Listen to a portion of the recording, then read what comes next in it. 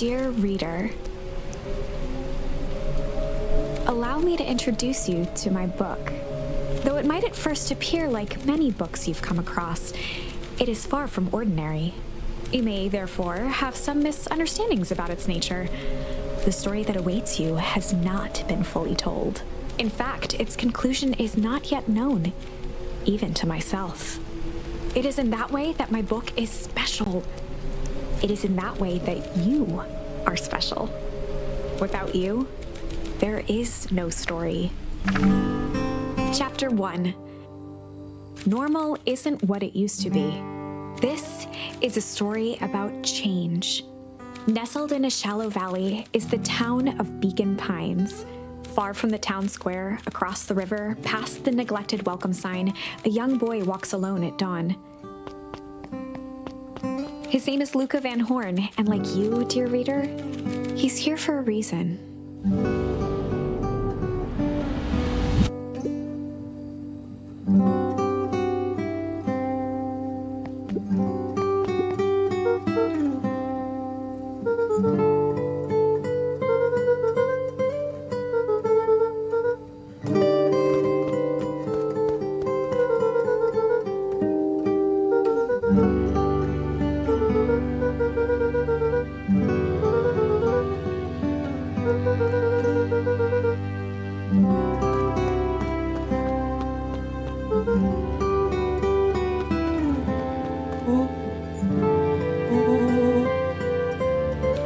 Was Luca's closest friend. He possessed many fine qualities, but subtlety was not one of them.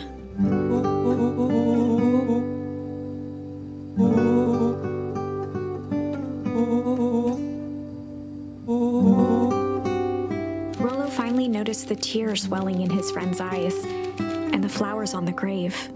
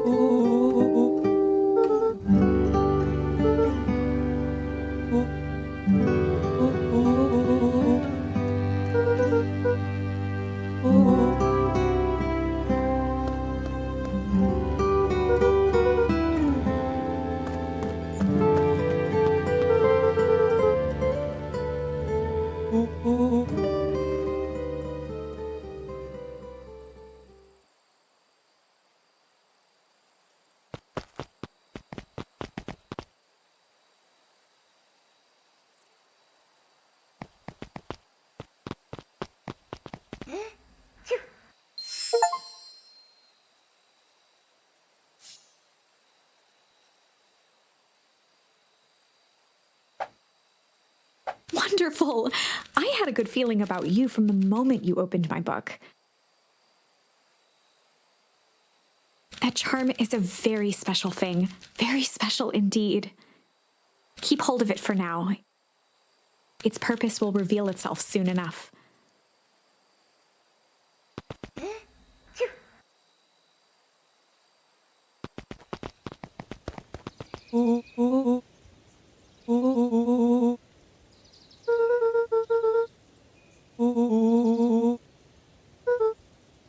Rollo looked to the side suspiciously.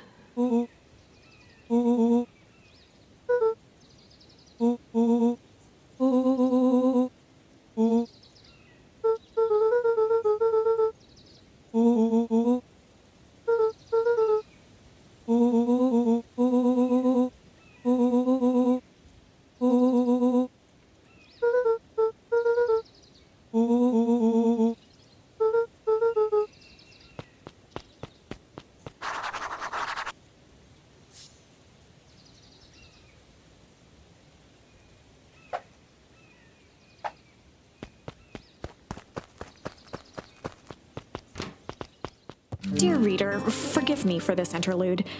Remember that charm you found in the dandelion patch? There are more of those special charms to discover throughout Beacon Pines. They've been known to reveal themselves to those who are willing. Some of them can be found in this very house. Just some dusty knickknacks. Since Gran had moved in, the house was more peaceful, more orderly. and more covered in flowery fabric.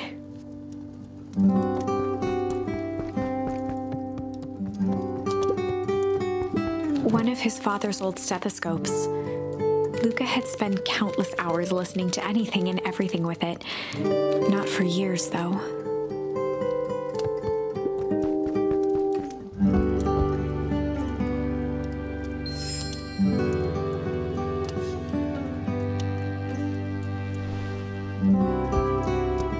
Gran had already lit the fire.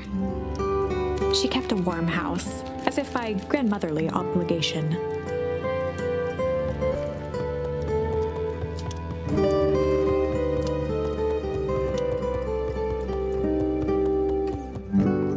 The only piece of furniture Gran had brought when she moved in was an old hutch.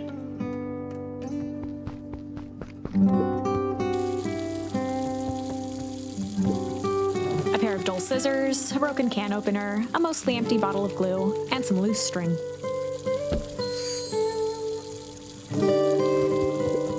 An array of prepared meals crowded the refrigerator, each labeled with the day of the week.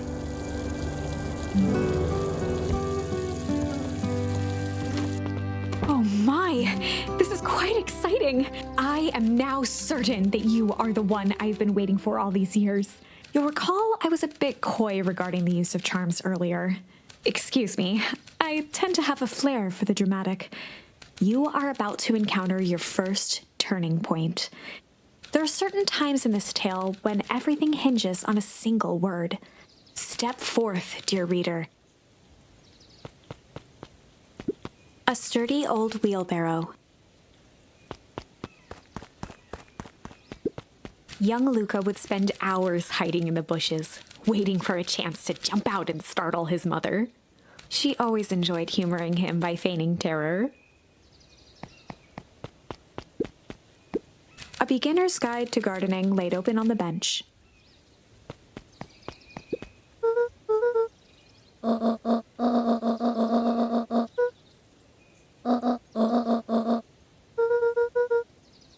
Lucas stared at his feet and muttered under his breath.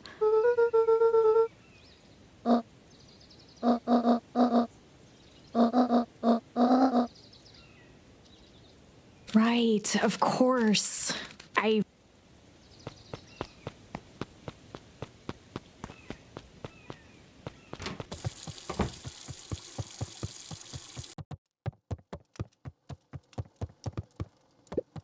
Luca paused at his parents' bedroom door. He just wasn't ready to go in yet. Gran had commandeered the upstairs closet when she moved in. Some things need shelter from a young boy's mischief, she said.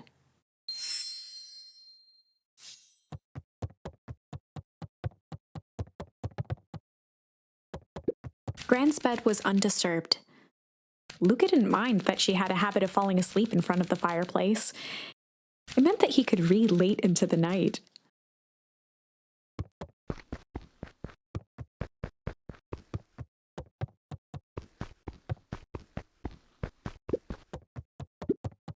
Gran's moving in meant that most of Luca's things had been crammed in the corner. Luca was somewhat annoyed by the situation.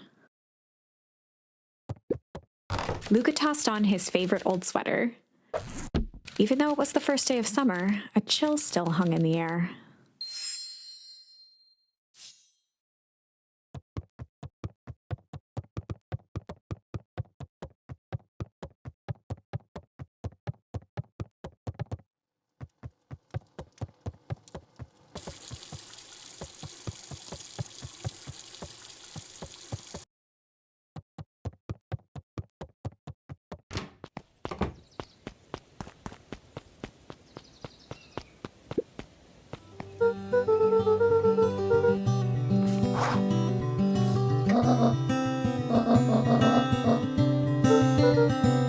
The less Gran knew, the better for everyone involved.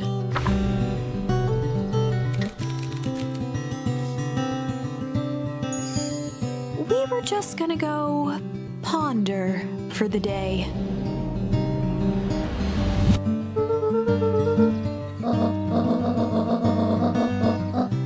This was Luca's chance to sell his alibi.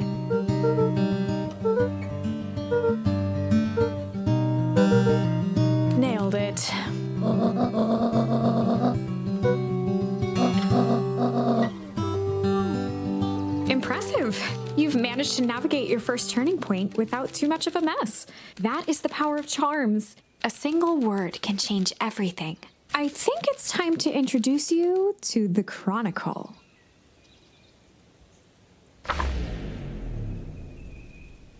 The Chronicle is a record of the decisions you've made. You can see the turning point which has been revealed. At any time, you can use the Chronicle to go back and invoke different charms, creating new branches. Luckily for us, this is the one and only turning point where the charms won't dramatically alter fate. It's the perfect opportunity to experiment with rewriting things. We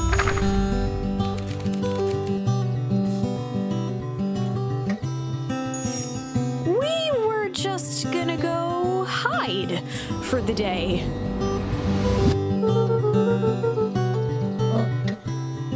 Traditionally, when one is trying to hide something, they avoid literally using the word hide.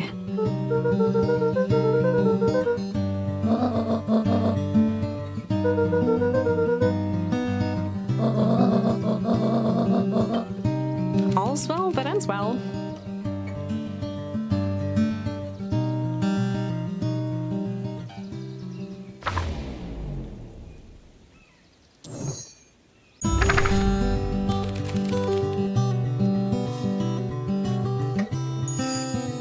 Just gonna go chill for the day. The best lies are built on truth.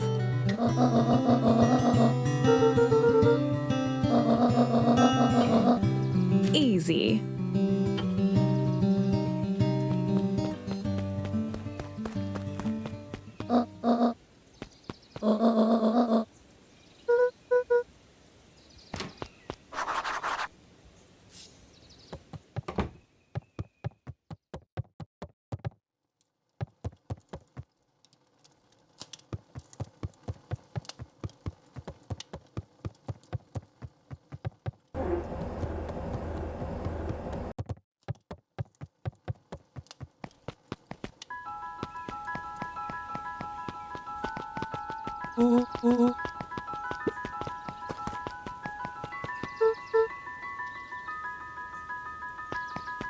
For a town that saw few visitors, the welcome was perhaps more grand than necessary. The road leading to Beacon Pines was long and uninspiring, a sort of natural barrier for the impatient.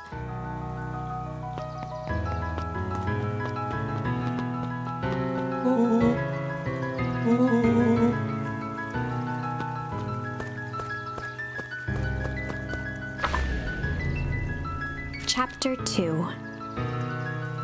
Welcome to Beacon Pines. For many years, this valley had been a small mining outpost. It wasn't until Sharper Valentine built his fertilizer company that Beacon Pines was established. Over the next 30 years, the town had grown and prospered, until the foul harvest and his sudden death. In the 6 years since, everyone was simply trying to get by.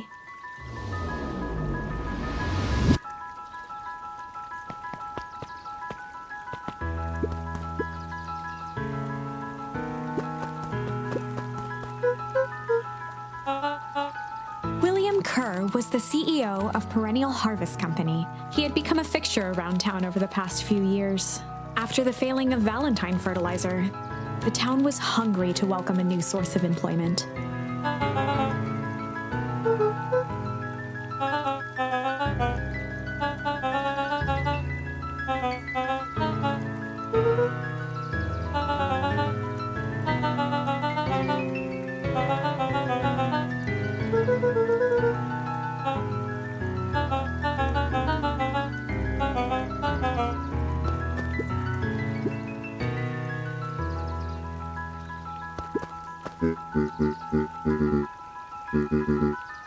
Mayor Augustus Valentine was not busy.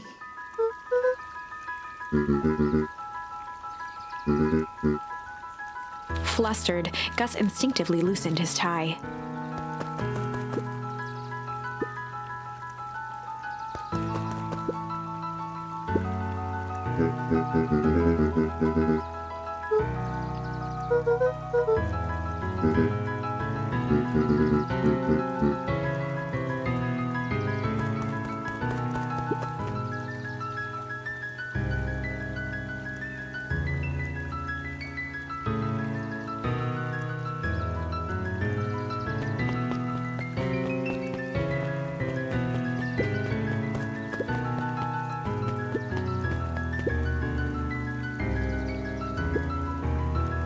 Mr. Sinclair continued snoring and lifted one eyelid just enough to see who it was, a tactic he often used to avoid undesirable conversation.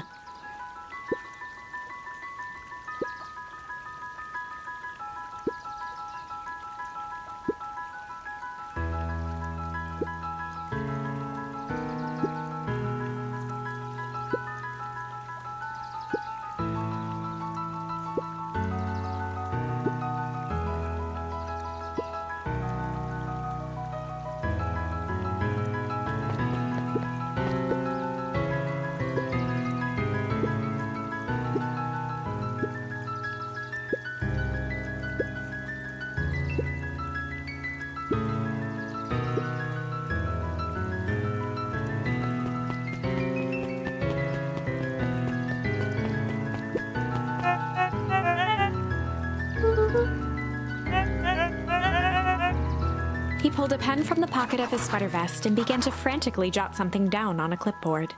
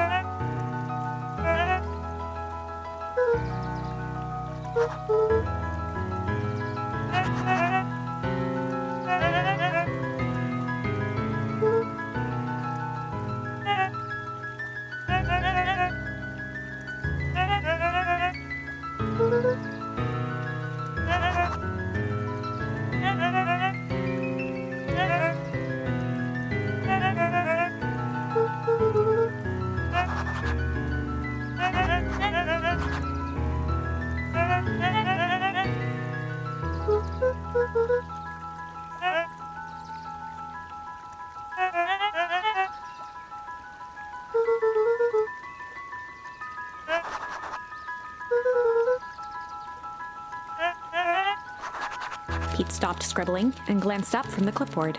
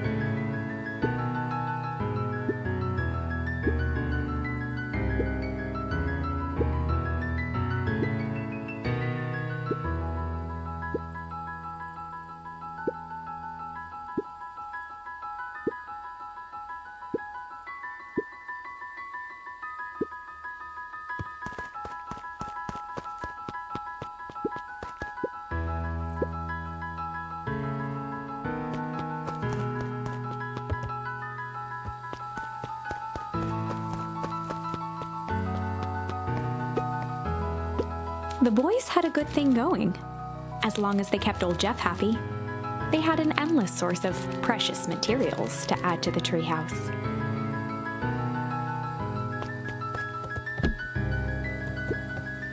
After Luca's father had passed, Rollo became obsessed with them building their own Hank atomic star scraper. It was some time before Luca realized it was Rollo's way of keeping him occupied.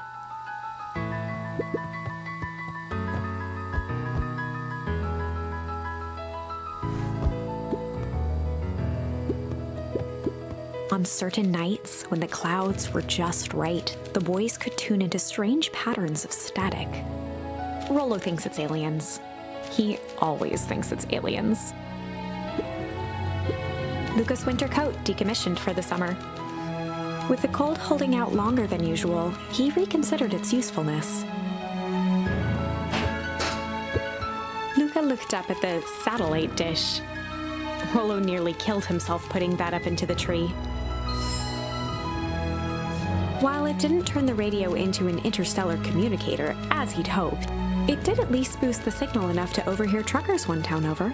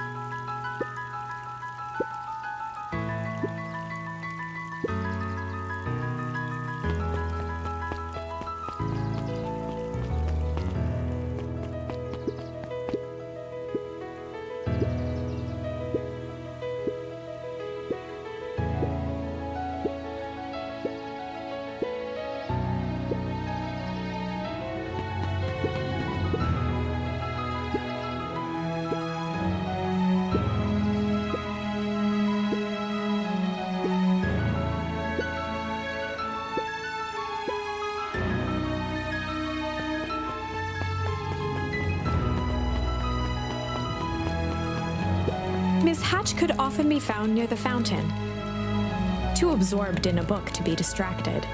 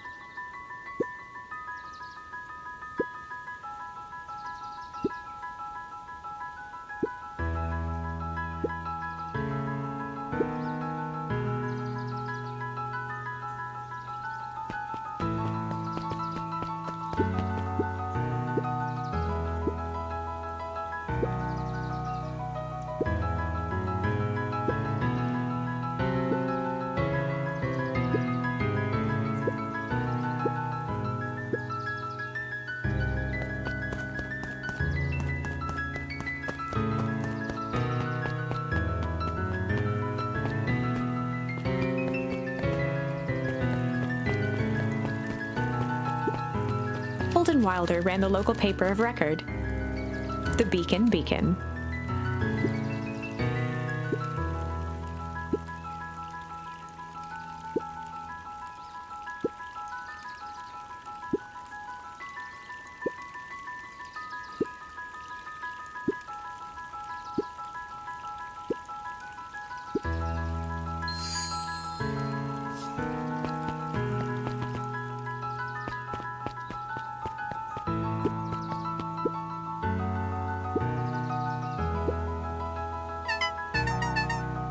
Dawn had dreams of becoming a big-time reporter. At night, she searched for the story that could be her big break. By day, she hawked papers at the newsstand.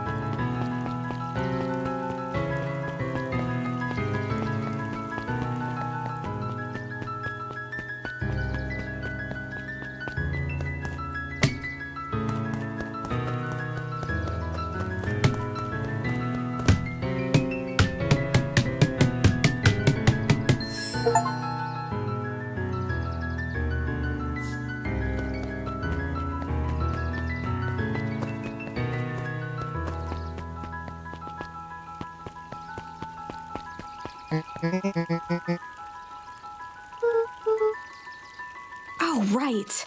Rendezvous with ROXY. This is an important turning point. The first time where your charms will change the course of fate. And currently, we only have one suitable charm at our disposal. Have no fear, we can always return later using the Chronicle once we find more charms. Well, now I'm just rambling. Where were we?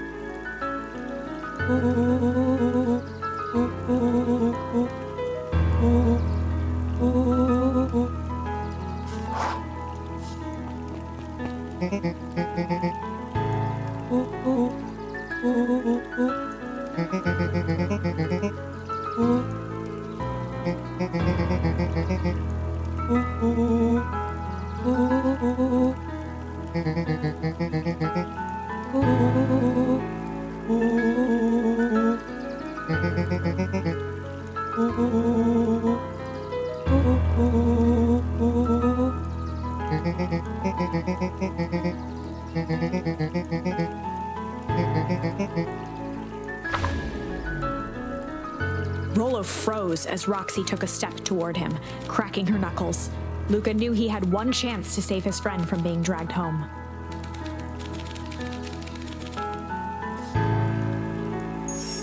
In the past, he found the best way to deal with an enraged ROXY was to be a little chill.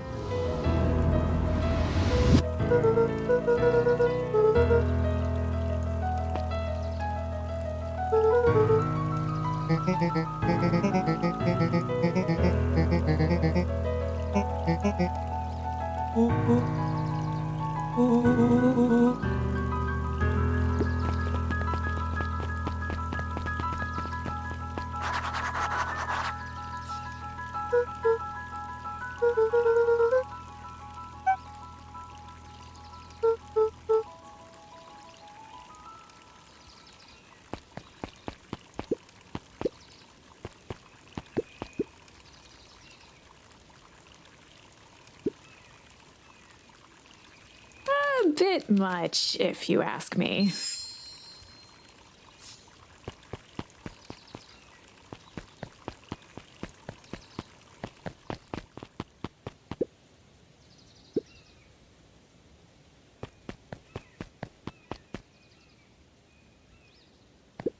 Jeff's hardware closed down about a year ago. The effects of the foul harvest stretched wide. When there are no crops in the field, tractors don't need fixing.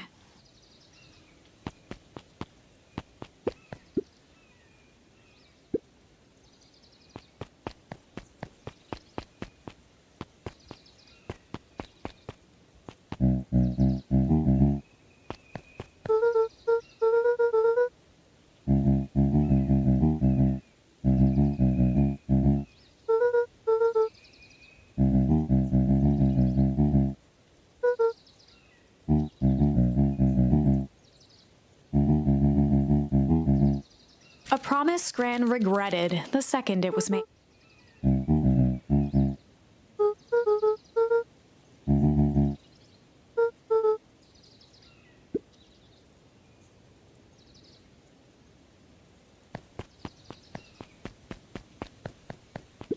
The phone booth was brand new, part of Perennial Harvest's Beacon Pines Reborn initiative. It didn't see much use.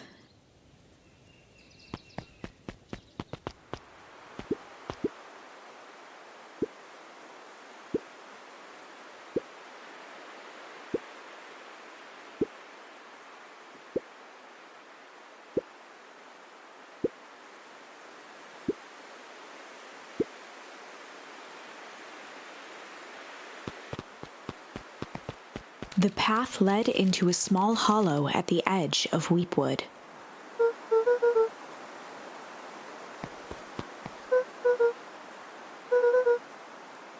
The fence thrummed with a gentle electric buzz.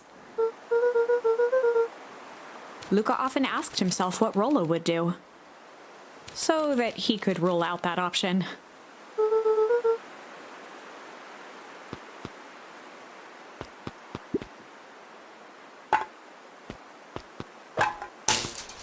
As sparks flew from the fence, the light atop that section shut off.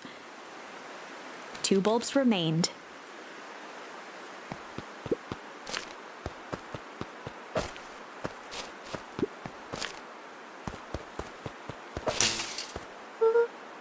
One more to go.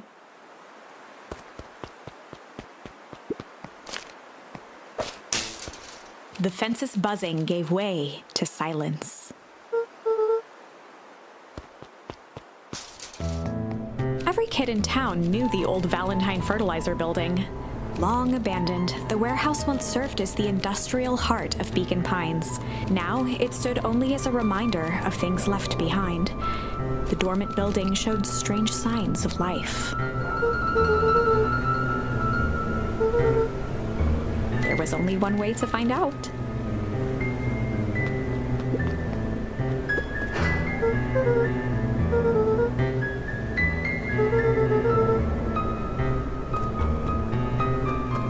The water looked almost diseased. It flowed slowly into the woods.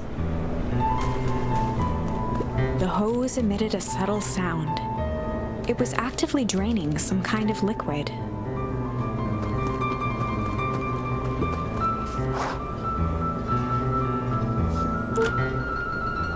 Luca thought he heard faint sounds coming from the other side of the door. He pressed his ear against the cold metal to hear better. The sound of footsteps grew louder.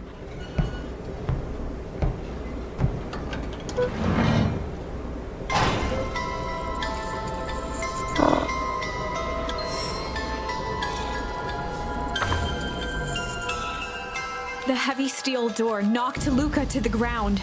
Disoriented, he looked up to see an imposing figure silhouetted in a green glow. It lunged toward him. He tried to scramble away, but felt a gloved hand latch onto his ankle. Luca watched his fingernails leave trails in the dirt as the hand slowly dragged him back through the door, into the lab, into the green light. This is a story about change. It was far from the sort of change Luca imagined for himself. But change is, after all, a dangerous animal. The end? I probably should have warned you about this. There are many paths that our story can take. Most will end in tragedy, but don't let that discourage you. We will find the ending that this story deserves. I just know it. From here on out, a charm will have a checkmark when it's been used to its full potential at a given turning point. Now, let's try something different.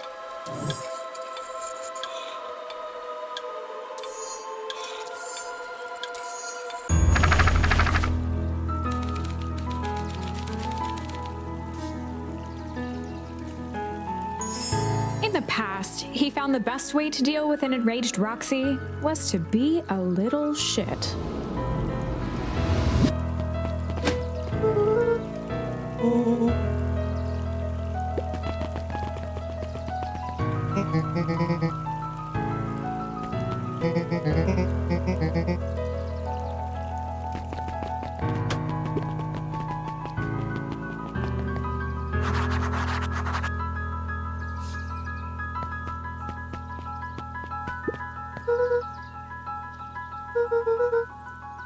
Solomon Valentine, current ward of and future successor to the Valentine fortune, huffed as he brushed off his pants.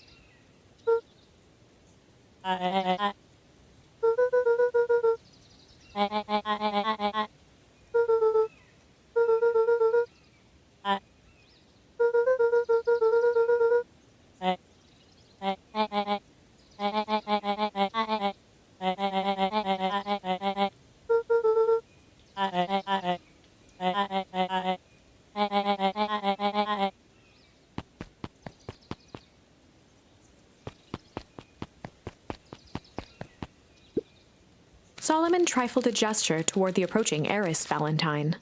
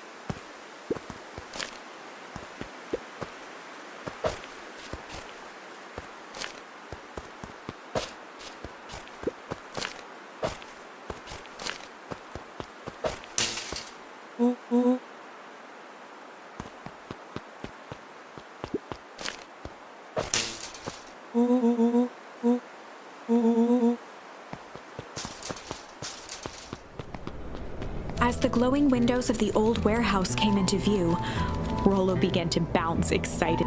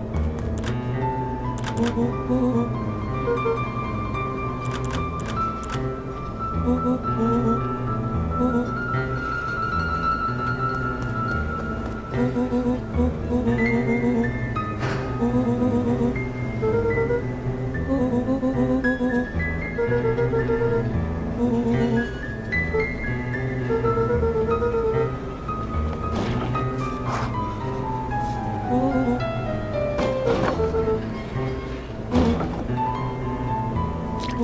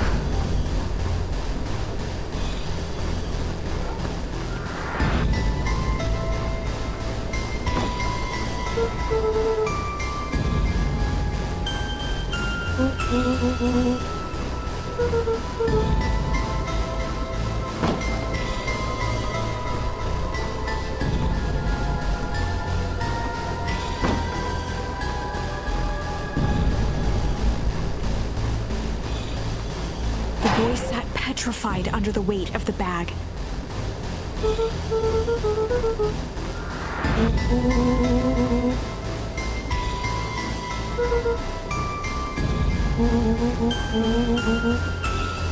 Rollo felt around at the large sack which burdened them.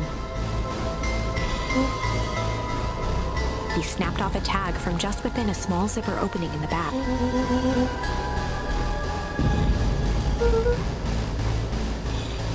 Rollo held the badge up to a faint shaft of light within the dumpster.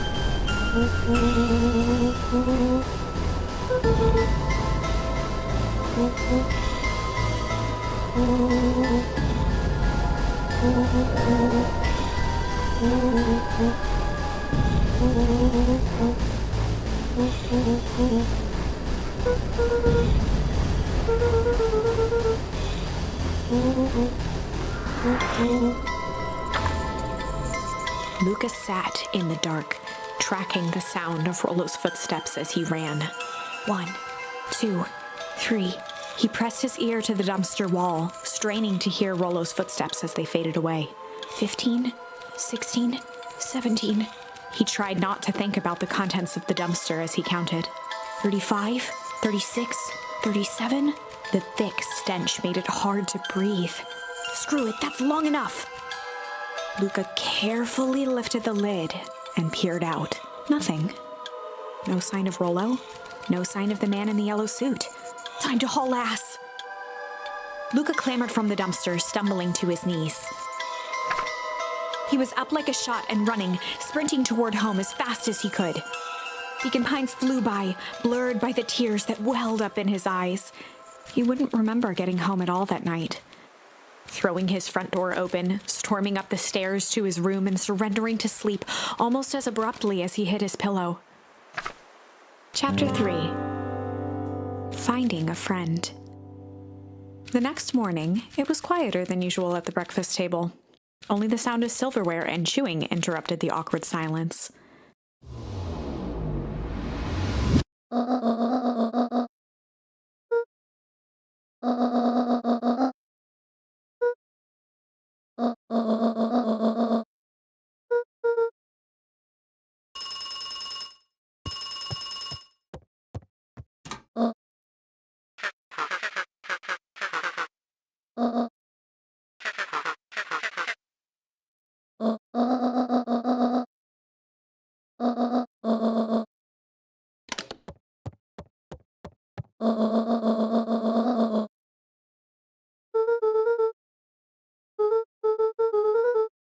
Gran's brow furrowed.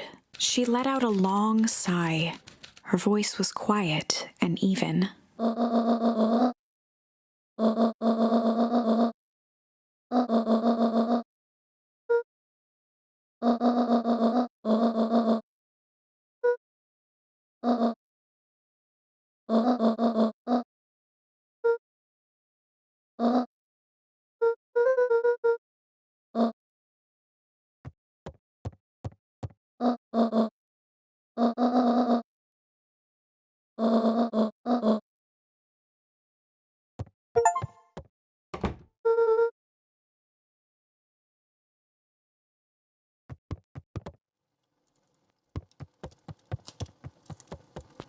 Luca was desperate to check in with Rollo.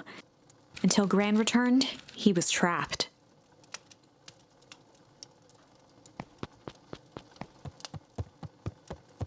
An eerie electronic sound echoed from Luca's bedroom.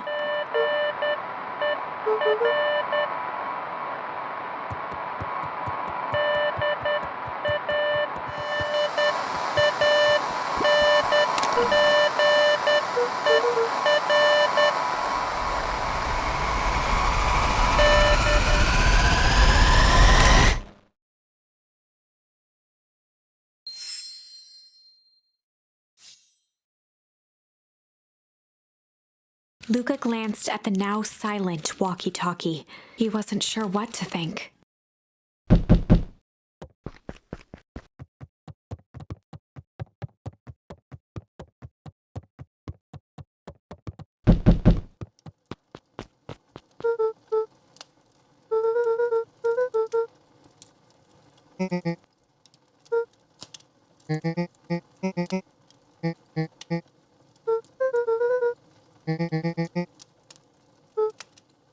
A pit formed in Luca's stomach.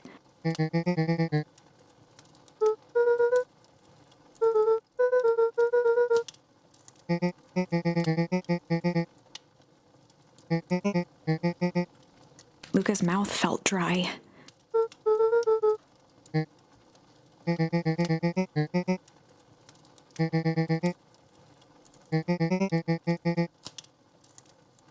Luca could feel his heart beating in his throat.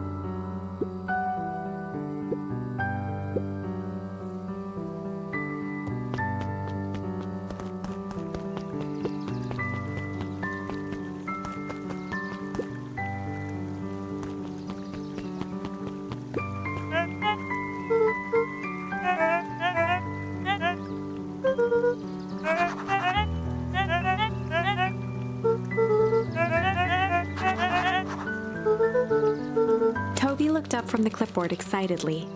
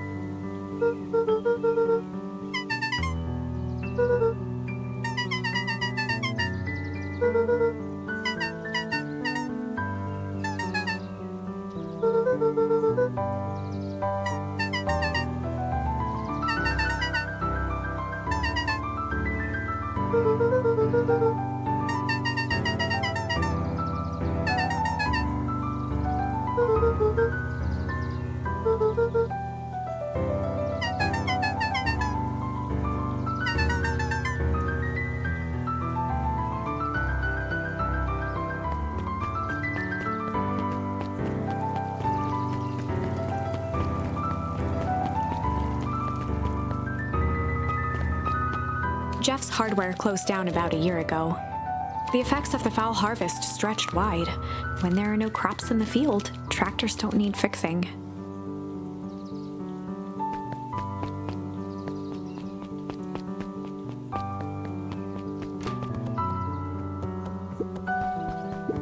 A peek behind the curtain. The methods and ruminations of Patrick C. Montesquieu. One of the greatest acting minds of our time. By Patrick C. Montesquieu. Sally Seashore's simple, succulent sundries. Luca brushed off a smudge of dust. Or maybe it was flour. 30 recipes so easy you'll doubt it's even edible. Oh, the cobs I've eaten.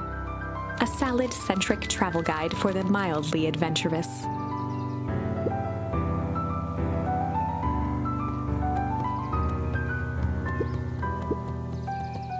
There were rarely any actual new additions. Simply a variety of existing content rotated into the front display each week.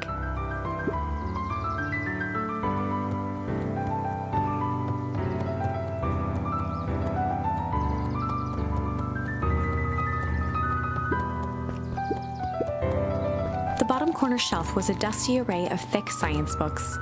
Only one binding was clean enough to read: Cellular Biology and the Chemistry of Mitosis. Mycological Phosphorescence.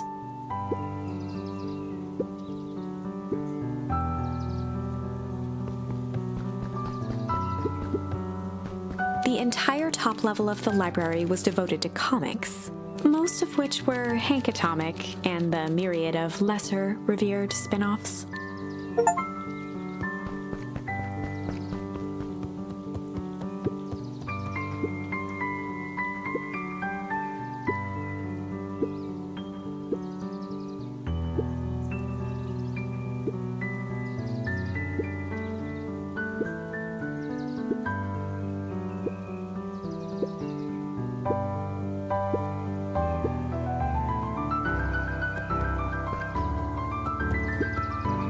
Volunteered at the library during the summers. He wasn't very social, so he'd dedicate each summer to becoming an expert in a single subject, making him a reliable source of very particular knowledge.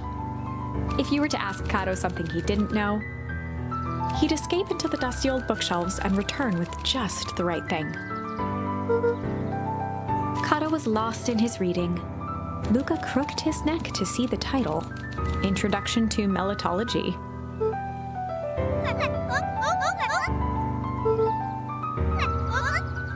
He gestured to the shelves.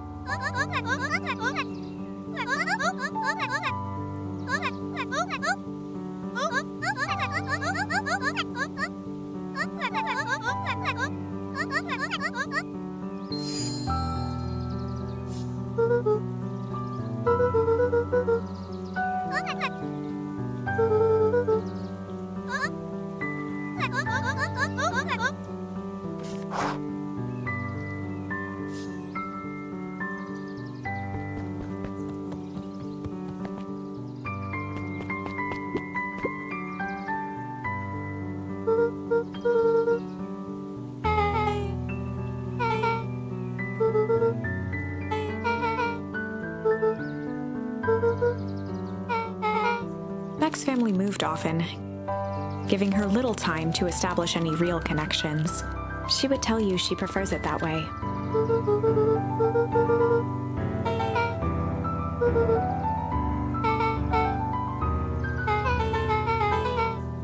Luca shifted his feet uncomfortably.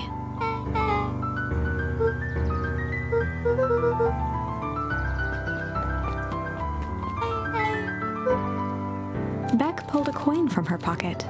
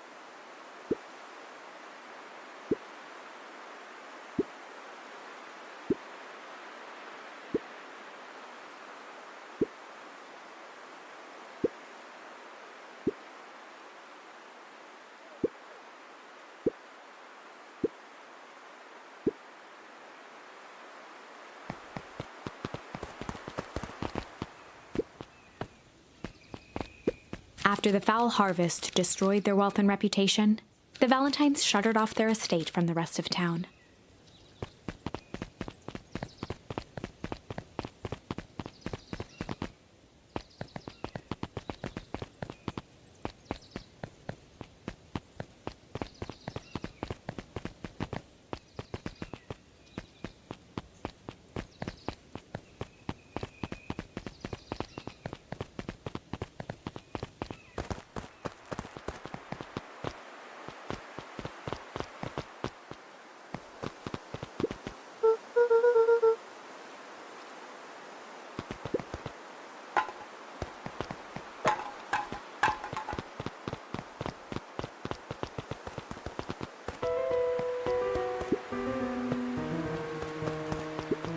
Luca felt a chill as he approached Beck.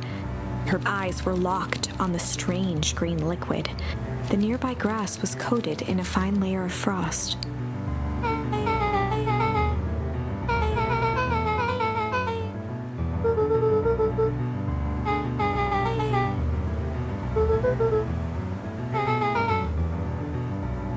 Luca watched as Beck dipped a broken tree branch into the goo. Beck's eyes widened as flowers grew from the dead wood.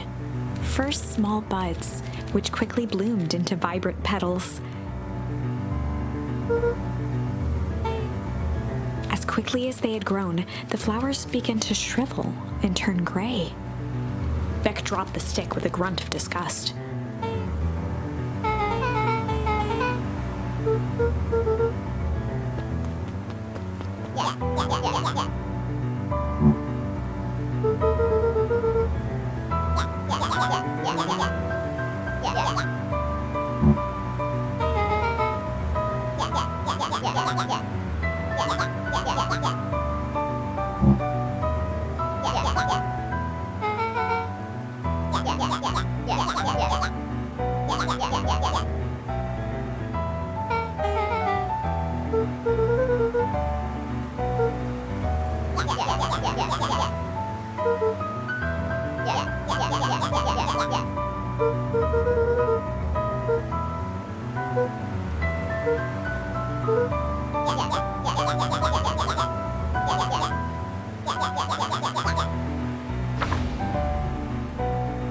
Iggy took a step towards Luca, his sneer lit by the glowing puddle. Beck could see tears welling in Luca's eyes, his fists clenched. Some things about Beacon Pines were very different from the city, but a bully from a hayseed town is really no different from a city bully. Beck took a deep breath and thought.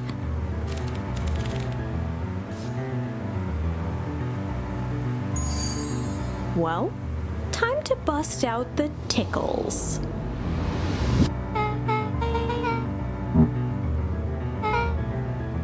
Beck lunged forward and began to tickle under Tish's arms.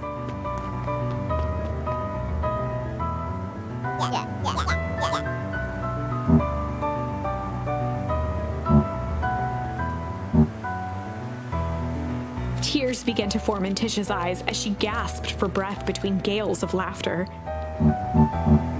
Beck redoubled her efforts until Tish finally had had enough.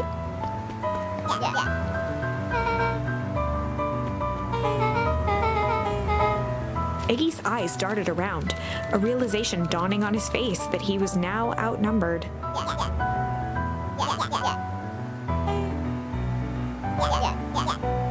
Iggy kicked at the puddle before making his escape.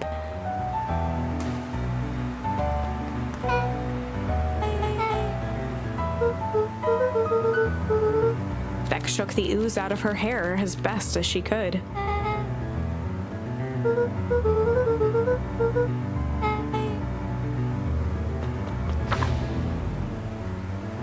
Chapter 4. The Best Policy. Luca paused for a moment, catching his breath.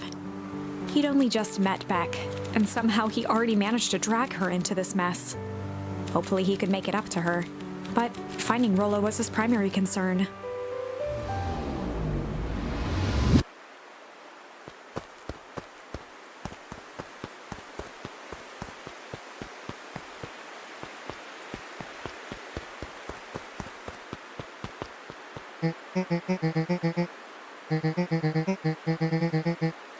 Roxy and Fitz looked drained.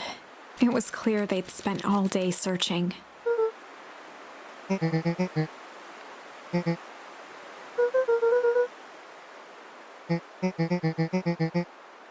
Roxy's temper could often be dismissed as the impatience of an older sibling, but this was the most intense Luca had ever seen her. Her eyes were wild and unfocused, looking straight through Luca. In a torrent of rambled words and tears, Luca broke down.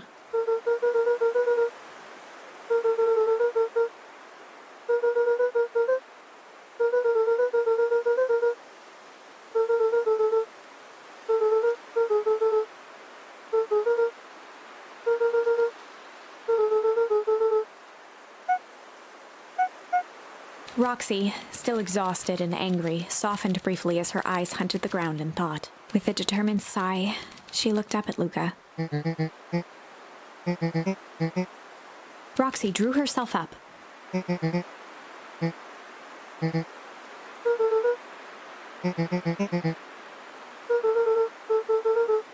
Roxy tried to think of the safest place to send Luca.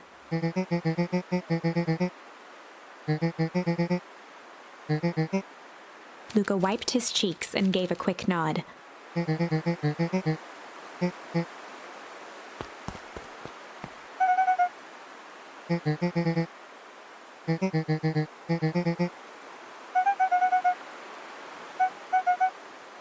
Looking into the puddle, Roxy rubbed her arms to warm up.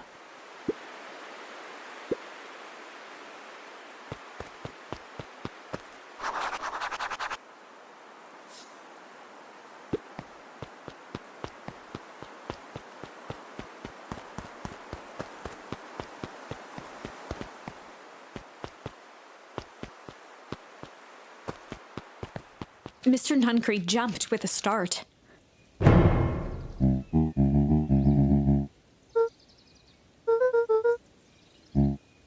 Luca motioned to the phone booth.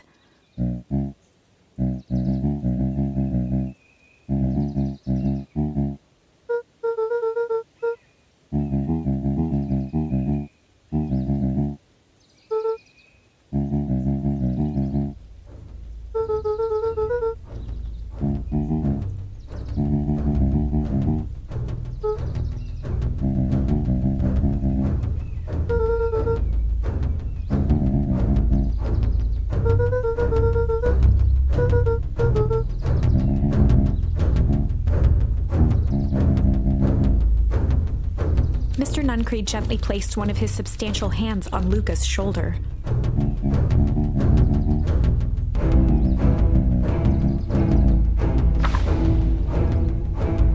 Luca peered up at Mr. Nuncreed. Kind eyes warmed a stern face. There was a deeper emotion hiding beneath it all. It was subtle, but Luca could sense something eating away at him.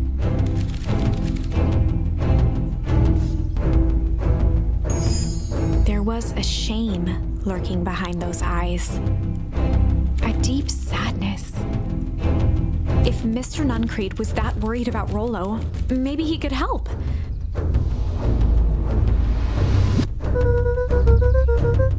Mr. Nuncreed raised an eyebrow.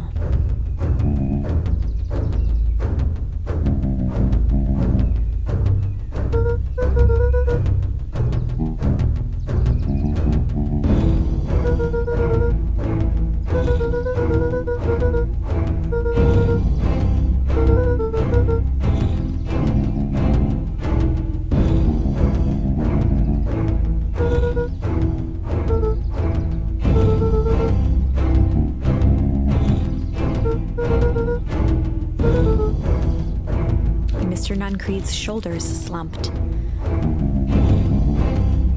A deep sigh bellowed from his chest. Luca attempted to take a step back, but Nuncreed's hand clamped down on his shoulder.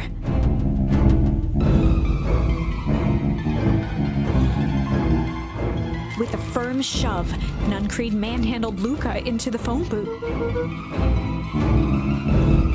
The door latched shut with a mechanical hiss.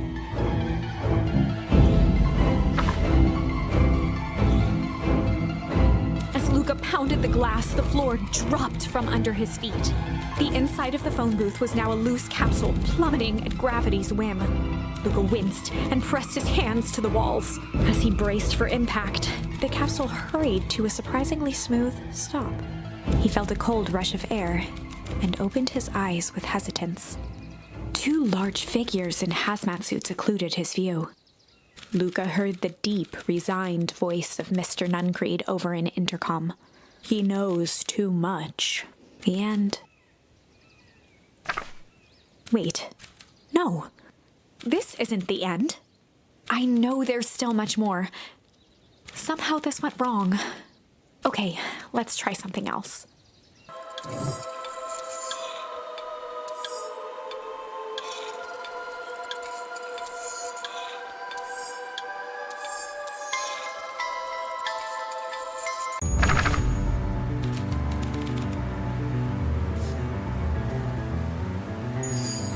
Well, time to bust out the strange.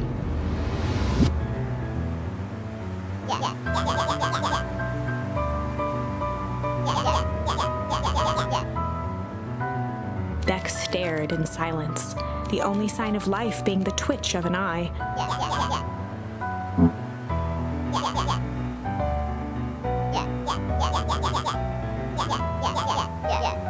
At the sight of Iggy taunting Beck, something in Luca snapped. Iggy's smirk shifted to a look of shock as Luca launched himself into his stomach. Iggy's clothes were drenched in the glowing ooze. Iggy's voice began to slur as he struggled to get up.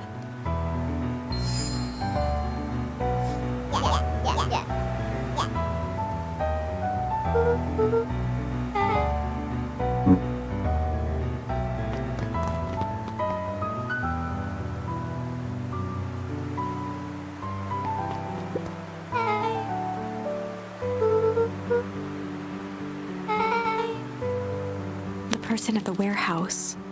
The strange ooze and what it did to Iggy. Was Rollo caught up in all of this?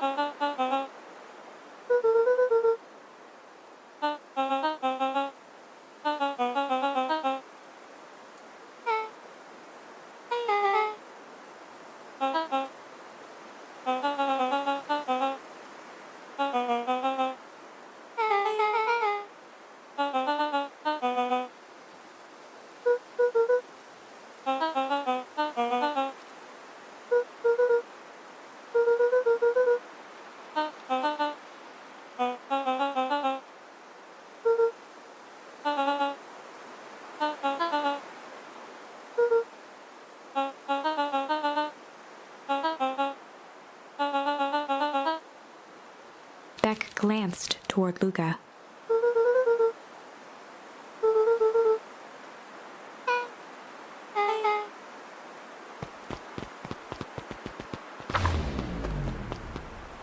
Rollo was safe.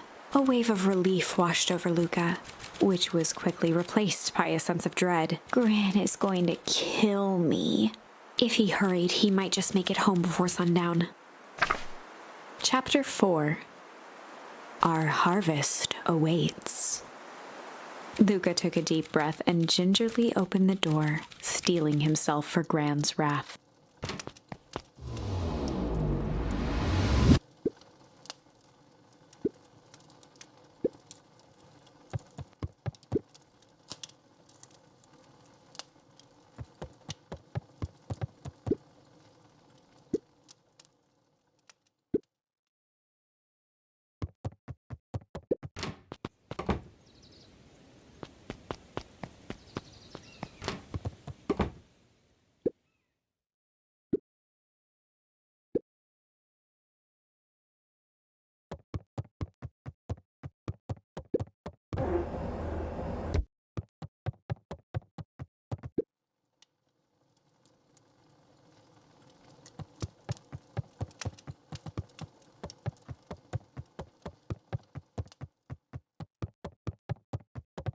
Luca was alone.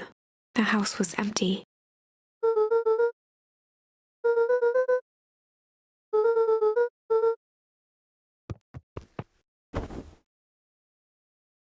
Luca was sitting by the pond, listening to small waves lap against a rock. His father sat in a folding chair in front of him. Without turning, he spoke. "Why don't you grab me some nice bait?" "Sure thing, Dad." Luca hopped over to the tackle box and popped open the lid. Inside was a rolling, buzzing mass. "We're fishing with bees?" Luca's father gave a warm chuckle. "Well, you catch more fish with bees than honey. Pick us out a good one." Luca closed his eyes and plucked out a bee. He could feel its wings struggle between his finger and thumb. Holding it at arm's length, he hurried over. His father deftly baited the hook and examined his work. "Interesting choice." With a practiced flick of the wrist, the line buzzed in a graceful arc. The water accepted it without a splash or ripple. The wrong choice, but I respect it. The pond began to freeze over. "Sometimes we gotta make the wrong choice before we can make it right." Pallid ice propagated across the still surface with an alarming speed. Luca scrambled back as the ground beneath him turned cold. "Dad, I don't understand." "Sorry, kiddo. Understanding isn't always part of the deal." The relentless ice shot through the fishing line toward his father. "Dad, look out!" His father casually wound the reel. "None of it's your fault, you know. Never was." "Dad, we have to go!" Luca grabbed his father's shoulders, trying to pull him away. "Please, you have to run!" The ice crackled as it spread across his father's hands. "That's the thing about fishing, Luca." His chest began to crystallize. "You toss your hook in, and you never know what you're gonna pull out." A shock of searing cold ran up Luca's arms. He gave one last desperate tug. The chair tipped backwards in a single frozen mass. Luca tried to stop the momentum, but it was too late. He watched the icy form of his father slam into the hard ground, shattering into 1,000 pieces that crowded around his feet. "Dad, I don't understand. What does all this mean?" The gentle rustle of leaves was the only reply.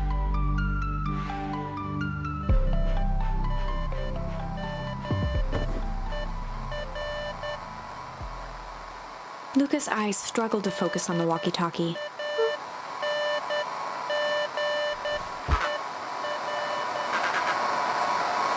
Faintly, he could hear Rollo amongst the noise.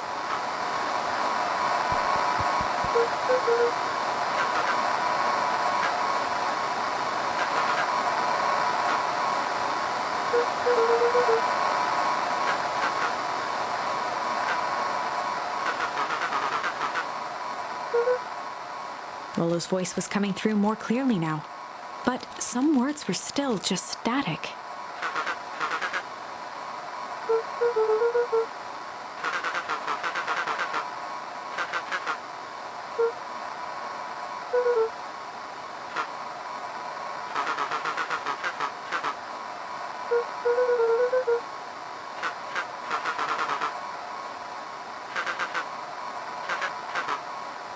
The signal went silent. Luca held still, waiting for a response, his pounding heartbeat marking the passage of time.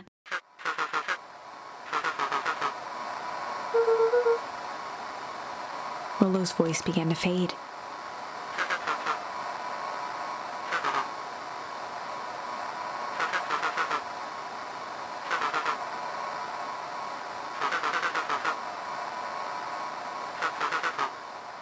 With that, the signal died for good.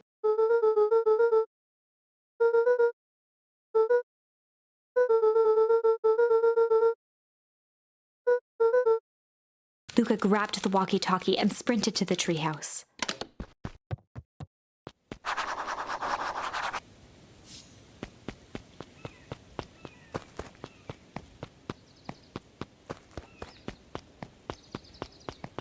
Luca heard a group of footsteps approaching.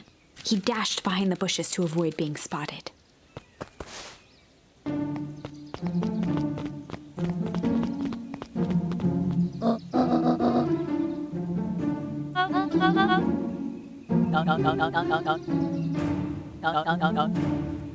Mr. Tolliver paused, shifting his eyes to one side.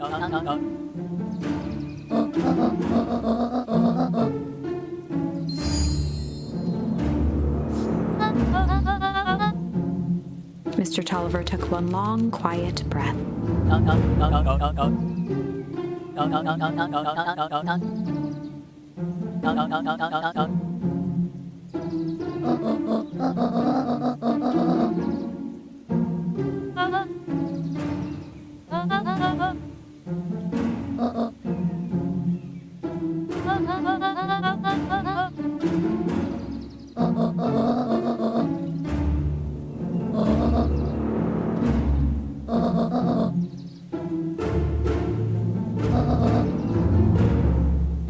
The three shared a determined look.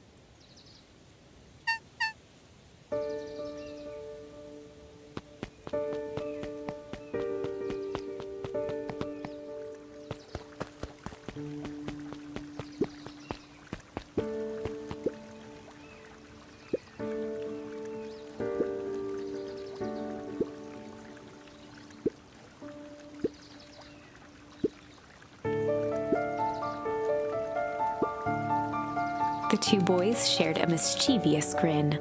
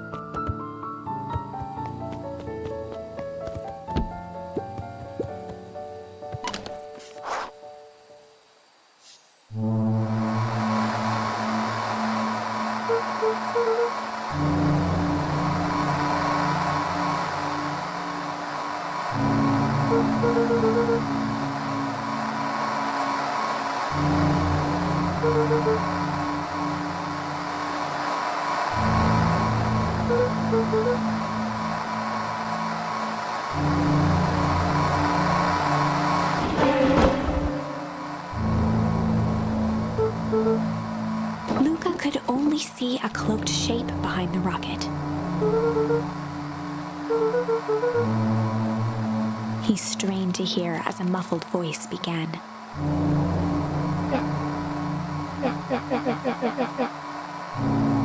Fear gripped Luca's throat.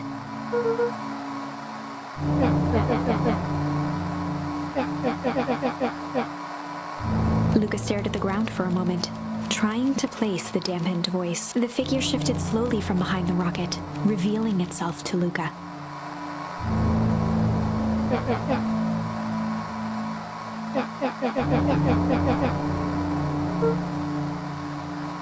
Luca reached over empathetically.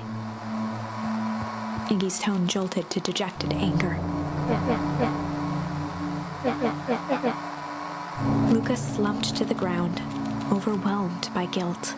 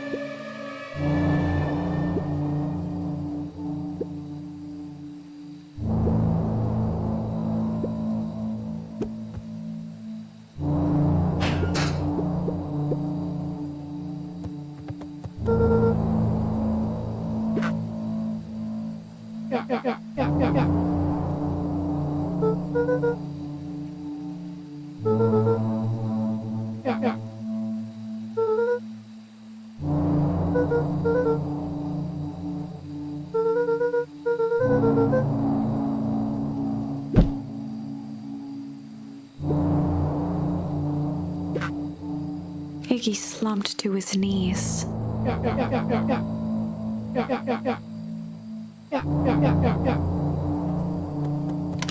Luca grabbed the walkie-talkie and headed for the window.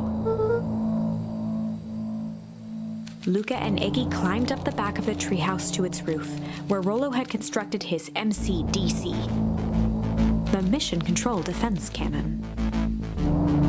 From behind the crowd of clipboards, William Kerr strode forward, a warm smile on his face.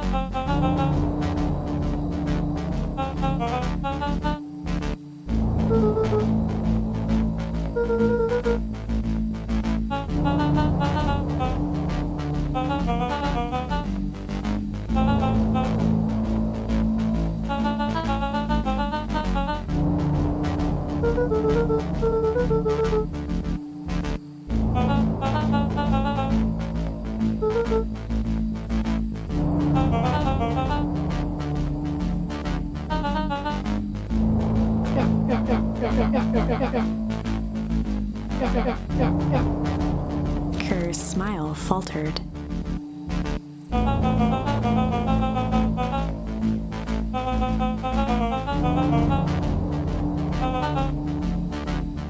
Luca's grip tightened on the MCDC.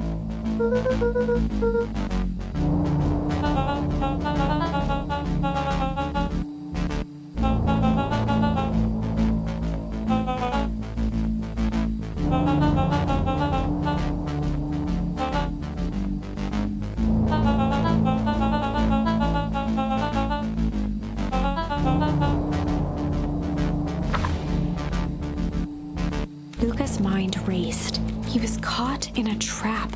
What do you do when there's no hope? Iggy wiped his cheeks with a sleeve. What are you gonna do, Luca?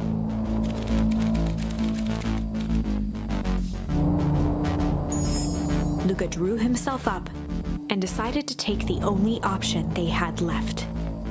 He swung the mission control defense cannon around, aiming it confidently at the smirking face of William Kerr.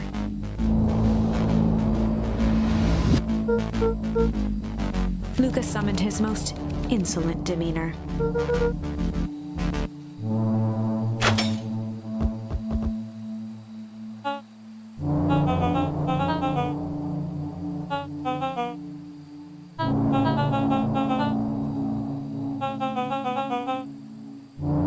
Kerr turned his back on the two boys. With a nonchalant wave of the hand, he made his exit. As the clipboards began to slowly advance on the treehouse, Luca looked to Iggy with resignation in his eyes. The end. That escalated quickly. Maybe discretion was the better part of valor here. Let's put a pin in this for now.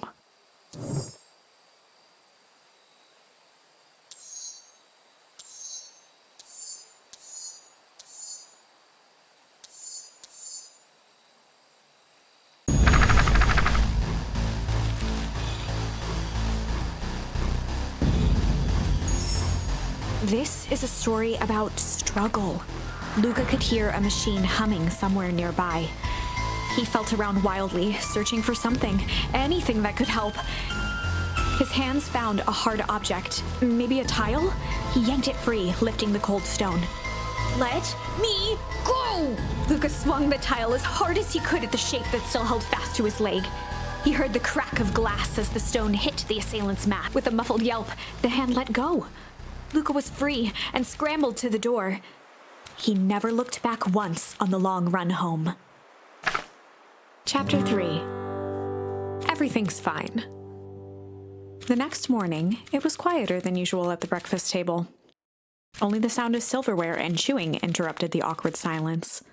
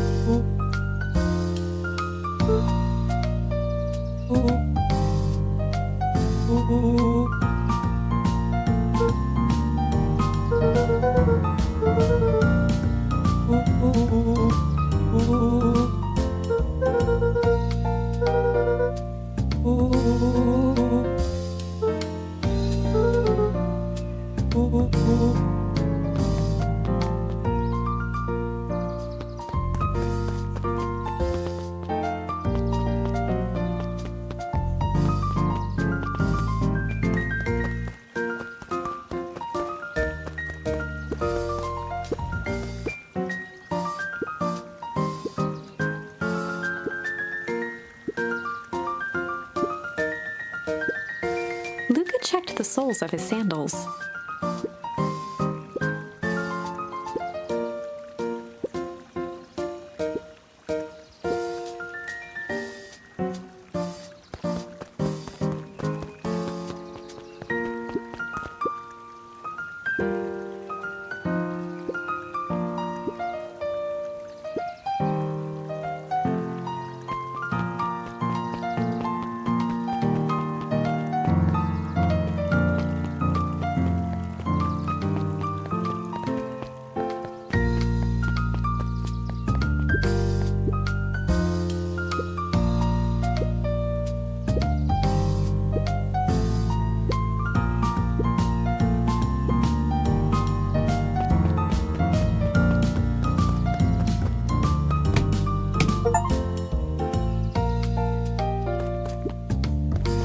At his counter, Hiram Tolliver was meticulously shining apples. More accurately, Hiram Tolliver was meticulously shining one apple. With a yelp, Mr. Tolliver fumbled the apple, flailing at the air as it fell. He leaned forward and lowered his voice.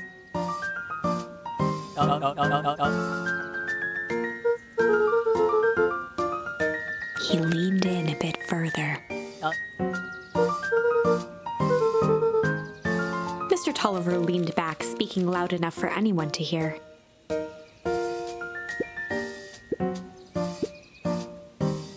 He reached forward and snapped up the jars of jam, giving Luca a little wink.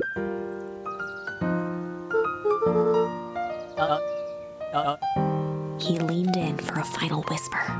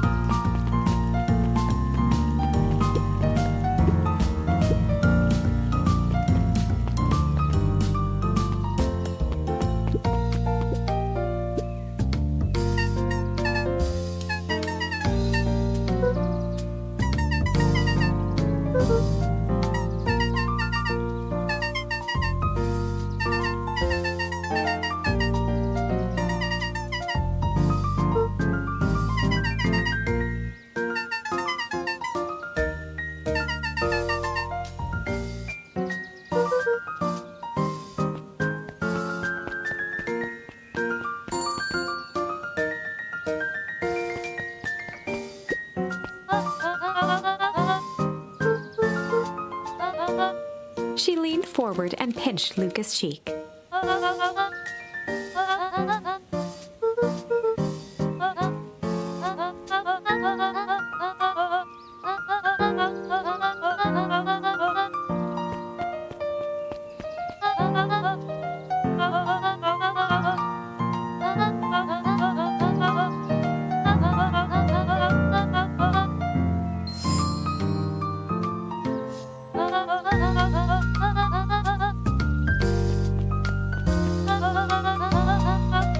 Luca shifted the basket uncomfortably. Mrs. Fratelli lifted the cloth and inspected the jam. She carefully lifted out her jars of jam.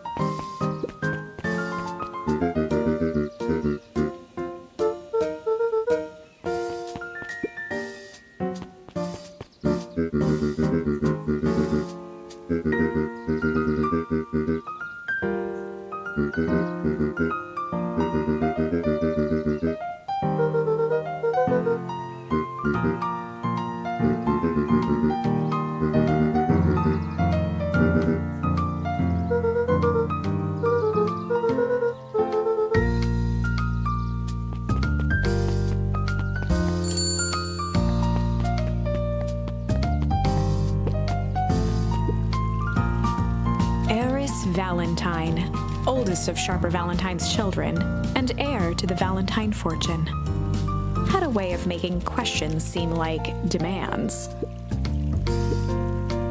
Mr. Wilder had learned to assume that if he was hearing from Eris, it was because she had taken issue with something he had put in the paper.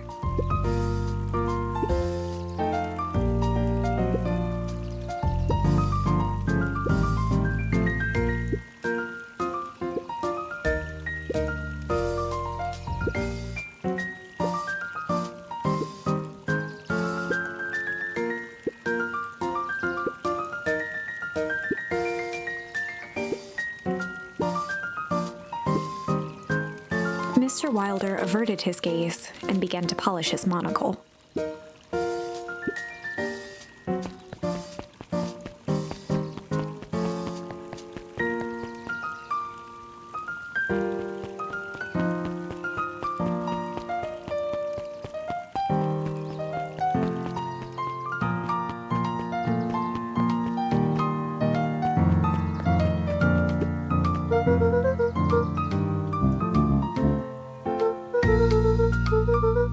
Mr. Nuncreed eyed Luca for a moment, then nodded in agreement.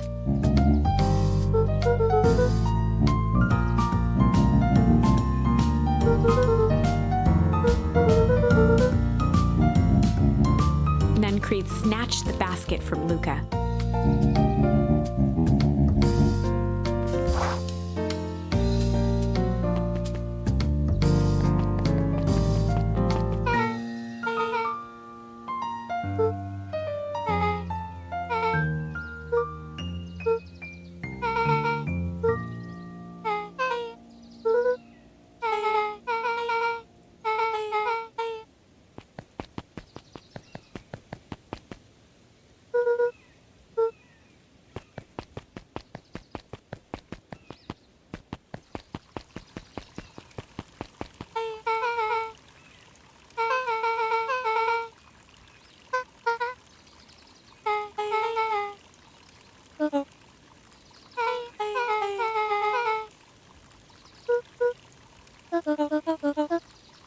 Beck locked eyes with Luke. The look on her face was equal parts expectant and desperate.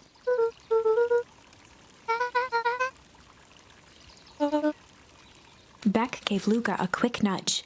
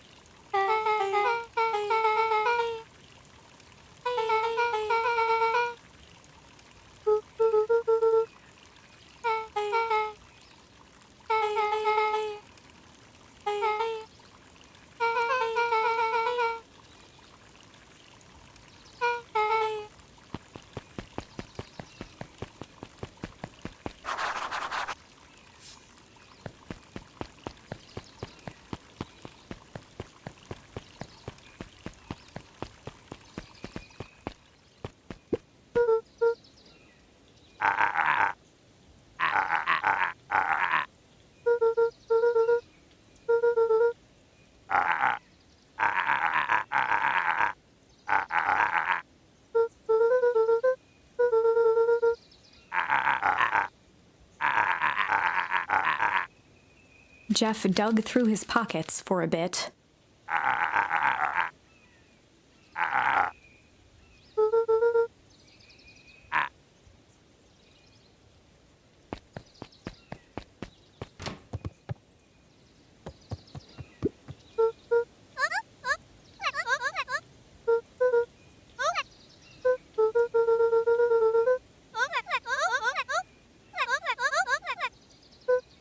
Kato motioned to the book in front of him.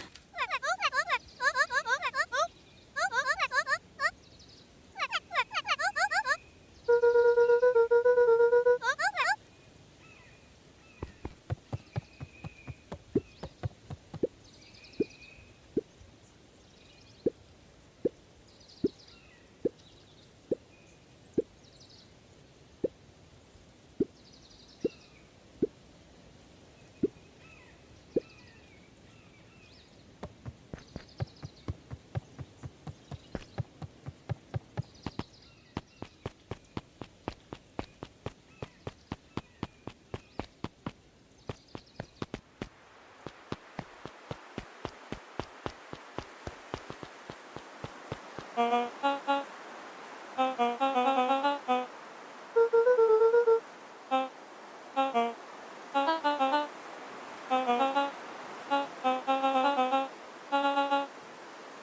Kerr winked with a wry smile.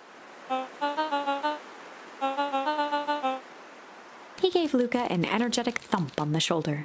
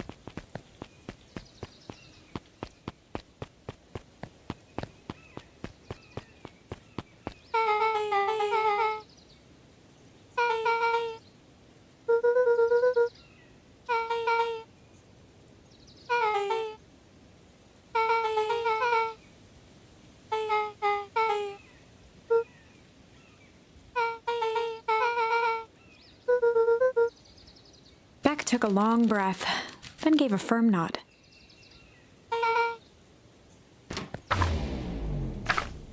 Chapter 4. Dinner with the Moedwils. Ilona Moedwill was worried about change. A gardener at heart, she understood the necessity of change, relied on it even.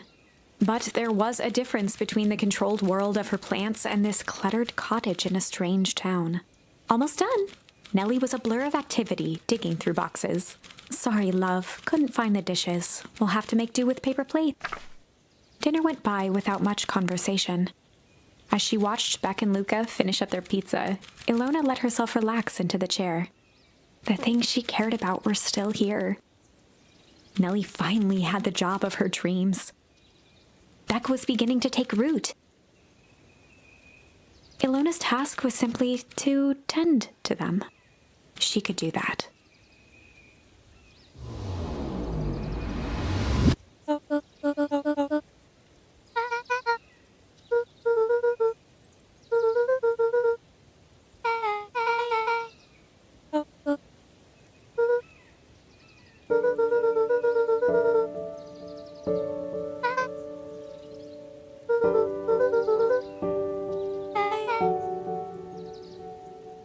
Luca's eyes were fixed to his plate, pushing a chunk of pineapple around with his finger.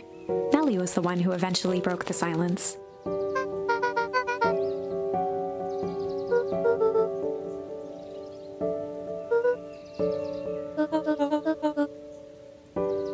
Ilona nervously gestured toward the boxes.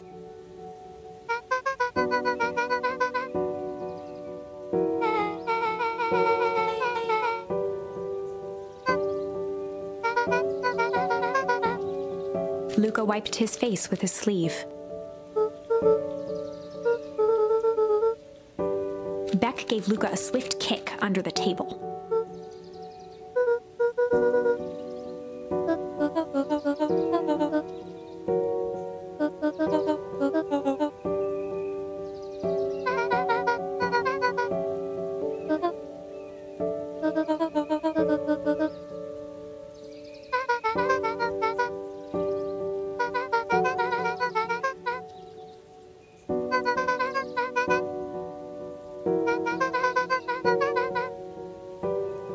Luca glanced over to Beck.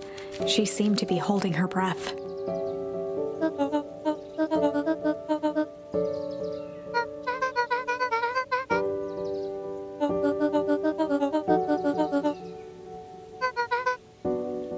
Beck slammed her fist into the perhaps harder than she intended.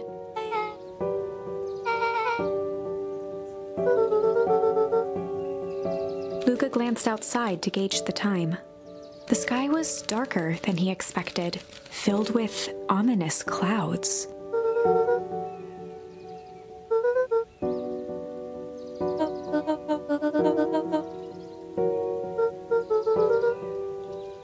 Luca wiped his mouth one last time with his napkin and started to get up.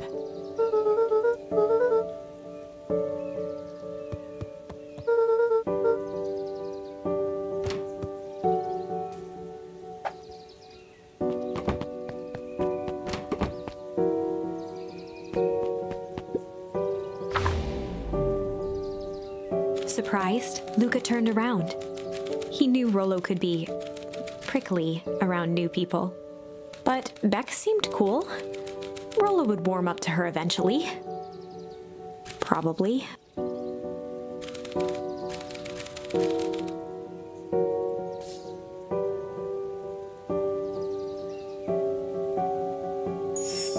Luca began to respond, but the sky answered for him as the clouds above began to rumble with ominous thunder.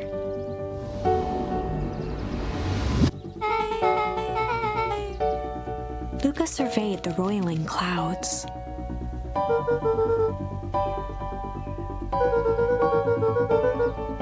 At that moment, the heavens opened up, unleashing torrential rain.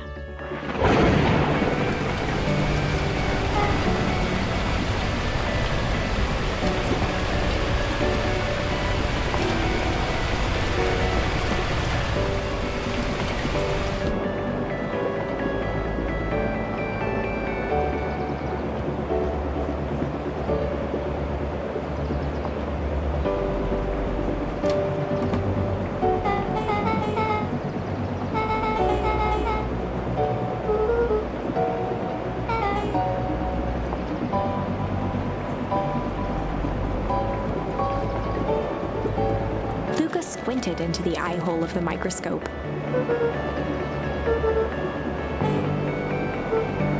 Luca adjusted the slide with his fingers to get a better look. Luca wiped his hand off on his sweater and gave a nervous laugh. Beck looked down, timidly tapping the ladder with her feet.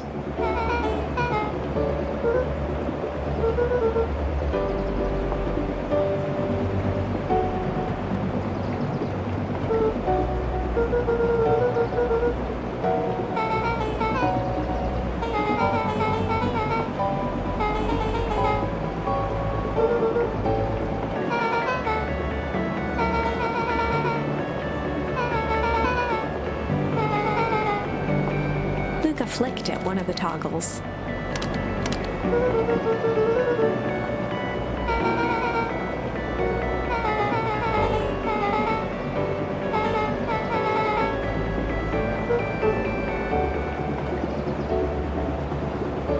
Luca bent down to examine the bouquet of wilting. Judging by the odor, they were well past their prime.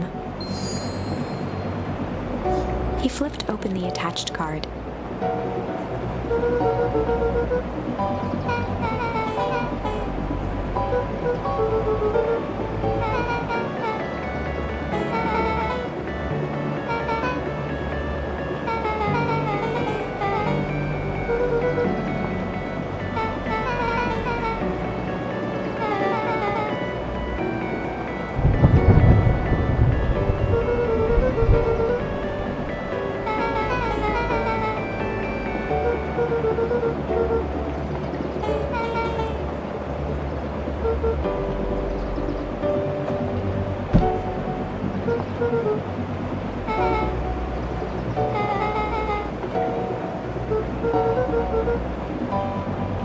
Beck took a moment to watch the rivulets of water running down the window.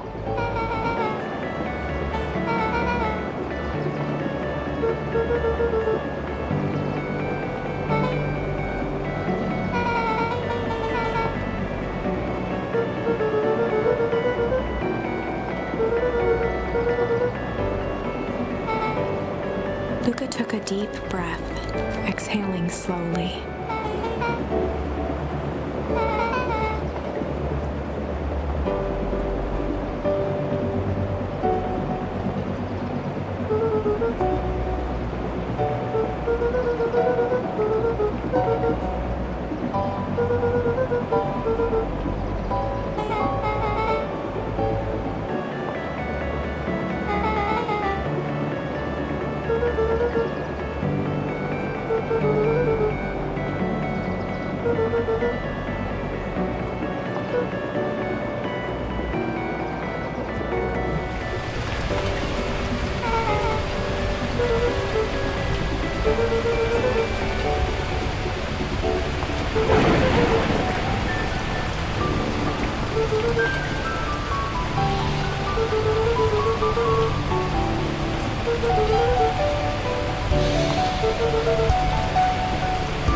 Luca let out a feral scream that echoed into the night.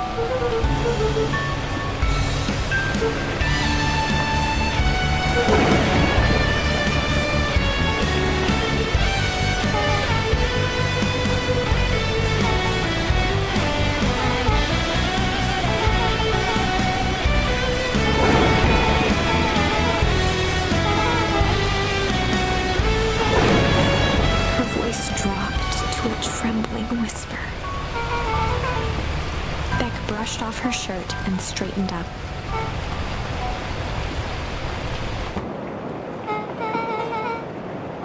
As abruptly as it began, the storm abated.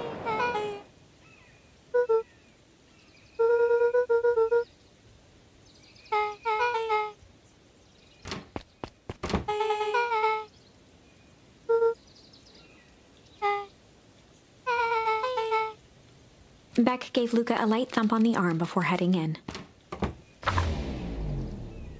Chapter 5. Friendly Feud.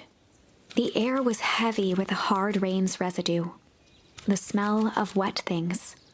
Despite his dreary surroundings, Luca felt at peace. He'd never shared those details about his dad with anyone, not even Rollo. But it's not like this changed anything. Rollo was still his best friend. Adding Beck to the group would help balance things out. Everything's better in threes. This is what Luca told himself as he headed to the treehouse.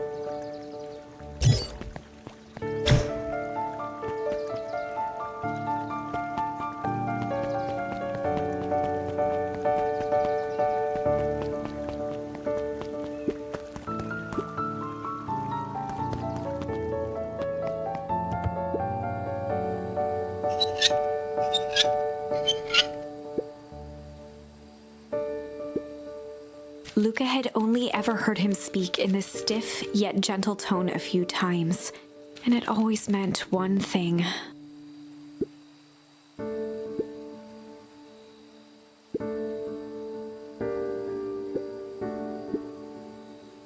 Rollo scoffed.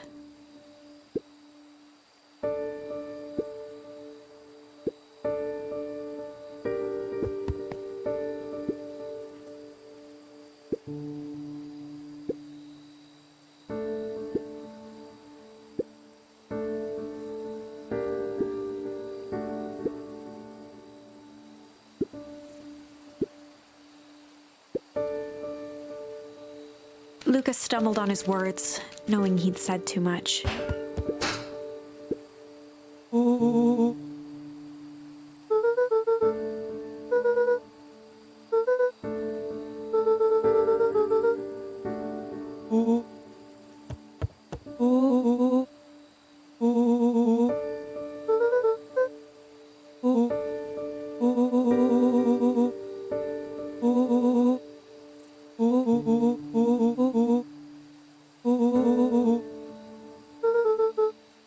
Luca became instinctively angry in response. Both boys were now shouting across the distance.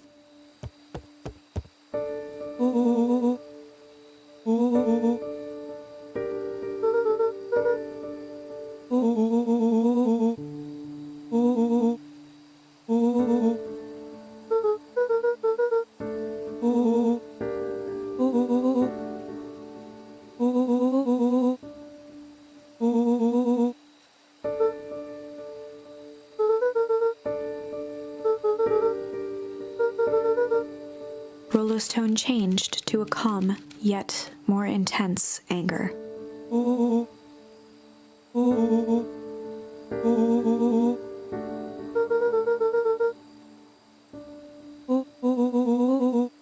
The words hung in the cold night air. Rollo's stomach dropped, knowing he'd crossed a line, but it was too late.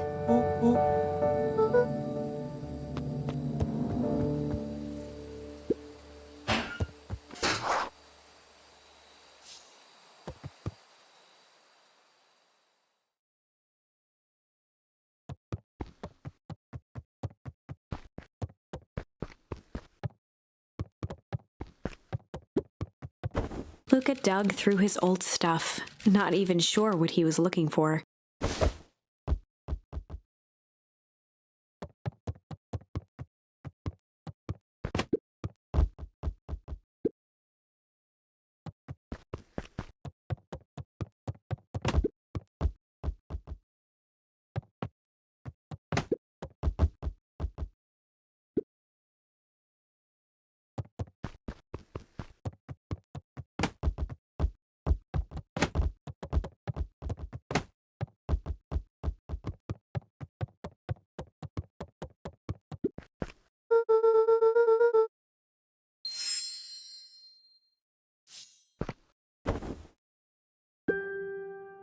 Gran cooed gently from the hallway.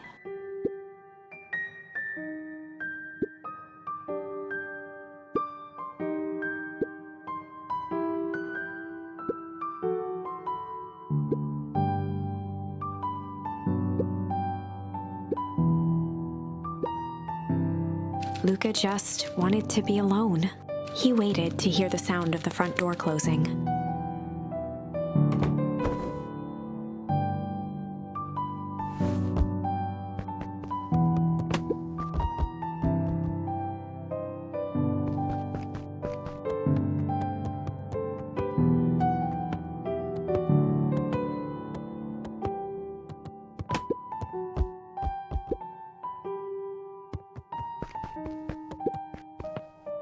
Luca dozed off again.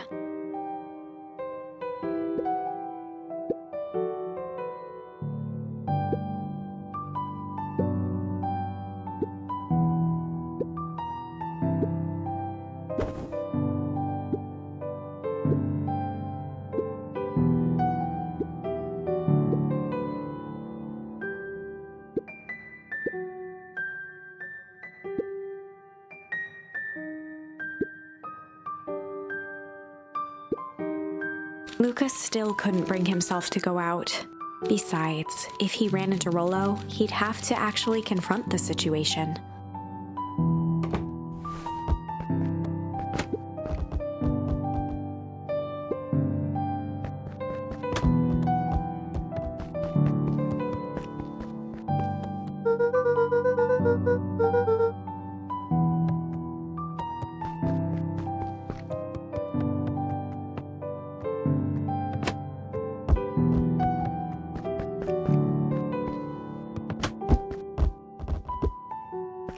The Adventures of Hank Atomic.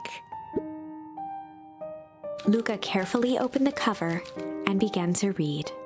Rollo had received it for his birthday, a special hardcover edition with behind-the-scenes commentary and bonus art.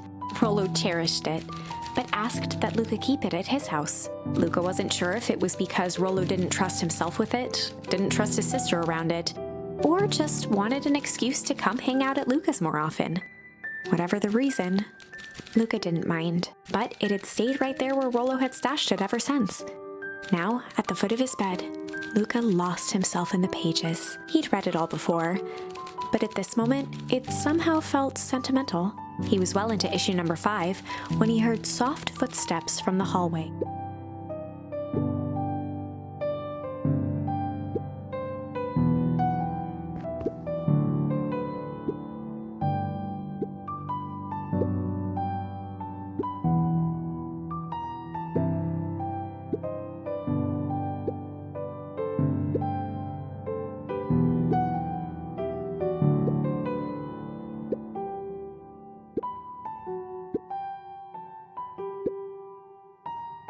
Without realizing it, Luca had pouted away the entire afternoon. He once again felt the weight of it all and allowed his weary eyes to close. Luca stood in a vast black expanse. He looked up at his father standing beside him. Walt was working a straw at the bottom of a fountain glass, trying to collect the last bits of milkshake. "Dad, where are we?" Taking a final loud gurgling sip, his father peered up from the glass. He jangled the straw playfully with a warm smile, then lifted the empty glass as if to point into the darkness. "The source?" Luca's eyes followed his father's gesture. In an instant, he was sitting in front of a blazing campfire.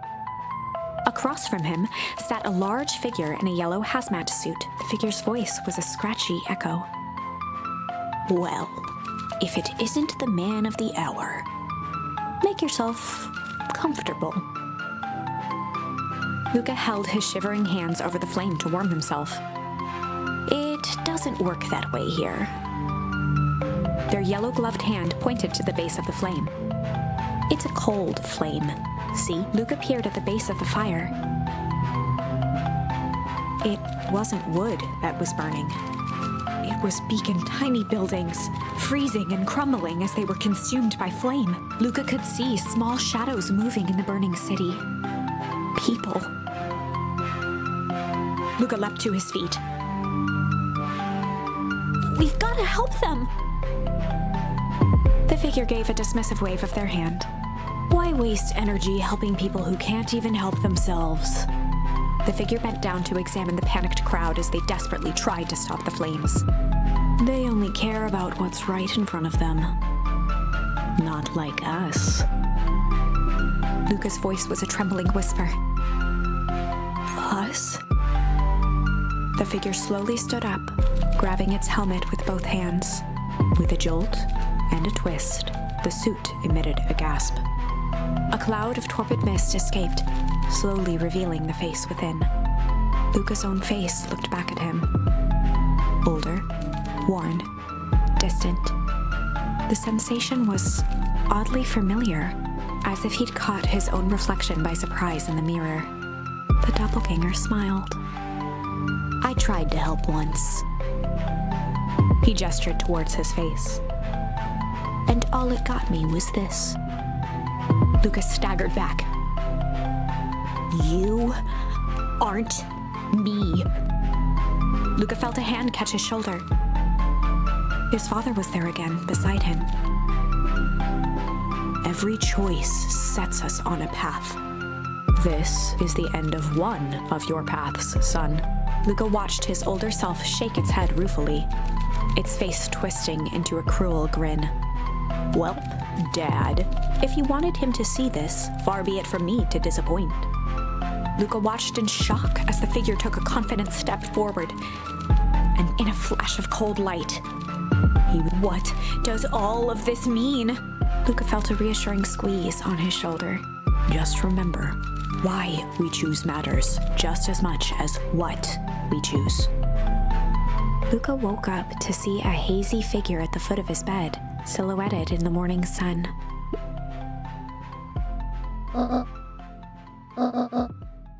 Luca rubbed his eyes. The kind, concerned face of his gran came into focus.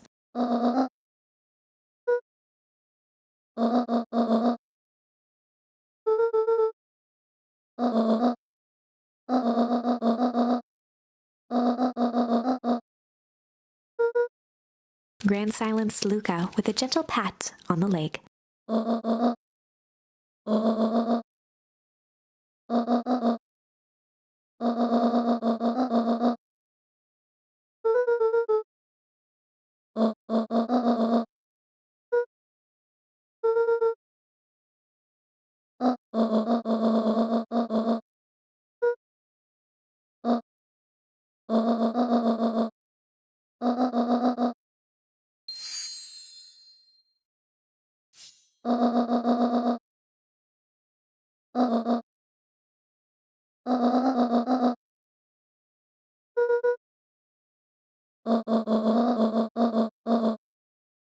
Luca gave a reluctant nod.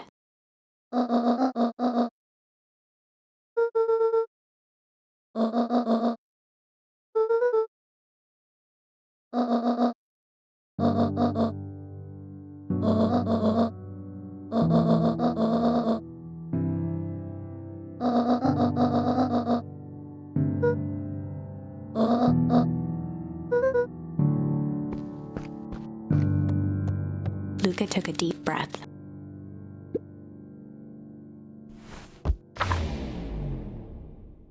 Chapter 6.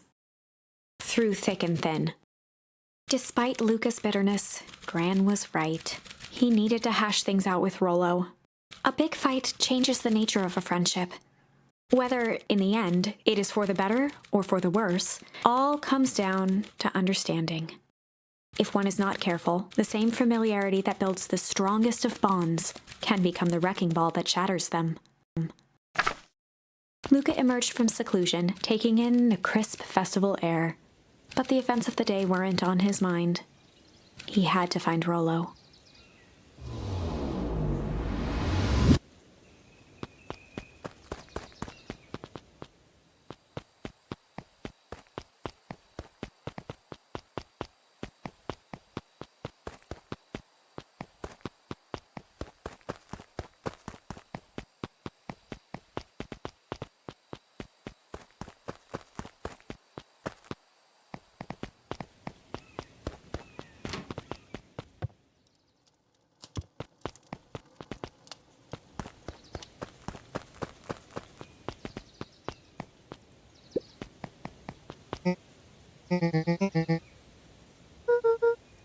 Roxy rolled her eyes, shaking her head.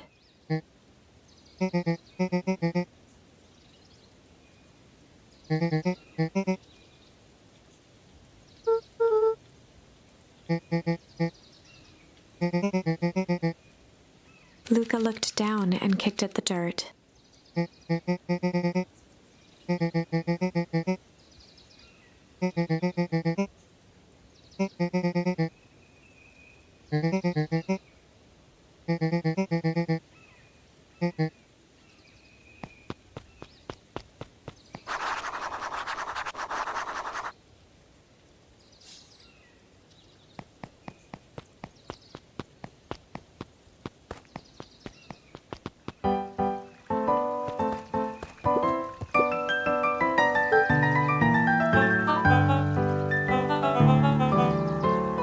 Mr. Kerr pointed to his grinning mouth.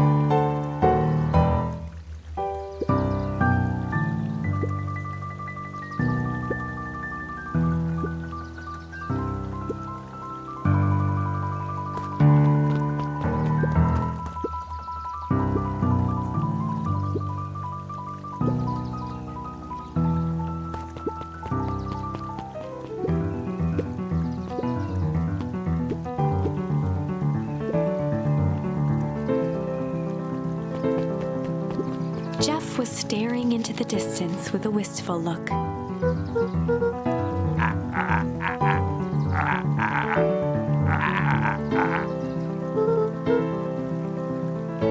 Jeff turned to Luca with a furrowed brow, then gave an understanding nod. For a moment, the two now shared that same wistful gaze.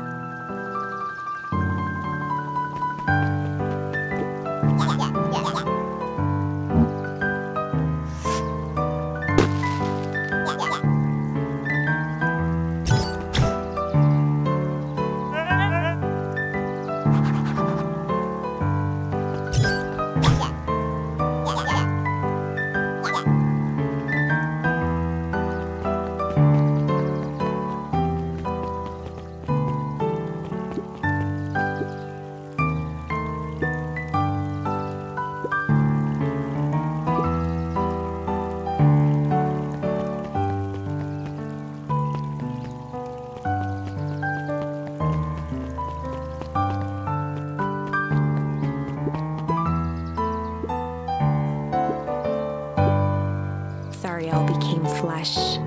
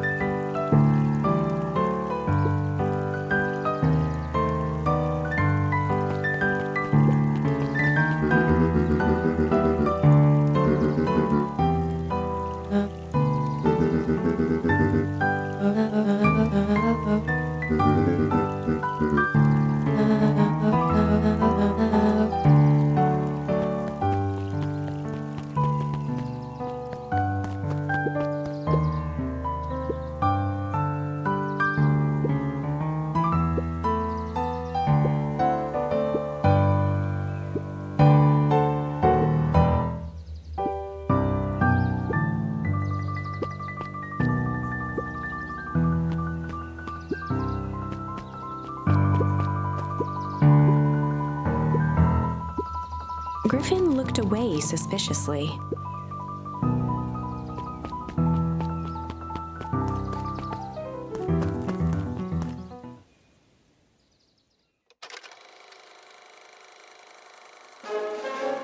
We all know Beacon Pines is a great town.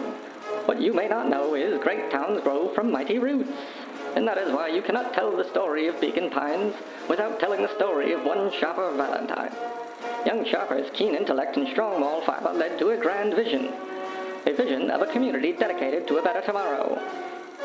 In his own words, a better tomorrow is within our grasp, but it requires a singular mind to harness it. Lucky for us, he decided to grow that vision here, in Beacon Pine. And how does one grow a better tomorrow? With fertilizer, of course. Valentine's Fertilizer Company became the lifeblood of a town yearning for purpose. But then tragedy struck, a scientific experiment gone wrong. An accident which took Shopper away from us far too soon. To this day, we struggle to pick up the pieces. But one foul harvest isn't enough to stop the people of Beacon Pines. The spirit of Shopper Valentine lives on. It lives in the hearts of everyone with a dream for a better tomorrow. Together, we will follow his example and grow a bountiful future. Paid for by the Valentine family and the Valentine Fertilizer Company Comeuppance Fund.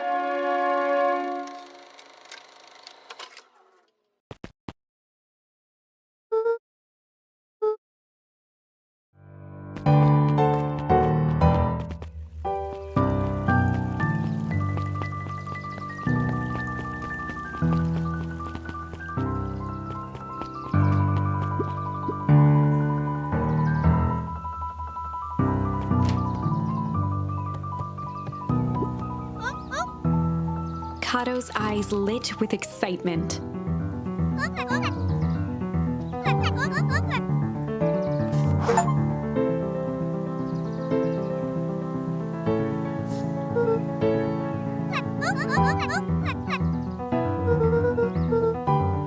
Kato straightened up and cleared his throat as if preparing to sing.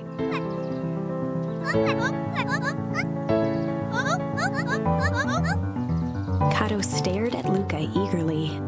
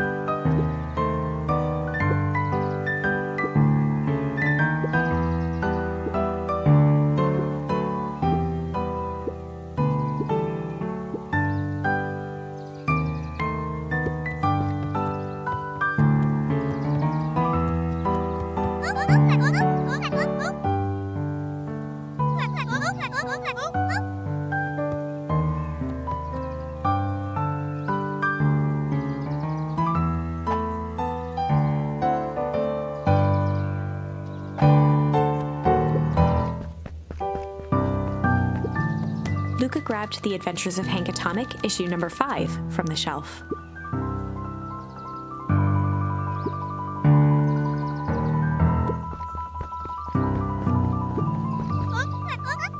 Kato removed his book from the desk and replaced it with Luca's, turning on the lamp.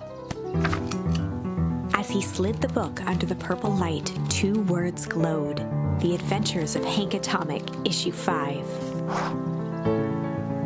Luca clicked his tongue with recognition.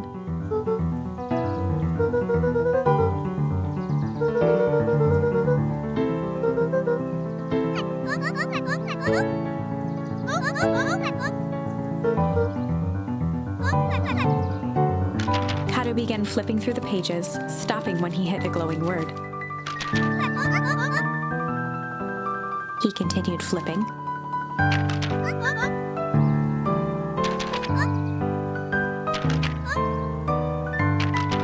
Reaching the end of the book, Kato looked up.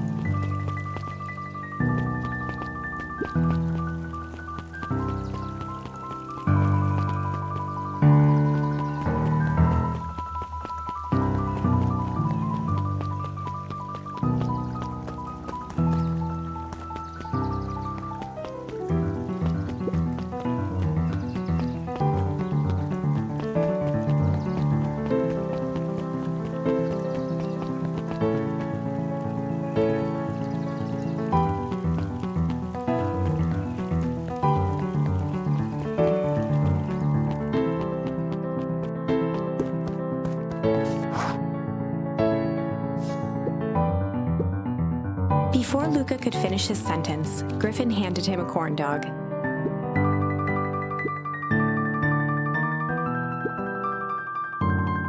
Luca shrugged, taking a sizable bite out of the corn dog.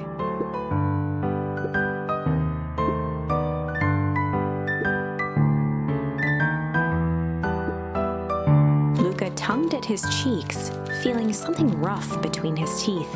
He reached into his mouth and pulled out a slip of paper. He shook off the bits of corn dog to read the slip.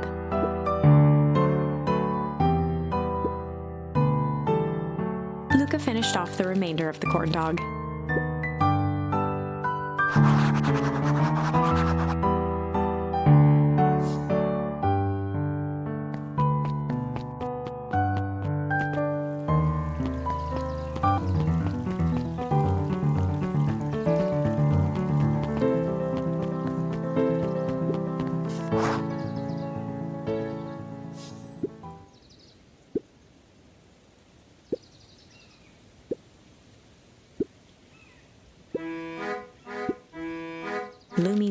waved his hands around sarcastically as he began.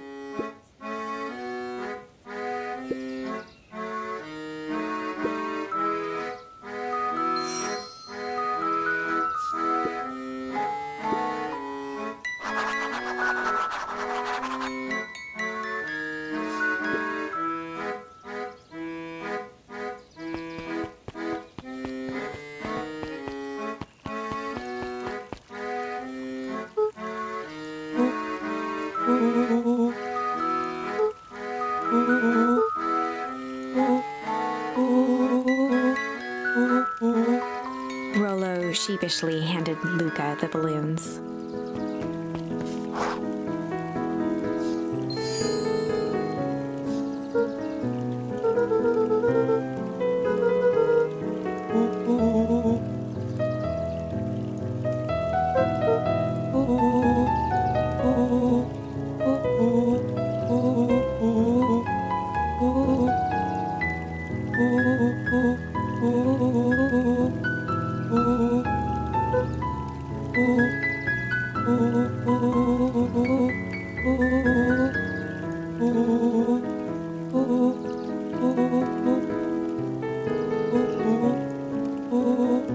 Luca threw himself at Rollo, hugging him as tightly as he could.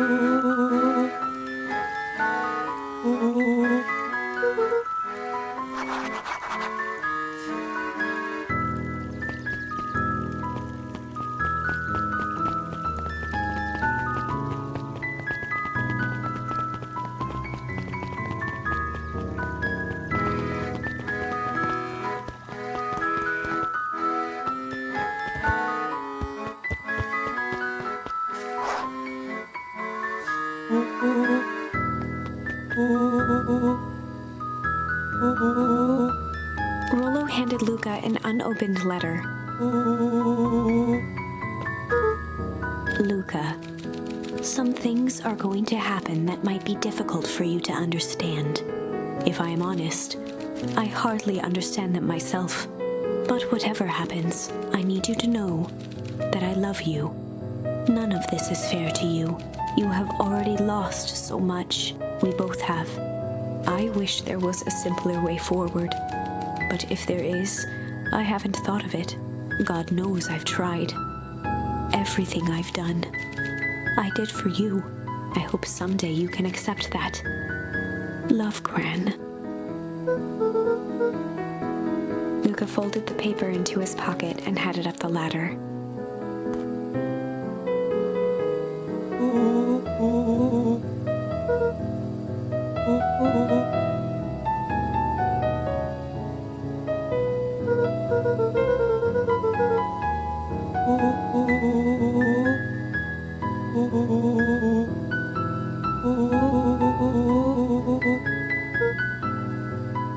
Luca was at a loss for words, but that was fine. Words aren't always necessary.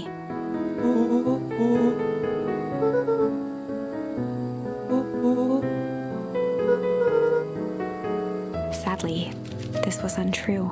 A distant rumble shook the treehouse.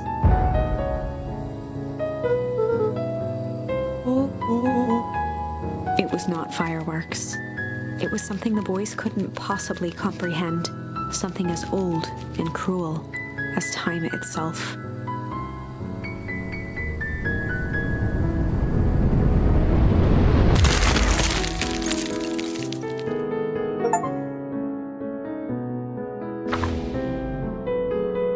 A shockwave of cold tore through the room. A bitter, unfathomable chill. Before they could react, it encased them in ice. Two boys, reunited by friendship, only to be cruelly separated by a malevolence beyond reason. And so, our story ends on this melancholy scene. In a silent treehouse turned statuary, in a town brought low by its secrets, sits a pair of friends, alone, together, for the rest of time. The end. No, that can't be the ending. It simply can't. I won't accept it, and I hope you won't either. There are more endings, more possibilities. I can feel it. We are just going to have to sort through them all until we find the one that fits.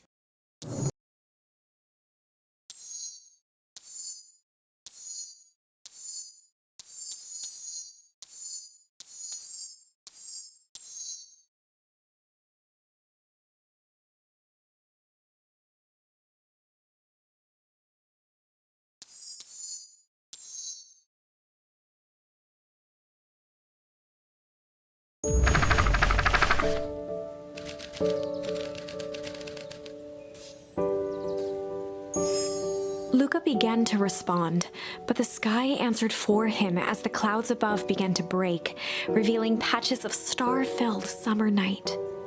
Moonlight filtered down, shimmering in the treetops.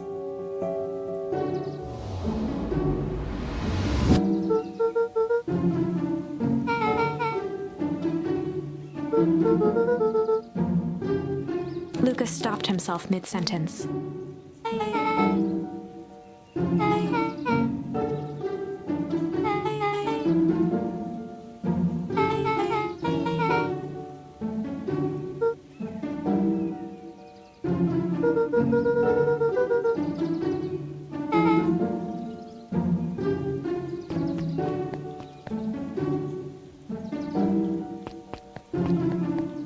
Luca saw Beck skulking by the gate.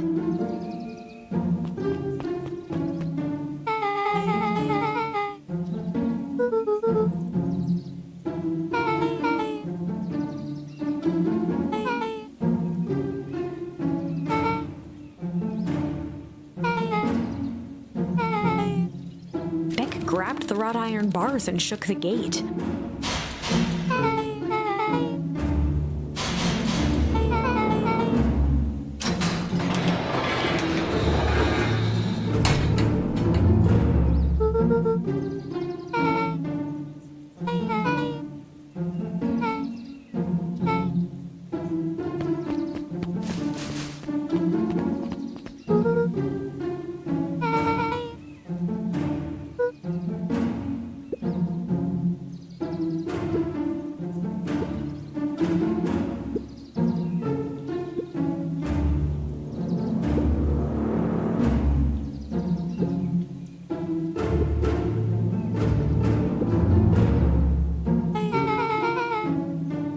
Voice was an excited whisper.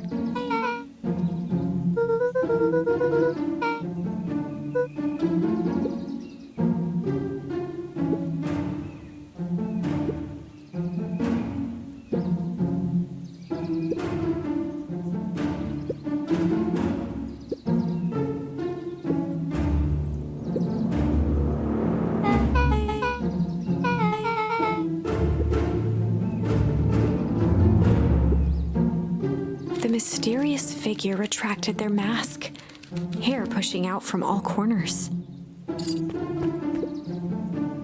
A chill ran down Luca's spine. His vision blurred. Beck stifled a sharp wince, and Luca looked down to see himself wrenching her hand.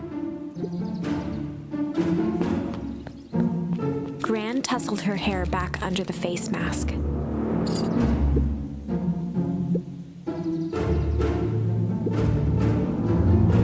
Gran gave Eris a curt nod and disappeared into the night.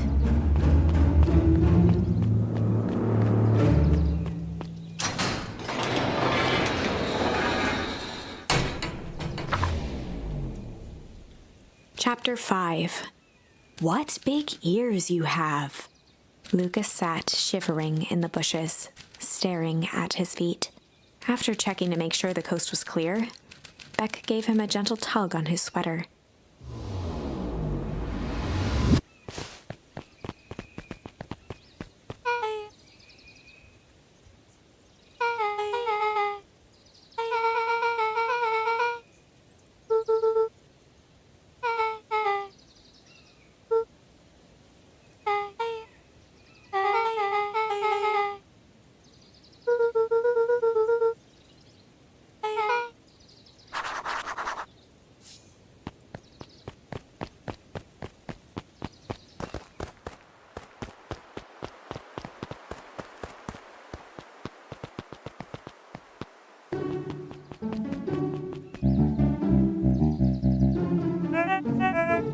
The clipboard finished writing with a scratchy flourish and looked up.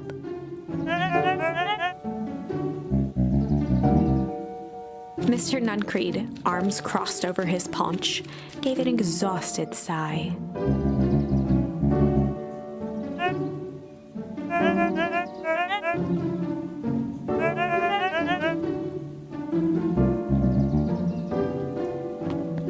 He snatched the pad and scribbled his name so hard the pen nearly snapped.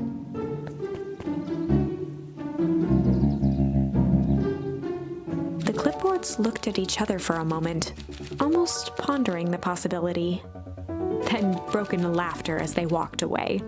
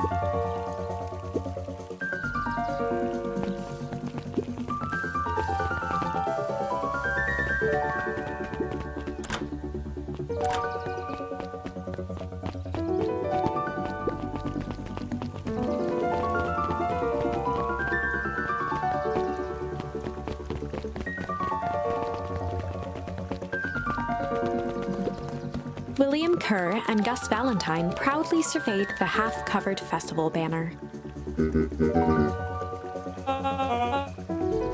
The mayor gave a half-hearted shrug.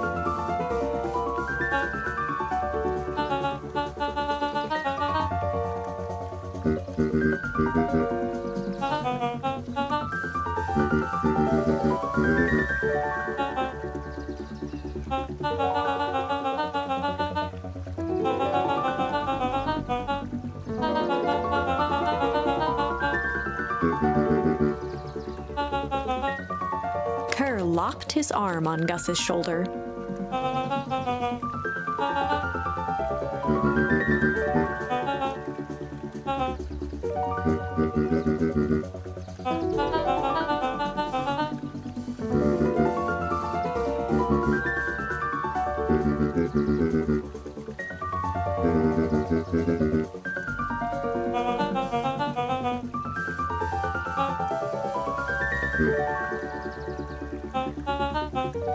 With a glimmer in his eye, Kerr gestured grandly toward...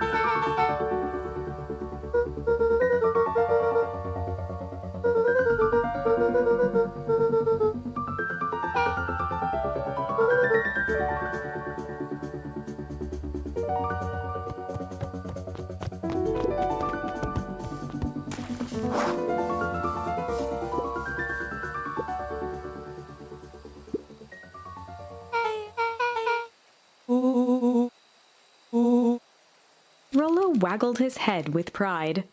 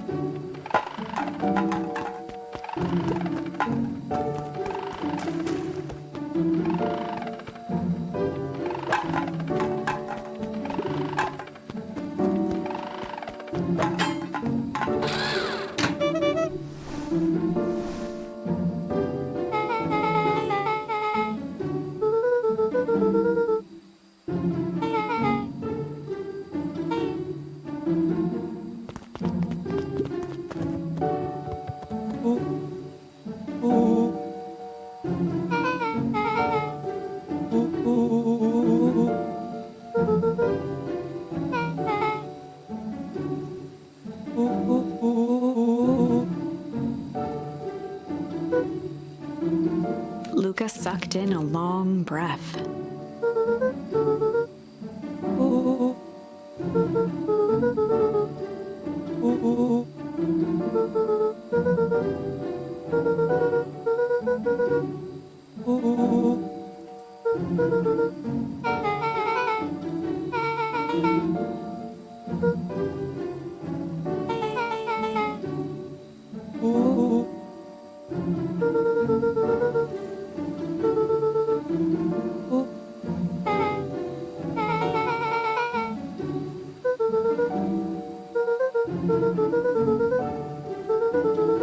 Rollo let out a low whistle.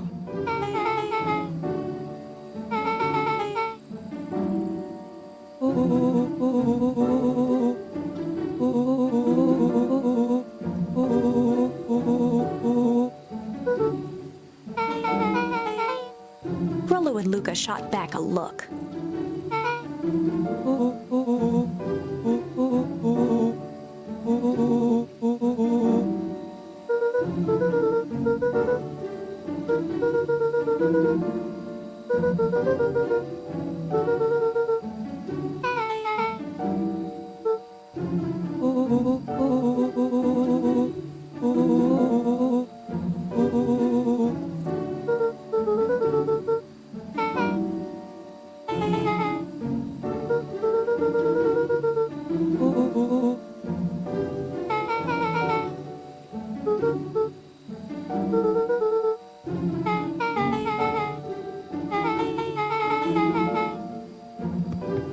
Luca gazed out the window.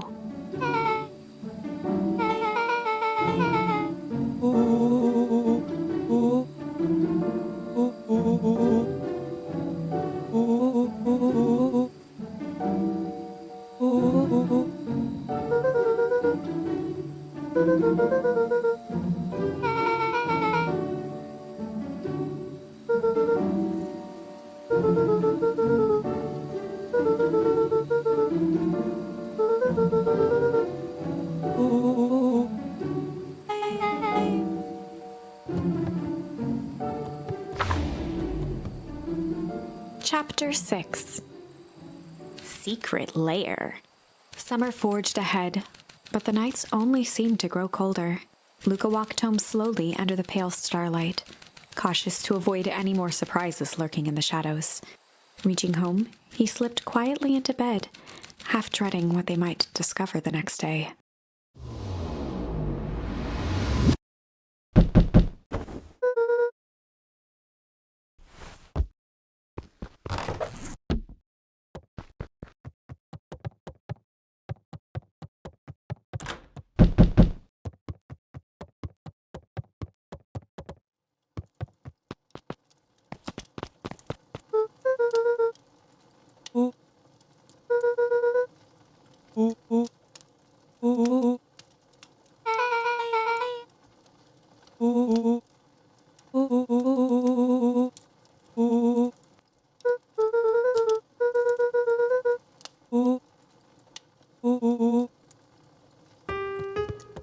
Luca and Beck rolled their eyes as Rollo strutted across the room.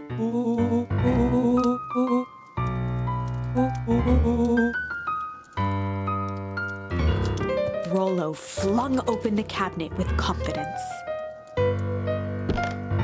He coughed as a veil of dust hit his face.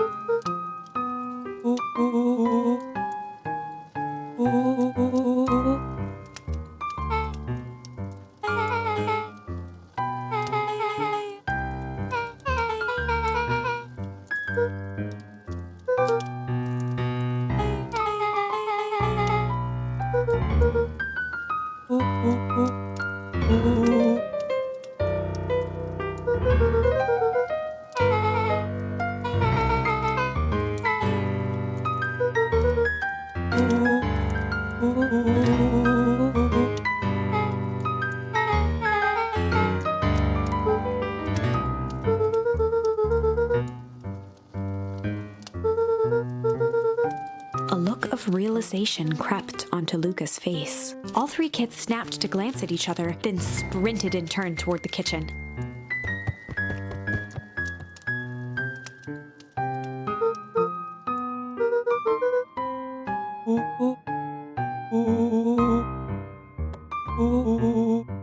Before he could finish, Luca scrambled up Rollo's back.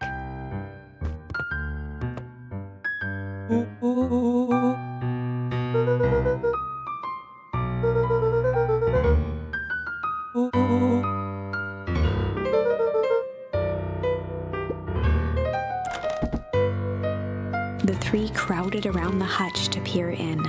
With the glass doors opened, a perfect porcelain display gleamed in front of them. Their eyes searched for anything amiss, but the only distinct feature was its impeccability.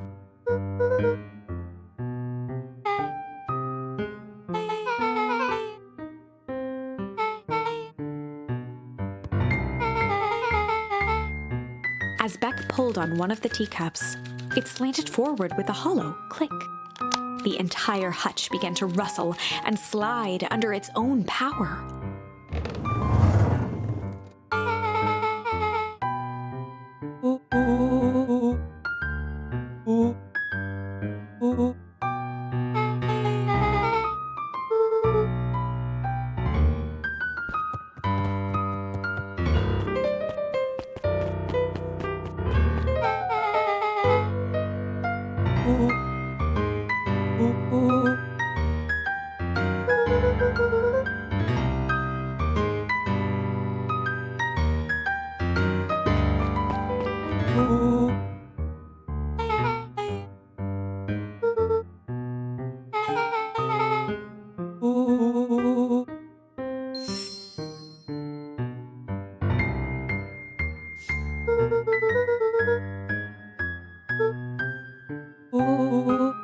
Rollo casually spun open a lid and dipped his finger in the jam.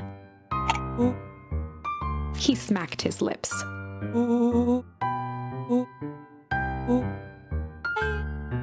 Rollo plunged his hand in the jar, fishing out a soggy slip of paper. Rollo offered the slimy note to Luca and licked his fingers clean.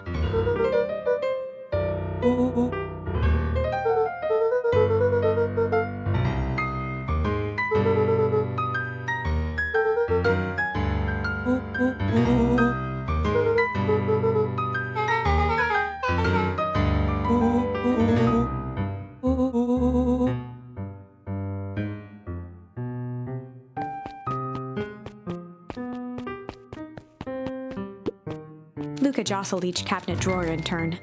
Only one was unlocked. He fingered through the filing cabinet, pausing at a bulging folder labeled Walter. For a long moment, he just stared at it.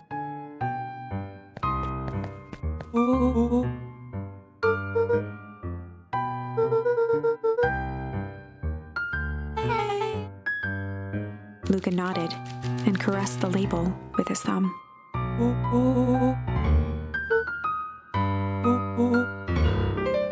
Rollo swiped the folder from the drawer and began leafing through the pages. He whistled to himself, barely looking at the text.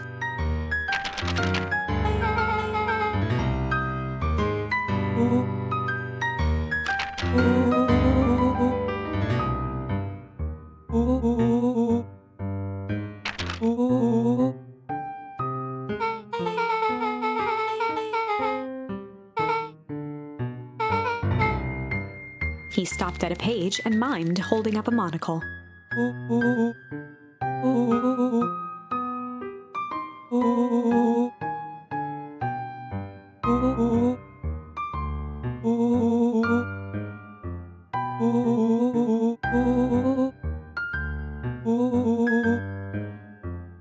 Rollo looked up with heightened surprise.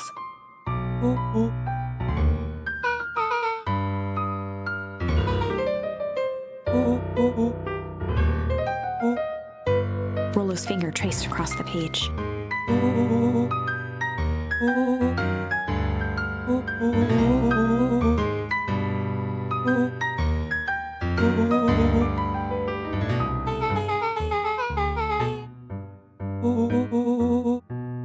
Rollo scanned through several more pages.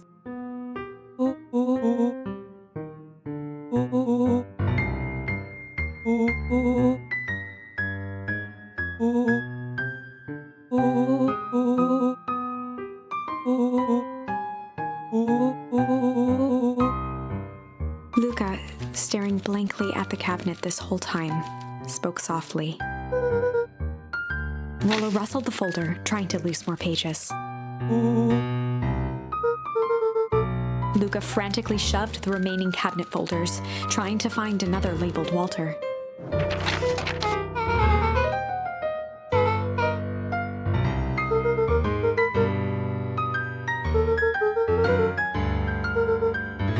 Luca slammed the drawer shut. A spider web of string connected photos of people from the town, interspersed with hastily scrawled notes.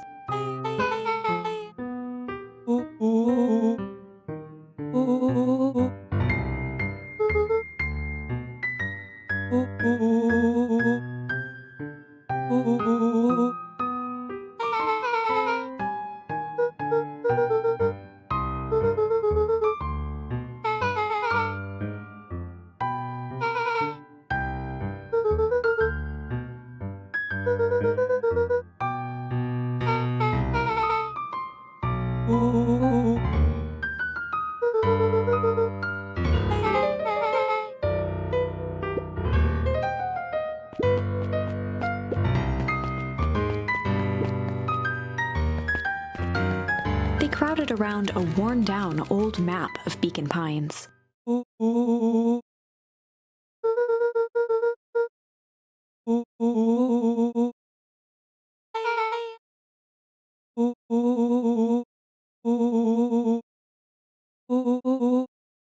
Rollo carefully traced the path with his finger. He jabbed down at the end point.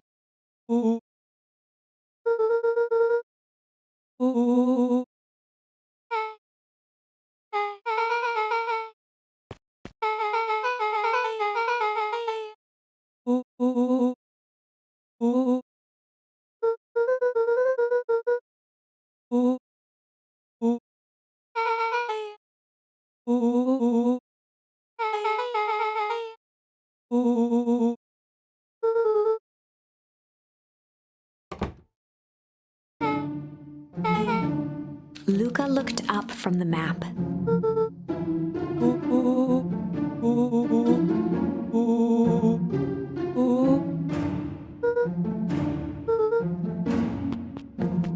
Beck flicked off the light, and they became statues in the dark.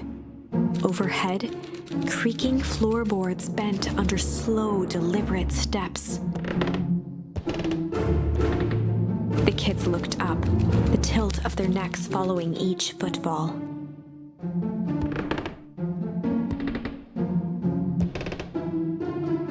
Then suddenly, it stopped. Without realizing, they'd been holding their breath. All three exhaled shakily and glanced at each other. A muffled male voice broke the silence. A final few footsteps reached the entrance above them, and the voice now echoed down the stairs. The three kids shuffled to the corners without a peep. As he began to descend the stairs, the man's voice punctuated every new step. Thump. Thump. Thump.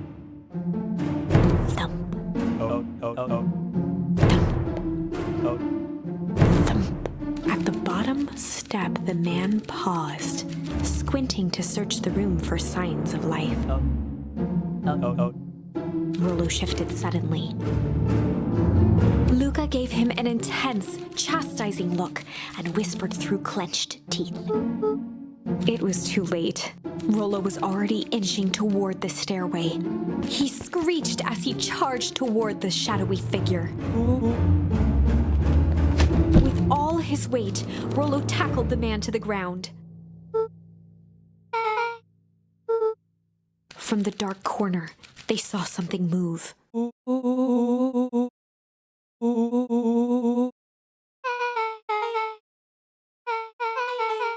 Luca scrambled to the hunched figure on the ground. Pressing his fingers to the man's neck, he sighed with relief. As Beck flicked back on the light, Luca and Rollo both gasped.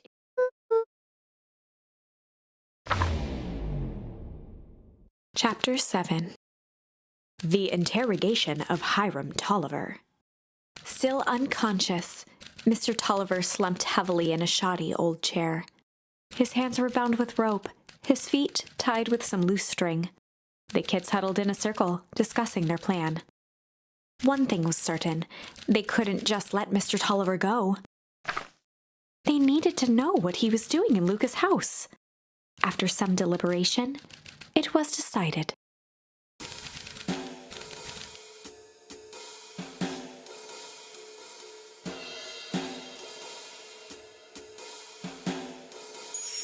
They'd run the classic good cop, hard cop interrogation. Rollo brandished a steely gaze. I've got this. Read about it 100 times. Rollo swaggered past the chair which propped up the slumping Hiram Tolliver. Without even looking at his captive, he began with a long, blustery drawl. Mr. Tolliver remained motionless. Rollo spun around to face him.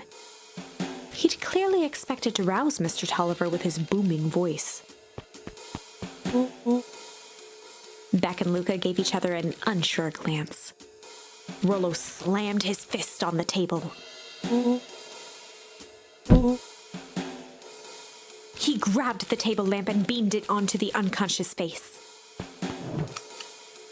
Mr. Tolliver groaned and slowly lifted his head. He recoiled with a muddled, weary squint. The chair wobbled as he attempted to straighten up. Mr. Tolliver could only make out rough shapes through the glaring light. With a gruff tone, Rollo hoped to both conceal his voice and intimidate.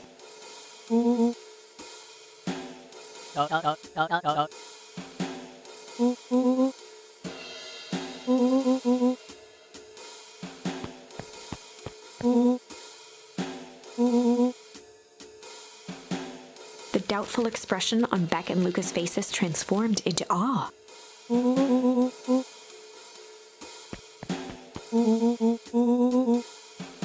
Rollo, hitting his stride, was now channeling every detective trope his memory could recall. He slammed the table again.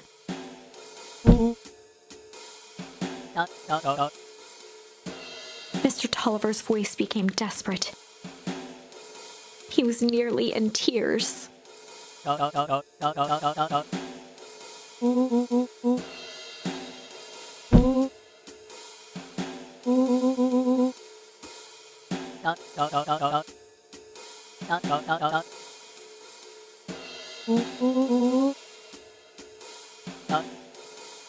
Mr. Tolliver was in a daze, now more confused than ever.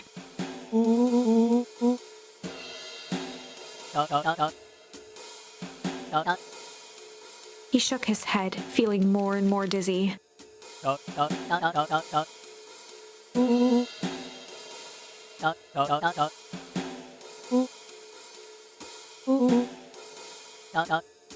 His voice faded to a whisper.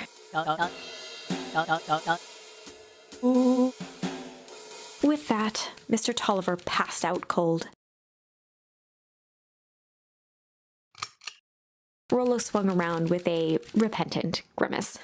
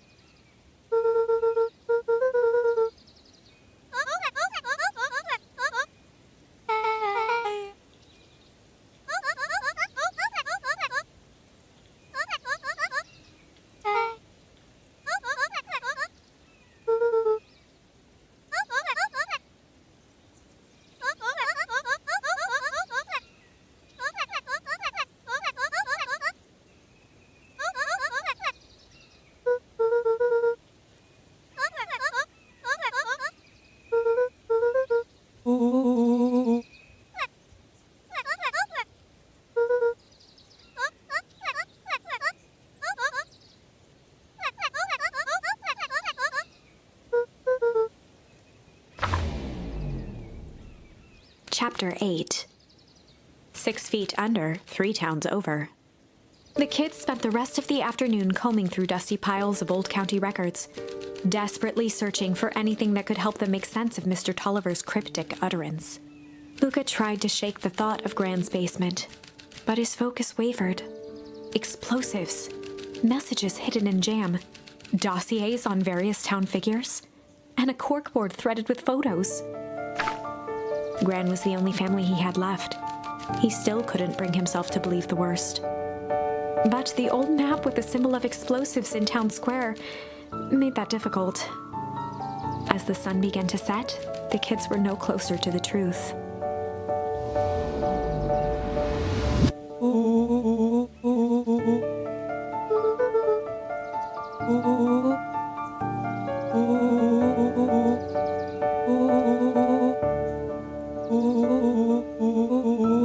shut his book with an assertive nod.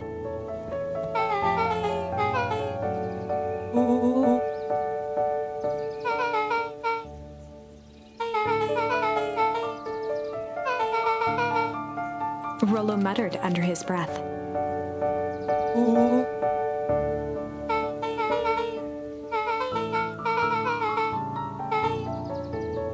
Beck slammed her finger down on the open page before glancing down to read.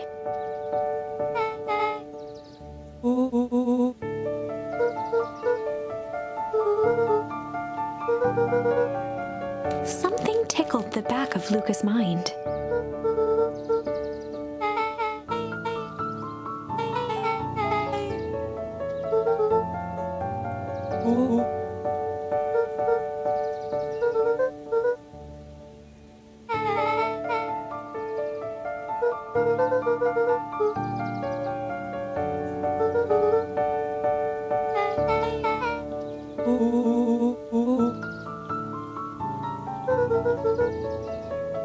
The question hung in the air.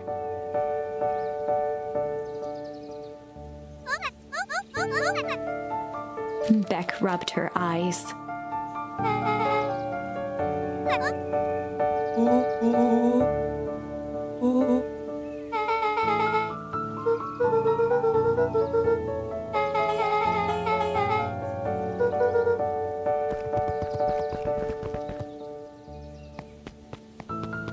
Luca's heart was pounding as he approached the house.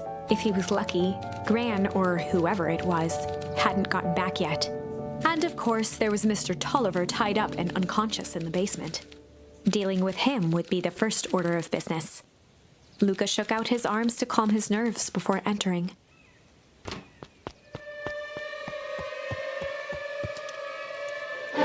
He held perfectly still, tempering his breath, and listened closely. She was asleep. His only hope was that she hadn't found Mr. Tolliver before dozing off.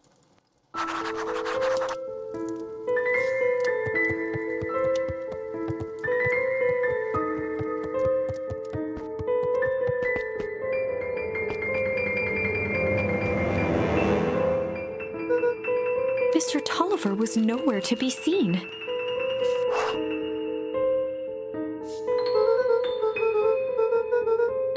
Or maybe Gran knew everything. Luca's hungry stomach groaned. Not realizing it, he'd gone the entire day without eating.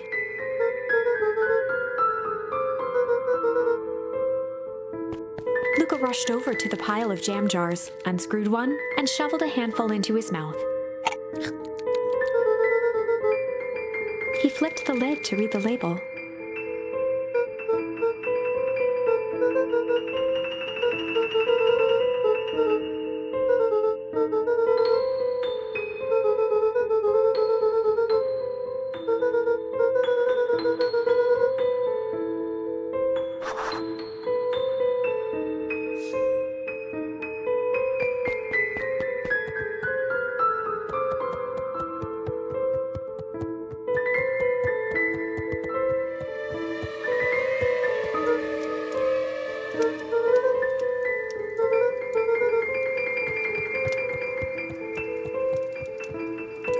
As Luca climbed the final stair, the emotion of the day dragged heavily on him. With each consecutive step, his legs weakened. His stride began to falter.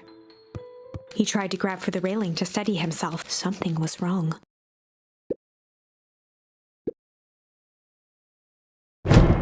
Luca groaned and tried to move.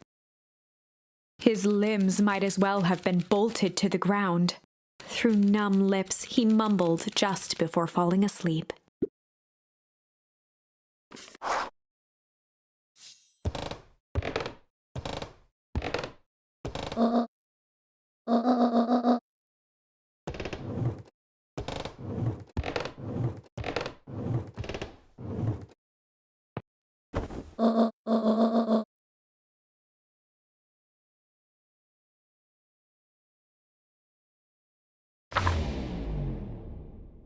Chapter 9. A speech to end all speeches. Luca awoke to find himself face down in bed. He moaned into his pillow. Why would Gran drug him? Or rather, why was she trying to drug Mr. Nuncreed? Shaking the questions from his woozy head, Luca snapped back to the matter at hand.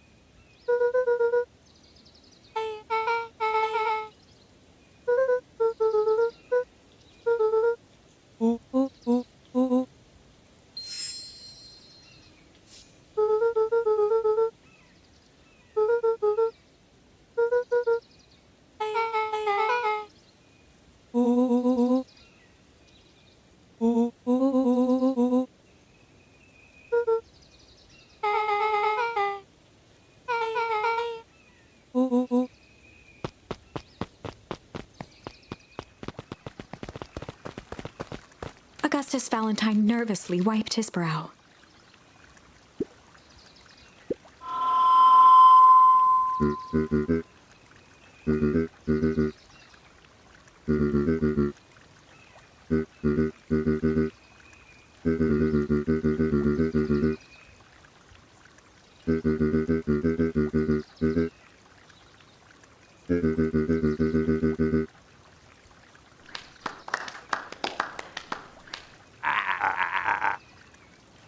Gus cleared his throat and awkwardly loosened his tie.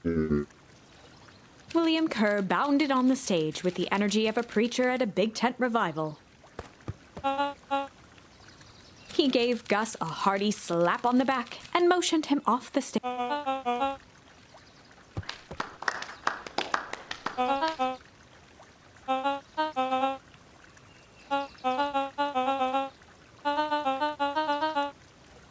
Mr. Kerr pulled a thick stack of note cards out from his vest.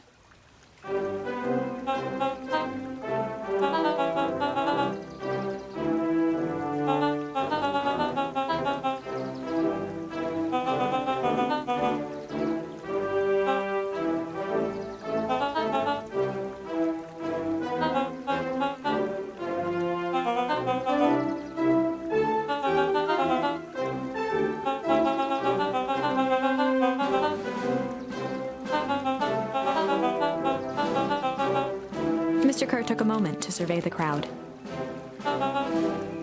He wiped away a single tear.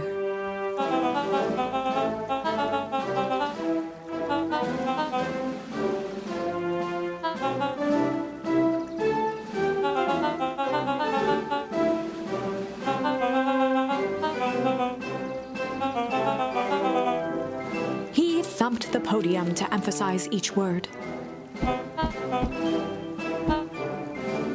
Mr. Kerr nodded confidently, biting his lip. The crowd was silent, in rapt attention.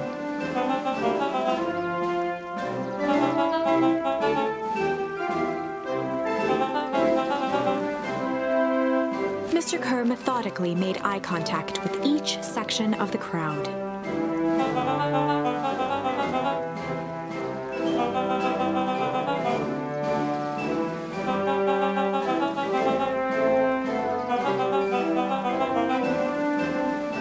His voice began to build to a crescendo.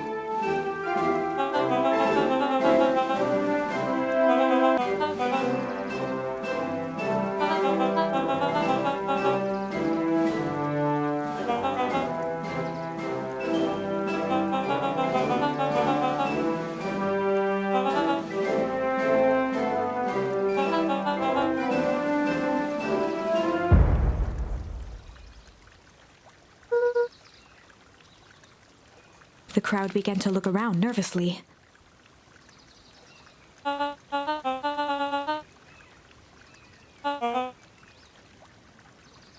Mr. Kerr quickly flicked through his note cards.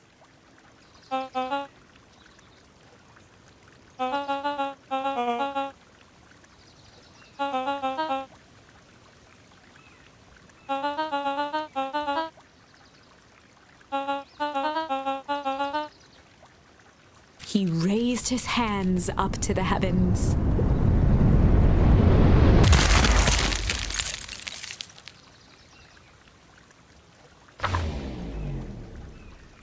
At that moment, a merciless wall of impossibly cold air ripped through the crowd, instantly freezing everyone and everything it touched.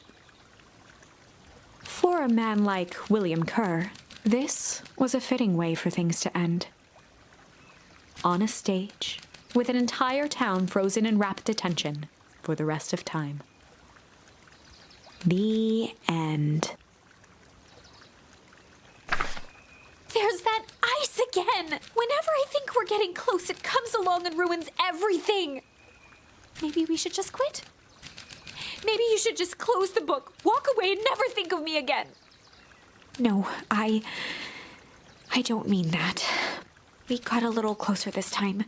We just need to try again. Please.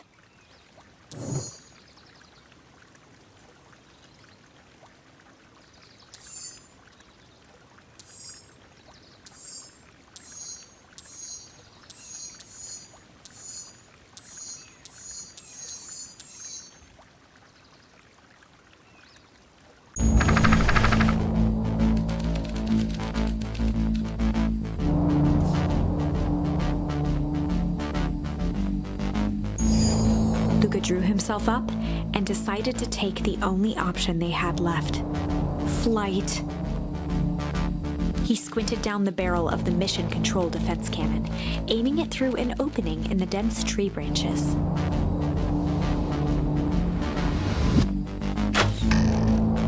He looked up with surprise as it struck true and taut.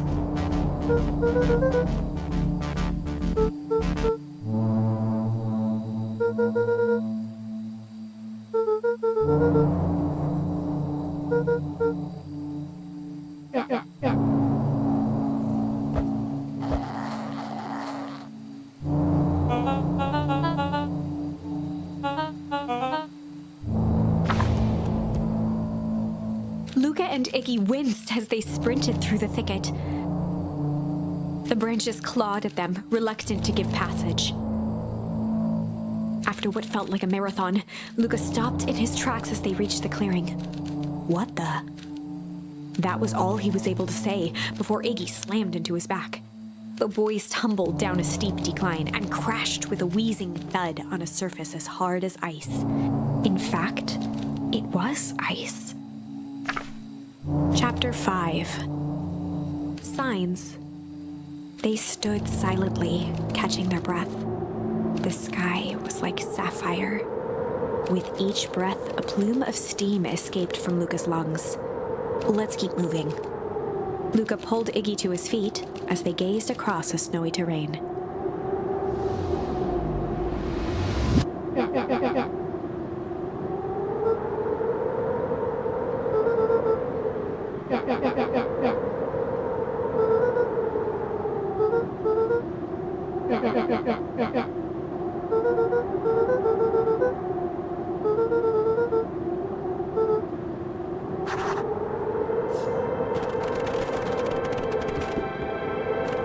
A disc of smooth metal was lightly covered in snow.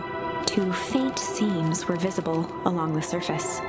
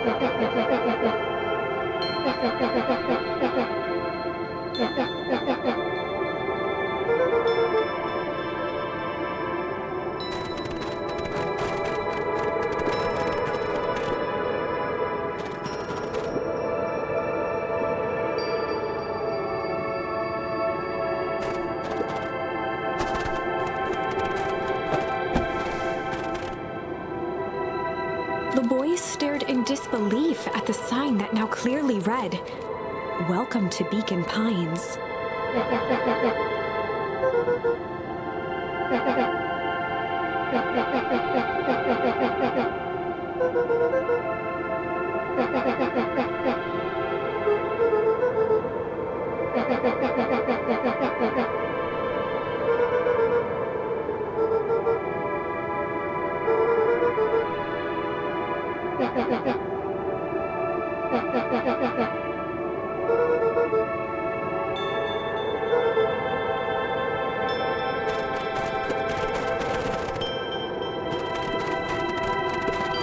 The fencing listened, each chain link encapsulated with a translucent layer of ice.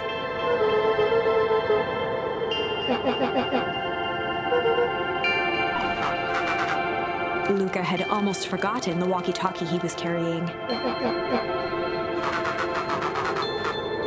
Luca looked at Iggy with hesitation. With a resigned sigh, Luca responded.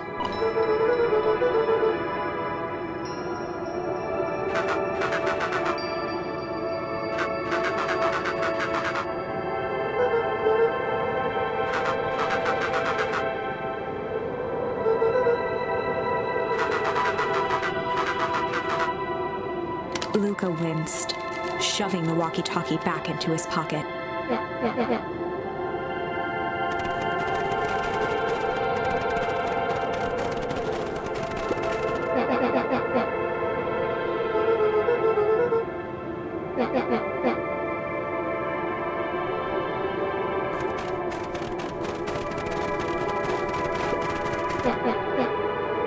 Looking down at the frozen stream, Luca could faintly see a school of minnows encased in the ice.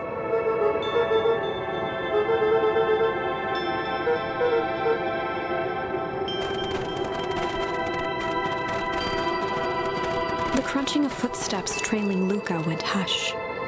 He looked back to see Iggy's face twisted with confusion.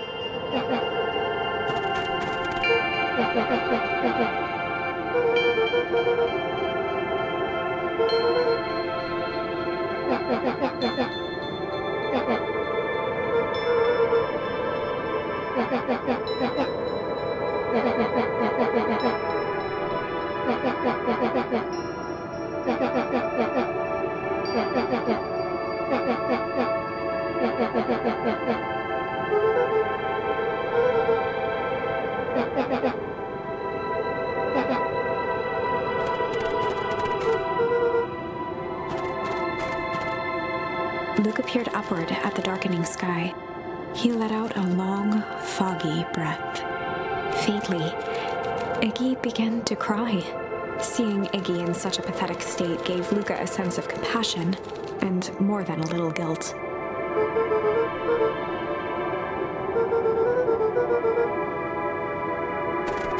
Luca allowed himself to collapse next to Iggy. The boys huddled together for warmth and comfort. If not for exhaustion, their minds would be racing, trying to make sense of the events of the day. As it was, all they had energy for was to sit in silence, numb.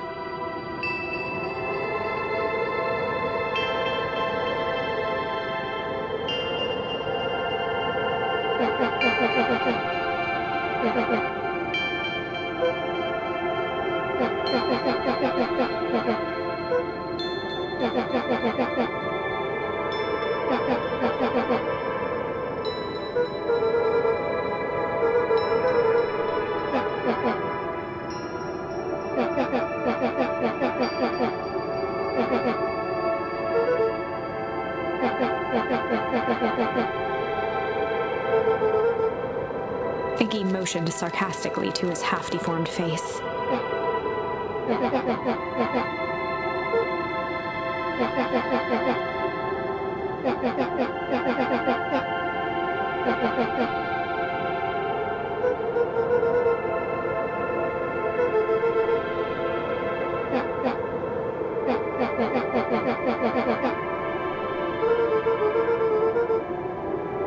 Iggy shrugged.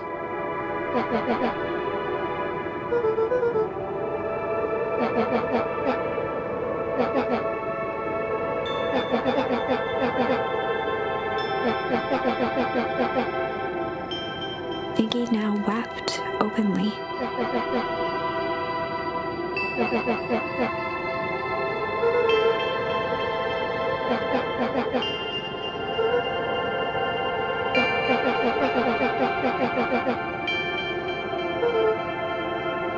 He wiped his nose with a sleeve.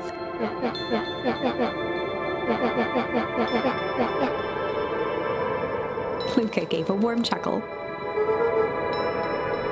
Iggy cleared his throat as he wiped his eyes. Iggy arched into a wide yawn.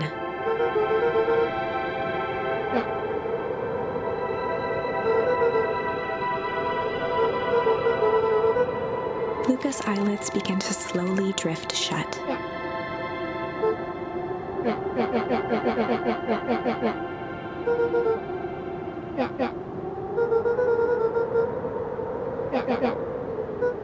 That's all Luca could whisper before succumbing to sleep. Iggy snuggled in some more.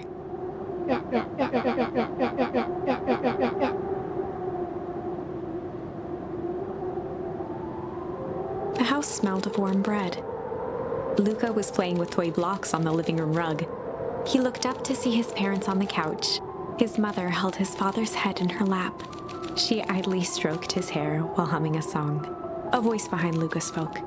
"This is how you remember them, huh?" Luca turned to see his own face.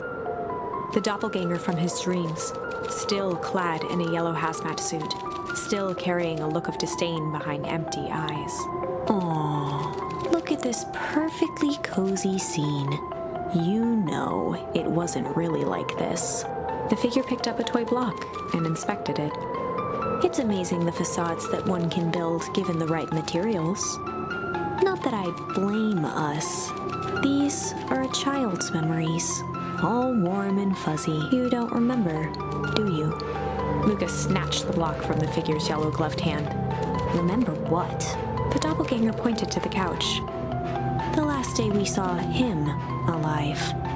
The day he chose to abandon us. Luca turned to look at his father, still lounging on the couch. That's not true. He didn't abandon us. The doppelganger waved his hand dismissively. Everything is true here. It's just a matter of what we choose to see. Well, let me show you. The world flickered and pulsed.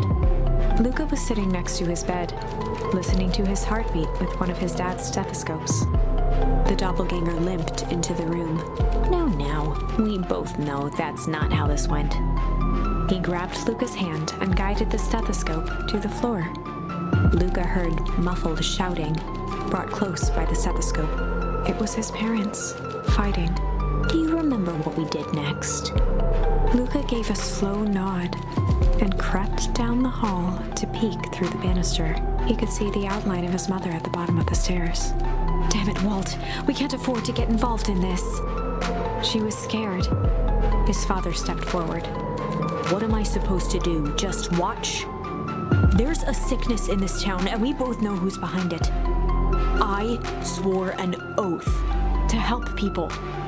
I won't turn my back on them. Luca's mother grabbed Walt. She was crying, pleading. I can't lose you. Walt calmly removed Eleanor's hand from his shoulder. What's right is right, and what's wrong is wrong. I could never live with myself if I let Sharper get away with this. Eleanor raised her voice. Spare me your bullshit platitudes. What about our son? Luca flinched, dropping the stethoscope down the stairs. Walt turned with a panicked smile. Luca, is that you, buddy? With tears in his eyes, Luca descended the stairs. Mom? Dad? What's going on? Walt dropped to a knee to meet Luca eye to eye. Nothing, buckaroo. Your mom and I just got a little overexcited is all. Luca placed the stethoscope against his father's chest. His heart was racing. It sounded like you were going somewhere? Walt gently removed the device from Luca's ears. Listen to me, Luca. I have some business to take care of. I'll be back in time to tuck you in. Luca hugged his father tightly. promise? Walt stood up and walked to the door. He glanced over his shoulder. I promise. With a wink and a grin, he put on his hat and strode out into the evening sun. A figure approached soundlessly from the foggy snowfall. It stood above them, lingering in contemplation. Slowly raising one hand above Iggy, it snapped out 2 brisk raps on his head. From a deep slumber, Iggy sprang up defensively. Whether it was the calming presence or the recognition that he was not in danger, Iggy felt his clenched fists lower. Luca looked up, gradually remembering his whereabouts. The figure exhaled a cloud of warm vapor.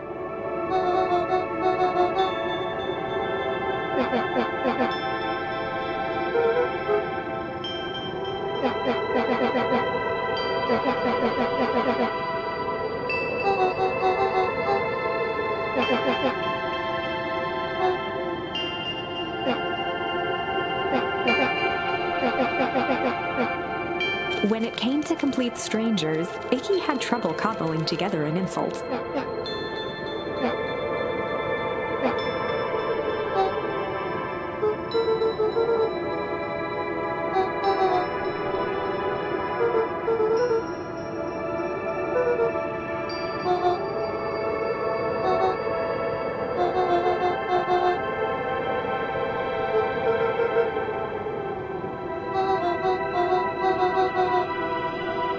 Iggy huffed with gratification. Nat began to turn away indifferently.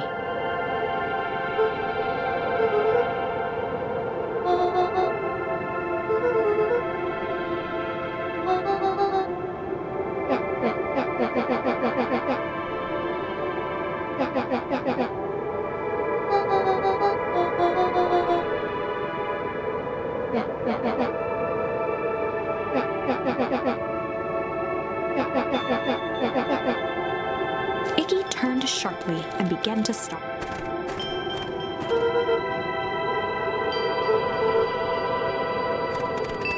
Realizing he'd worn their patience then, Nat relented.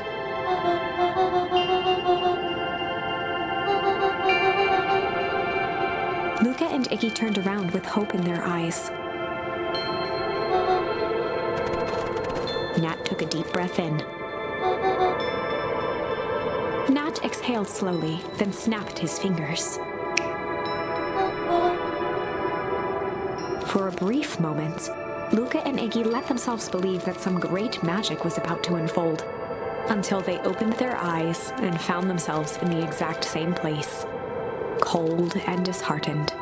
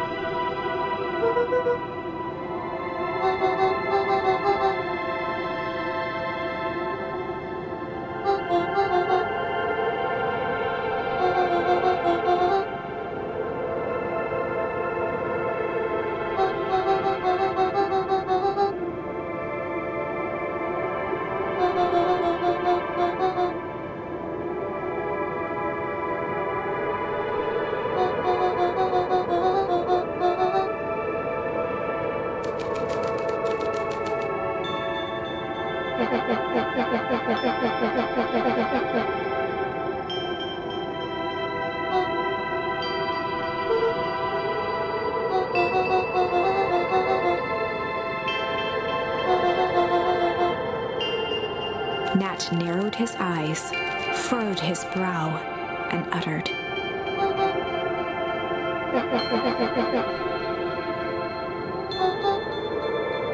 Luca began to laugh uncomfortably. He looked down at his feet. His eyes started back and forth in contemplation. With a sudden pain, a thought struck him.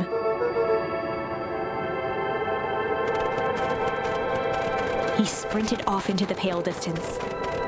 As Iggy turned to follow, Nat called out,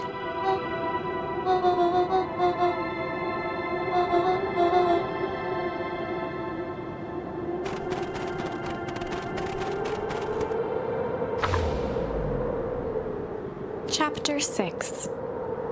The Source. Nat expressed his sympathy with a shrug and sauntered off as unassumingly as he'd arrived. He'd given Luca and Iggy what they needed, and nothing more. As Luca sprinted across the snow, the events of the past few days became clearer, pieces to a larger puzzle. Rollo said he was underground somewhere, captured. Mr. Kerr tried to cover it up with lies. The clipboards were hell-bent on capturing Iggy. It all seemed to point to perennial harvest. But right now, there was one thing that Luca needed. Luca stopped dead in his tracks. The tree was gone, uprooted and moved, leaving a raw gash in the earth. He dropped to his knees and dug wildly at the cold snow. His numb hands hit something hard. A dry whisper escaped Luca's lips.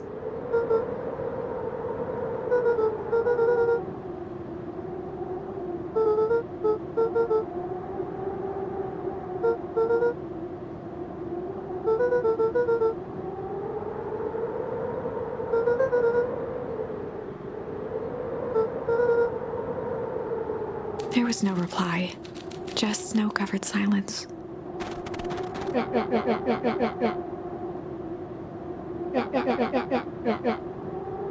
Iggy finally noticed the tears welling in Luca's eyes and the snow-covered grave.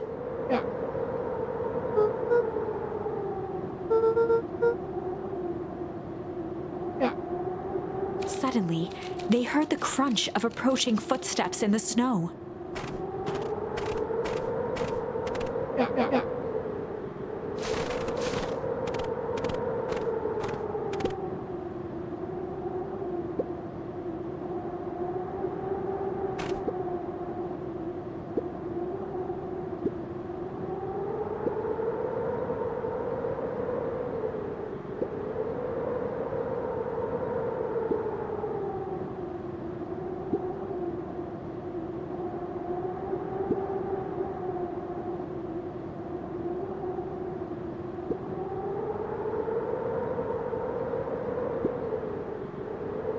He bent down to scoop up a snowball and lobbed it playfully.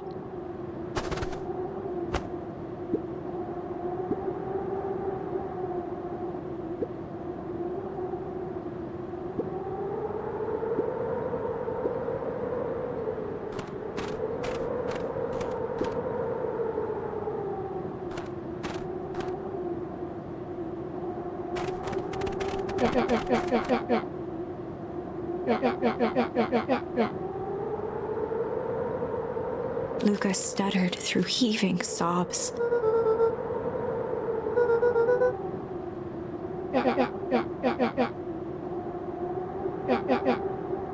Iggy gave Luca a solid smack on the back of his head.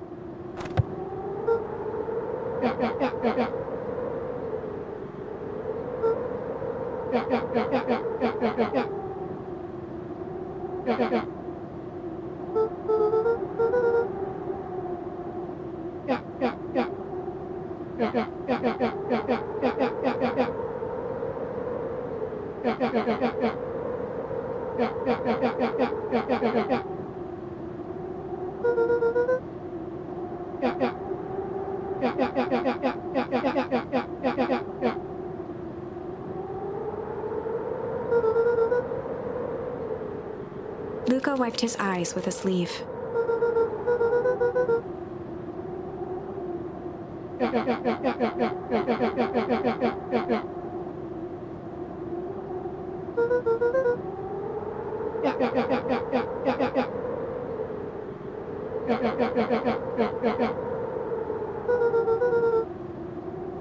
Iggy flashed a mischievous smile and cracked his knuckles.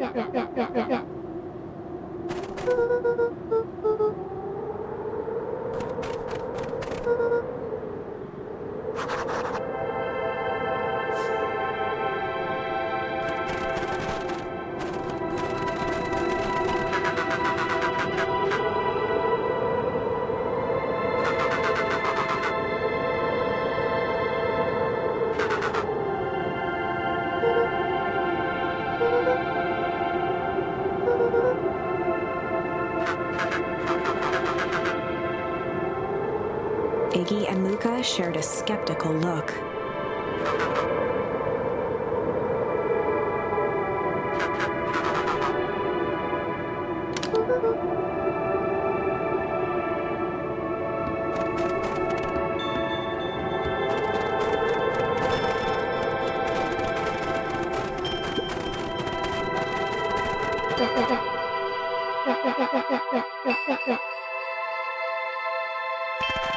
Iggy darted behind a large pine and began digging furiously. He emerged holding a shoebox with a crude skull painted on its lid.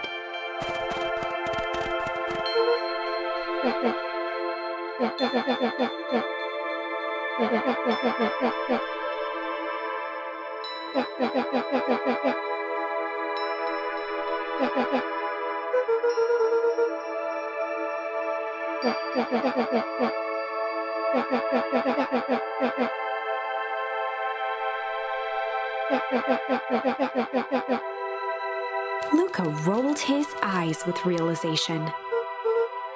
Iggy stifled a chuckle.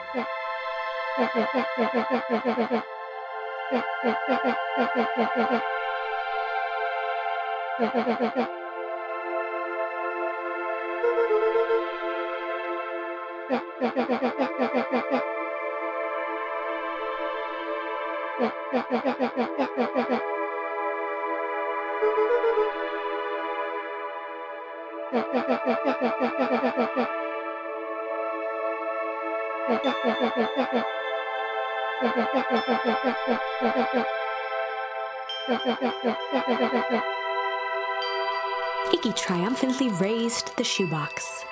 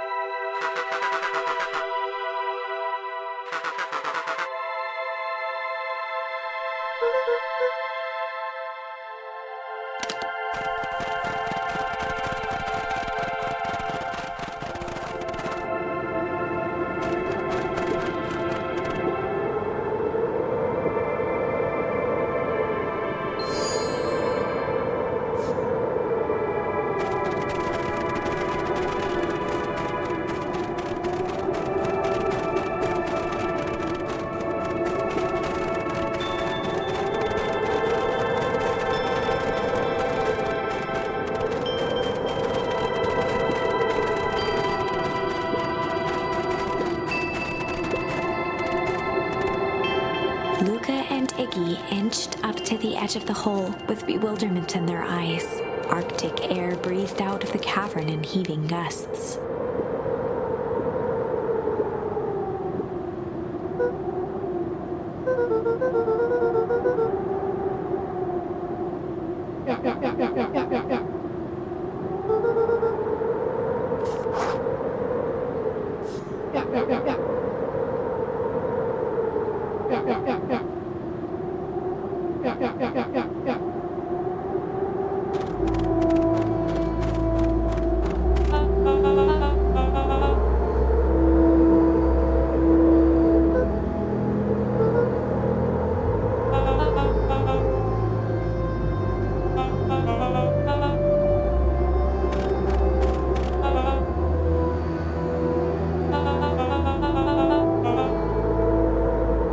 Mr. Kerr gazed down the abyss in contemplation.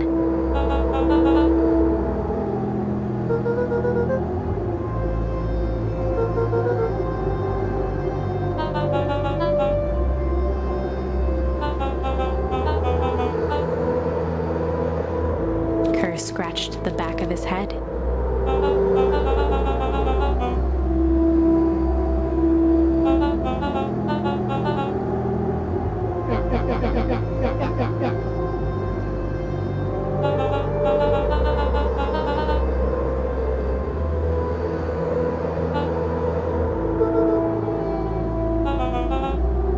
His face contorted into a saccharine grin.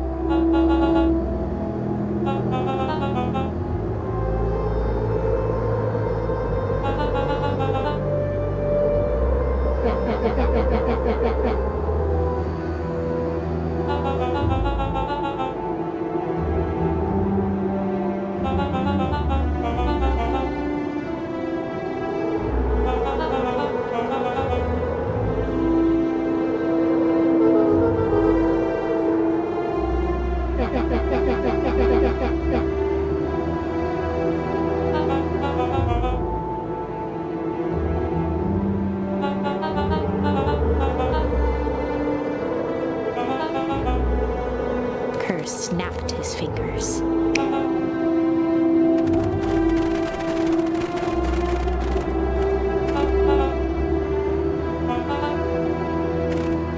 Iggy turned to Luca with a sly glance.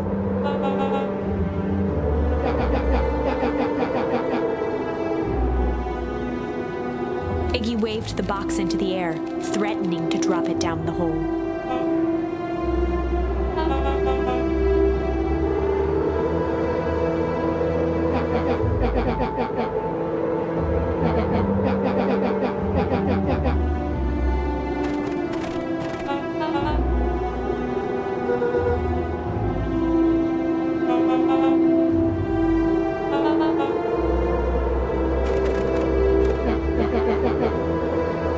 Iggy plucked a single bottle rocket from the box and held it up with reverence.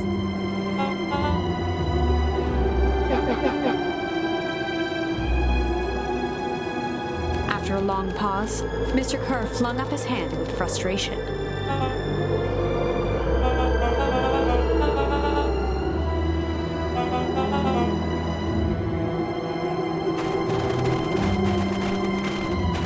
Mr. Kerr sighed into the frigid air.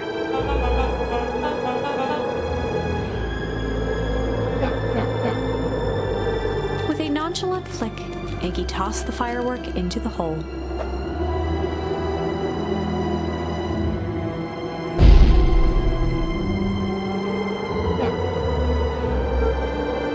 With a growl, Kerr leapt at Iggy, crashing through Luca. Iggy tried to twist away, but in the struggle they both tumbled over the side. Luca dove forward, bracing Iggy's hand just before it slipped. His grip was made precarious by the cold, wet snow. He could see Kerr further down, clinging to Iggy's coat.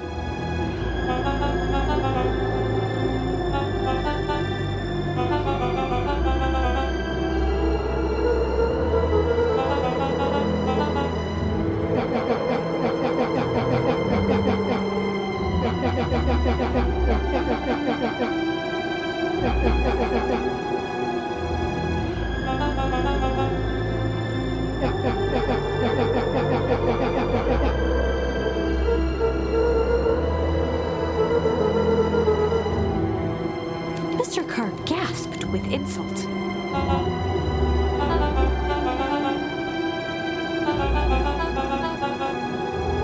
With a wild look in his eye, Mr. Kerr began to hum a proud melody.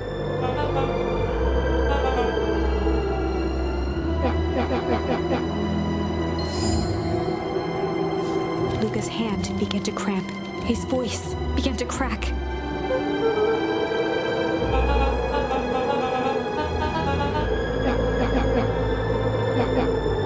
Luca felt Iggy loosen his grasp. Every muscle in Luca's body burned.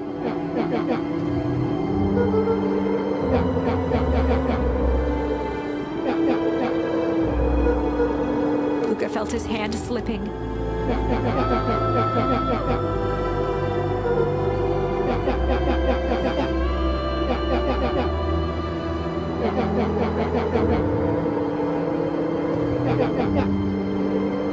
A calm settled over Iggy's face. Iggy's voice was colder than the bitter air billowing.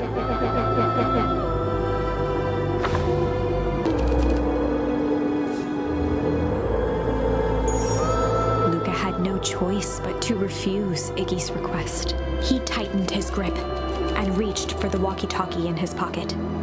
A wild delight crept onto Mr. Kerr's face. "That's a good lad. Now, radio for help." Iggy begged Luca with his eyes one last time, but Luca pressed the button and called out, We need help. Mr. Kerr is in danger." It wasn't long before they were once again surrounded by clipboards. Mr. Kerr sighed with relieved frustration. "There you are. You really are a worthless lot, aren't you?" "Mirror, now." A clipboard dutifully produced an ornate ivory hand mirror, and Mr. Kerr began preening his tousled hair. "Ah, that's better. Mr. Van Horn, I applaud your sharp thinking under duress. I'll put in a good word for you with the founder. Take them away." A swarm of hands overpowered Luca. The last thing he saw before a cloth bag was pulled over his head was the defeated look on Iggy's face. The end. I think this was one of those times where doing the right thing was the wrong thing.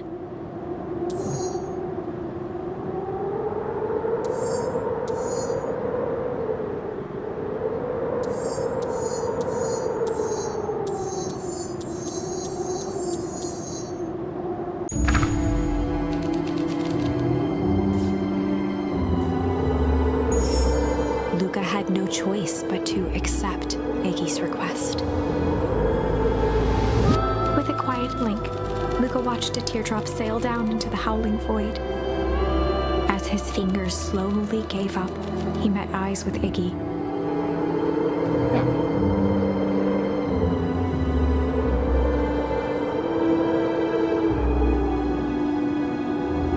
The two silhouettes were swallowed by darkness.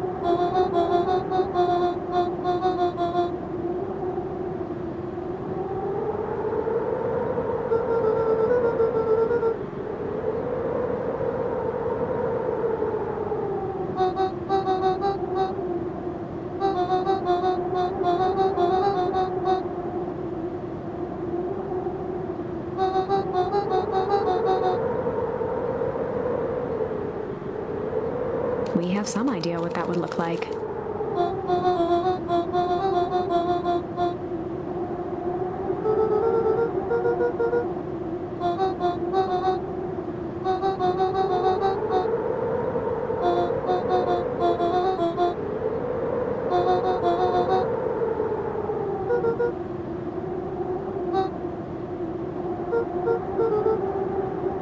A fierce twinkle flashed in Nat's eyes.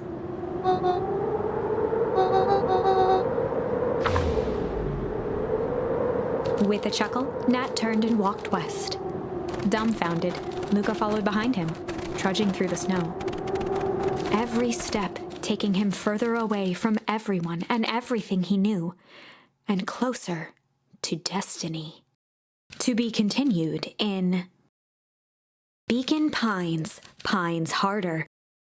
Revenge served cold. Second time's a charm? Wait, that's it? This ends with a crummy cliffhanger just when it was getting good?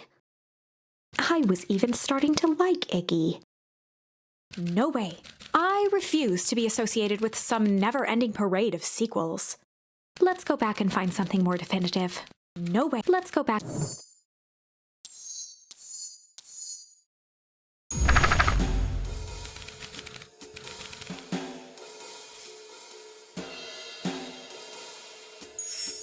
They'd run the classic good cop, chill cop interrogation.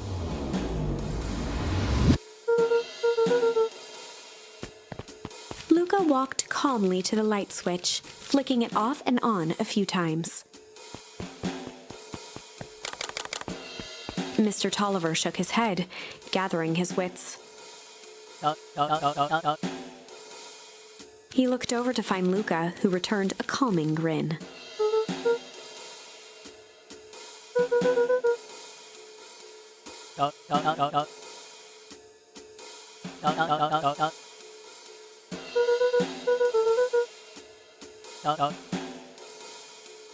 Rollo and Beck emerged from hiding to give a timid wave.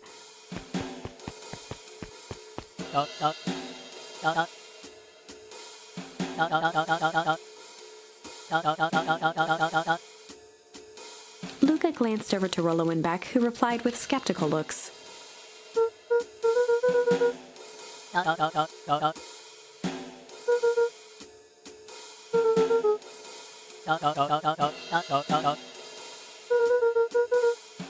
Mr. Tolliver exhaled with disappointment.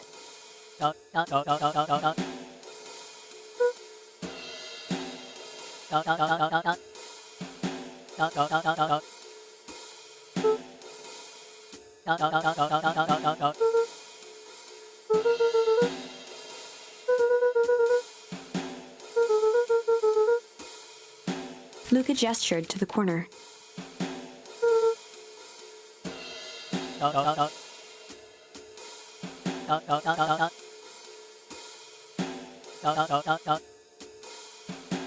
Luca looked again to Rollo and Beck. This time they shrugged.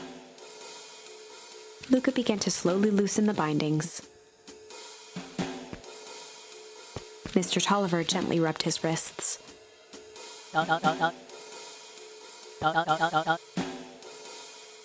He edged imperceptibly toward the stairs as he spoke.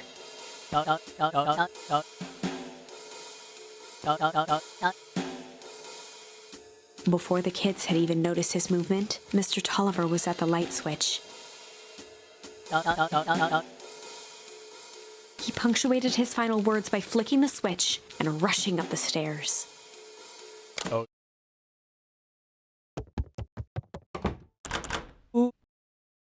Beck darted to the wall and turned back on the lights. It was too late. Rollo confirmed what they all heard. Mr. Tolliver's muffled voice came from behind the door.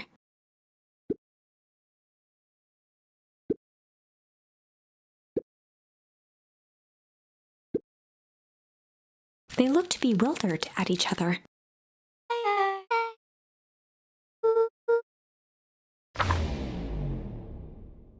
They heard the staccato thump of quick steps exiting the house. The kids looked down in resignation. This isn't how it goes in Hank Atomic. For some reason, they'd always assumed it was up to them to save their town. Luca opened his mouth, hoping to conjure some magical words to make this right. Only a hollow croak escaped. The end. Well, we certainly aren't going to find a grand resolution to our tale locked in a basement. Back to the drawing board.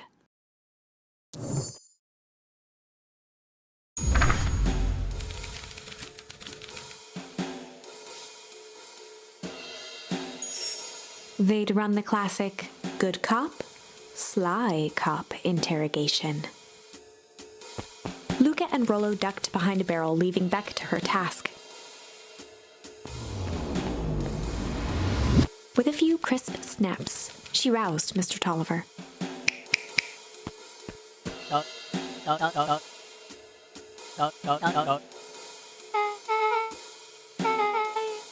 Mr. Tolliver looked down and shifted a bit, testing his restraints.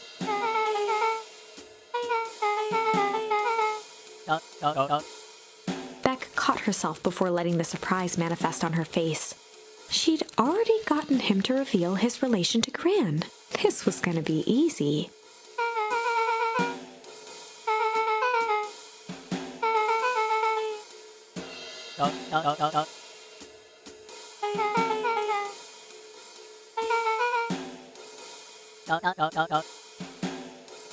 Mr. Tolliver wriggled a bit in his restraints. Beck quickly removed the ropes.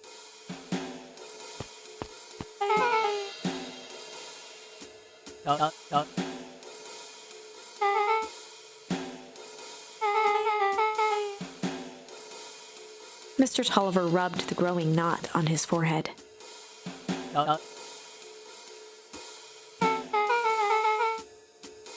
Beck twirled her hand, as if to prompt Mr. Tolliver to finish her thought. Beck shook her head and clicked her tongue. Mr. Tolliver let out an amused huff in agreement.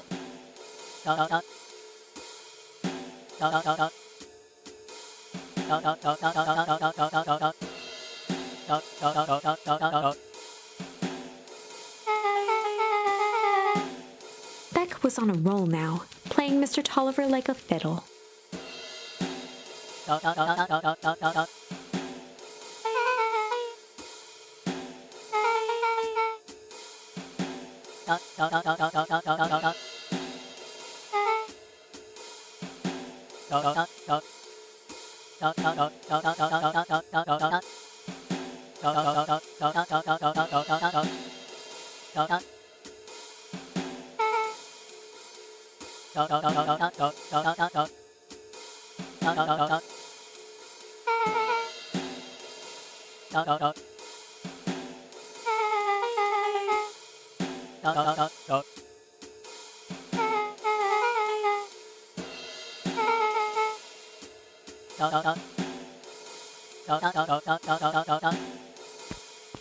Heading for the stairs, Mr. Tolliver hesitated and turned to Beck with a puzzled look.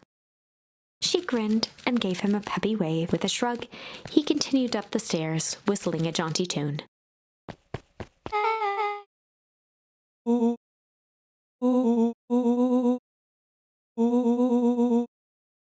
Beck blinked slowly in disappointment.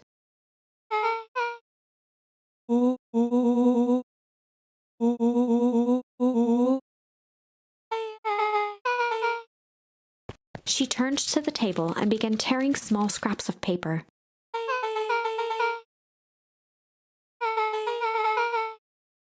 Beck marked each scrap of paper and leaned back.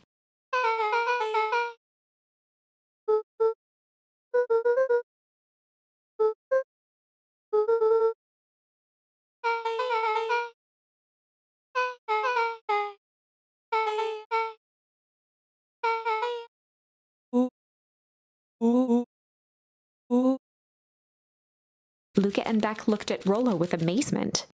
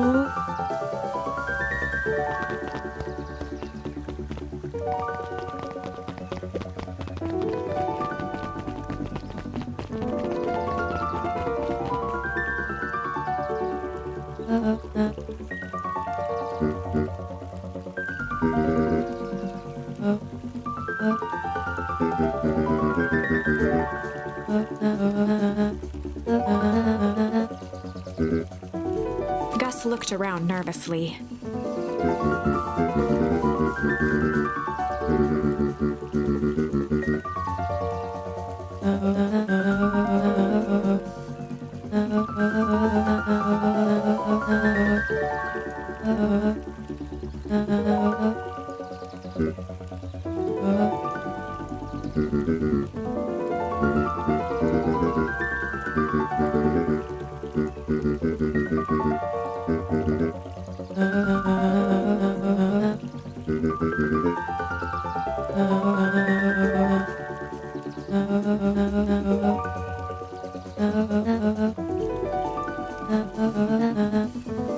Eris's cry hung in the air.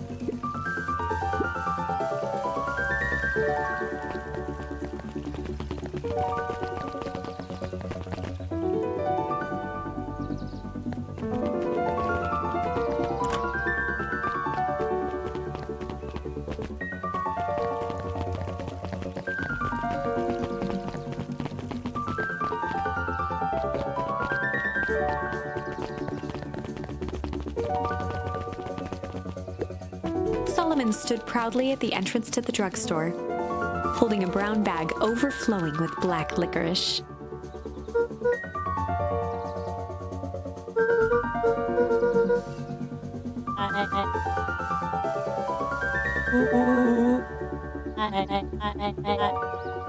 Solomon shoveled a surprising amount of licorice into his mouth.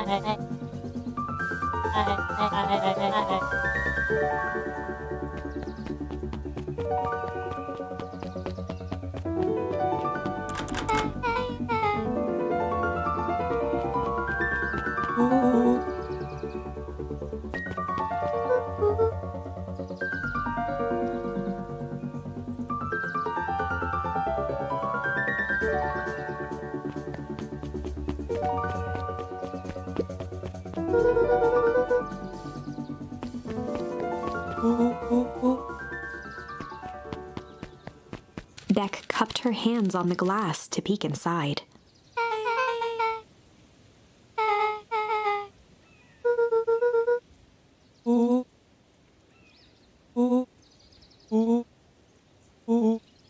Beck flung open the door, and they all squeezed in.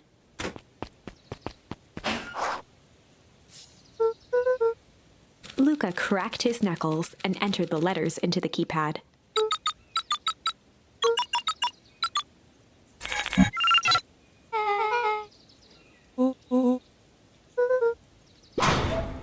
The inside of the phone booth dropped loose from its shell. Without even the space to panic, they closed their eyes, held their breath, and accepted their fate. Suddenly, the chaotic descent slowed to an effortless landing. It was unclear where they ended up, but at least it was solid ground. The air was stagnant and smelled vaguely of chlorine.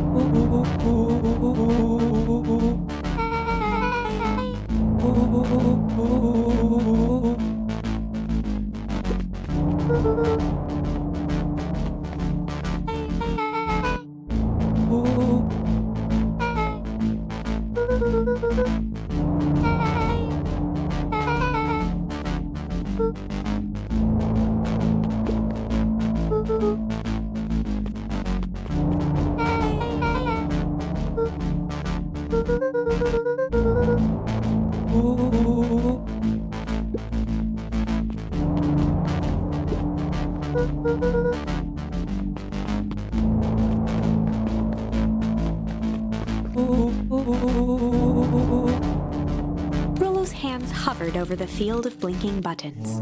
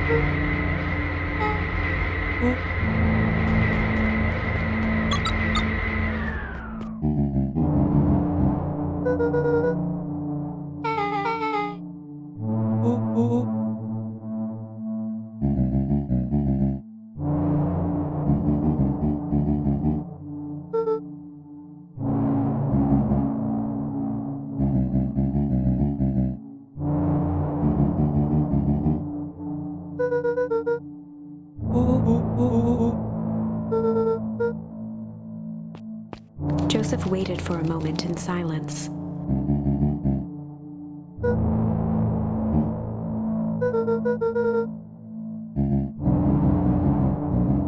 He gestured toward the strange tubes.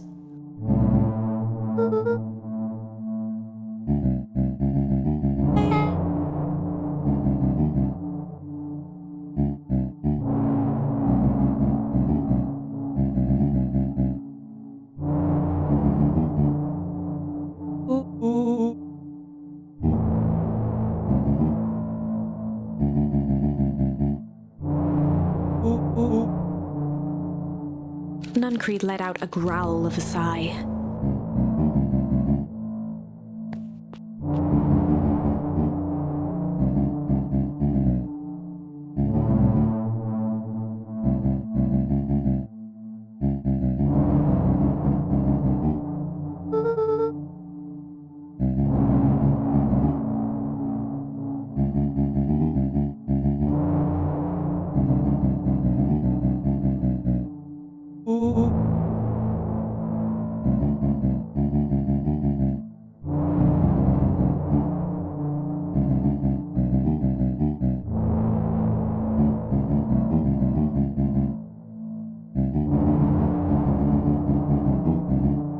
He shook his head wistfully.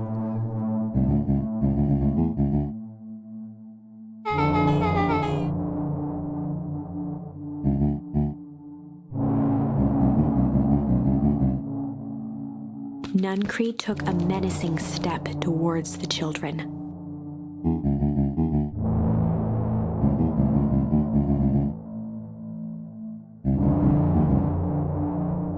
Luca began to laugh.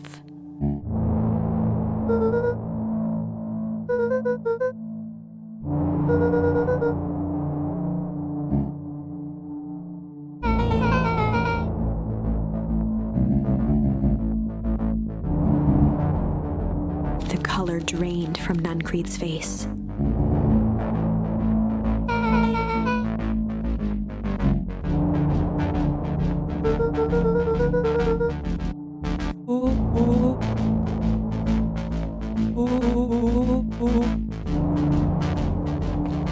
Nuncreed grabbed Luca by the shoulders. His eyes were frantic.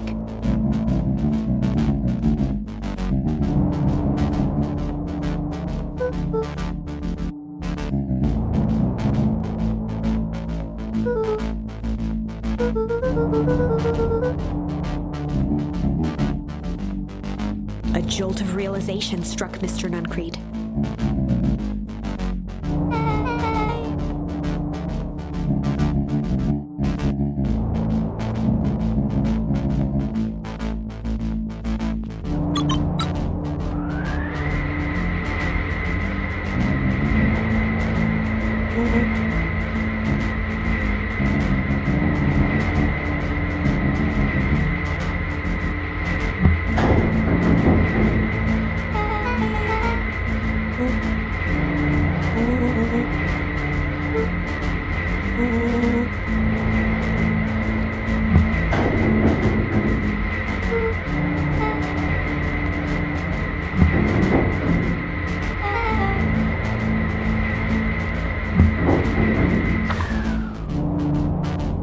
Chapter 8.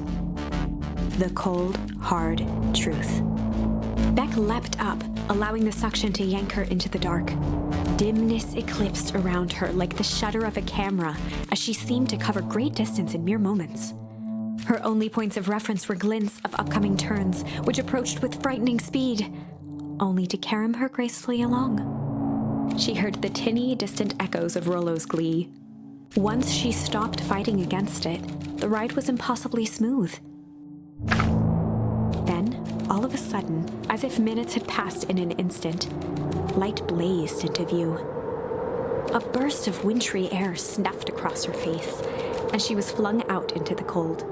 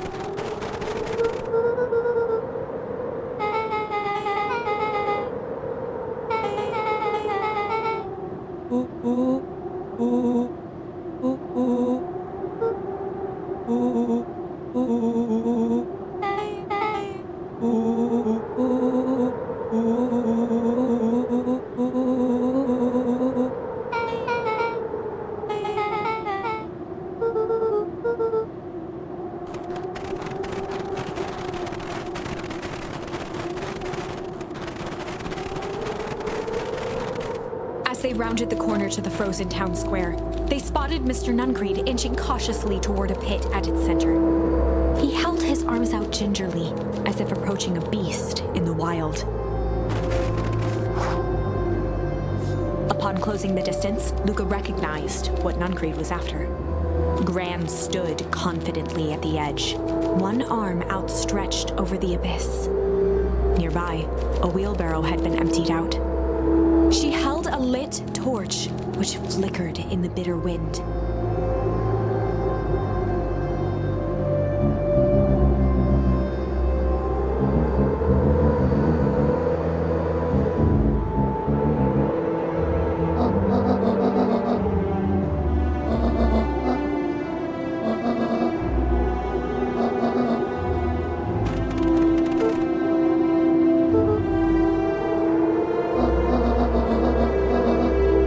Mr. Nuncreed turned back toward the kids, desperation in his eyes.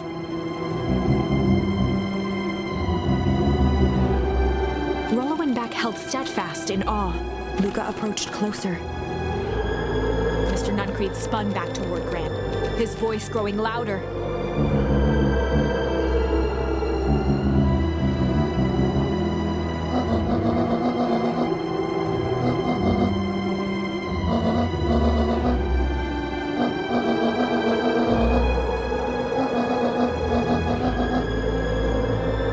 Mr. Nuncreed winced with anguish. His voice hardened. They both now yelled, not to each other, but at fate itself, making their peace with long-held burdens. The wind howled with encouragement.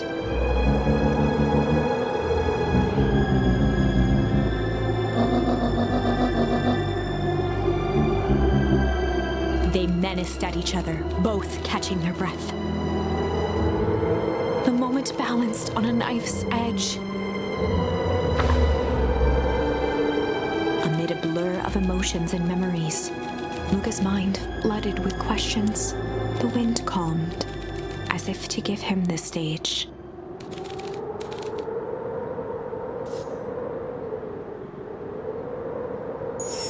And in the stillness, he began to weep. It was all just too much. Falling to his knees, Luca whimpered softly. The tears crystallized as they hit the snow. Gran stared at Luca for a moment with warm sympathy, remembering why this was all necessary.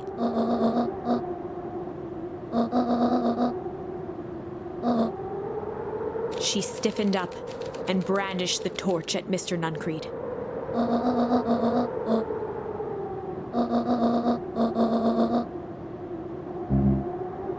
Ignoring his final plea, Gran flung the torch into the deep darkness.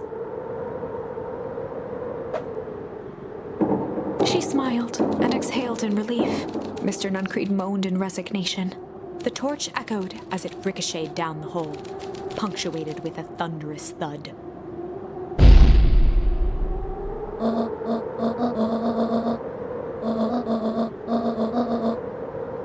Before Gran could finish, the ground shook her to silence.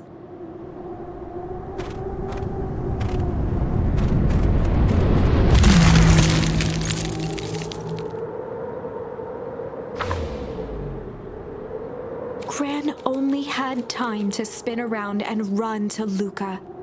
Her attempt to shield him, an honorable but trifling act. Unflinching love, pitted against an unthinking horror. There was no contest. Her warm embrace froze in an instant. That is where they remain, fixed in place, forever. And so, our story ends on this melancholy scene. In a town brought low by its secrets, sits the frozen statues of a misguided band of meddlers. The end. Well, that was dire. On the bright side, we finally figured out where all the ice is coming from. Now, we just need to find a way to deal with a mystic, unfathomable force of nature.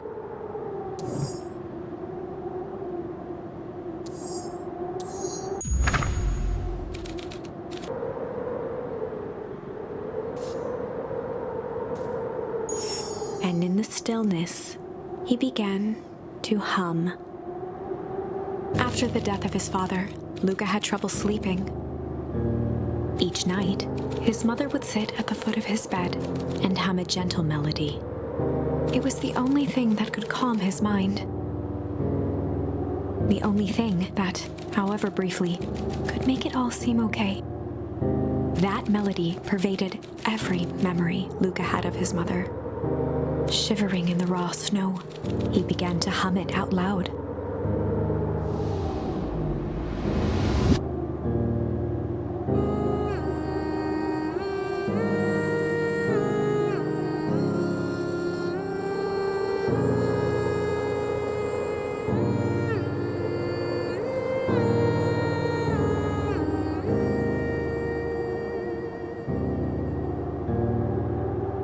Gran lowered the torch, listening closely.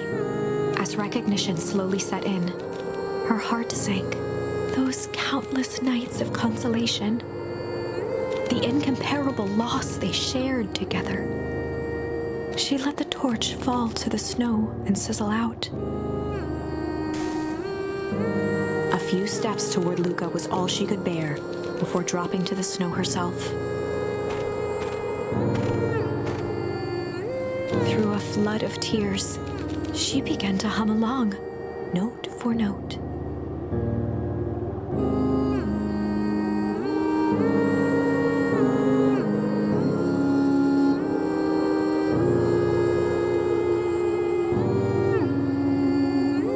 Luca lifted his head in astonishment.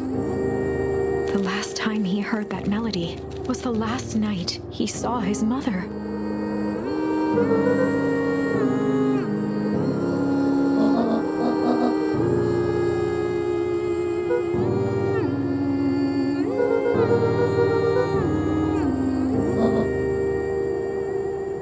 Luca blinked through blurry, watery eyes, trying to see more clearly.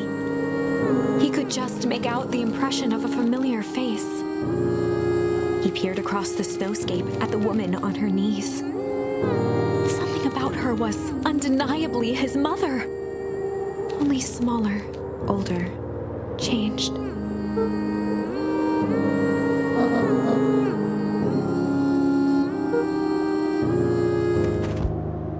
Luca sprinted as fast as he could toward his mother. They held each other close, and the cold retreated from their bodies.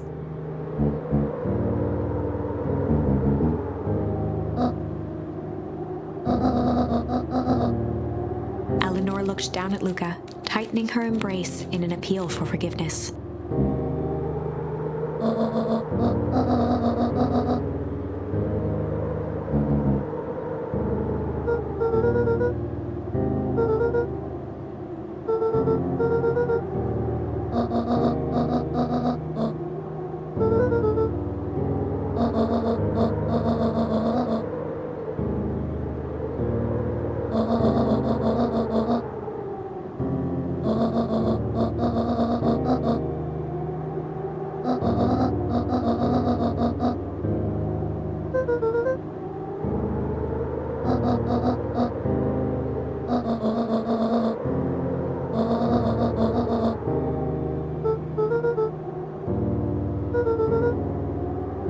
Joseph slumped into the cold, wet snow.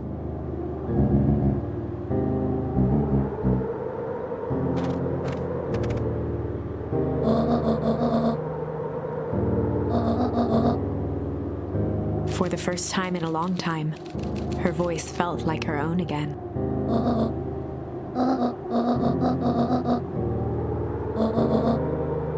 Luca gazed down at Nuncreed with pity. He looked small. Joseph stared into the snow, as if searching it for answers.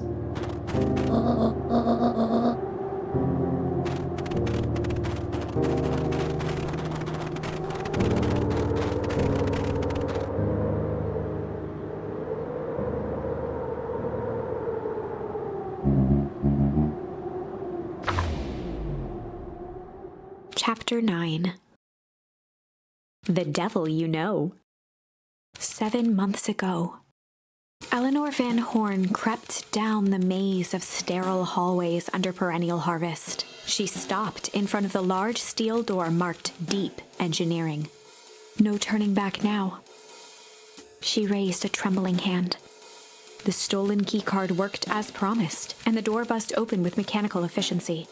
She was immediately hit with the smell of disinfectant. It was some sort of laboratory. In one corner was a desk covered in papers. Across the room stood a tall metal pod with hoses protruding from its base. She rushed to the desk and began shifting through the piles of papers. They were experiment reports on something called Tempus Liquamen. There were dozens of them, every one stamped failed. Eleanor heard the sharp echo of footsteps approaching. She was out of time. Her eyes scanned the room, eventually landing on the strange pod. Muttering a curse under her breath, she dashed over and dove inside.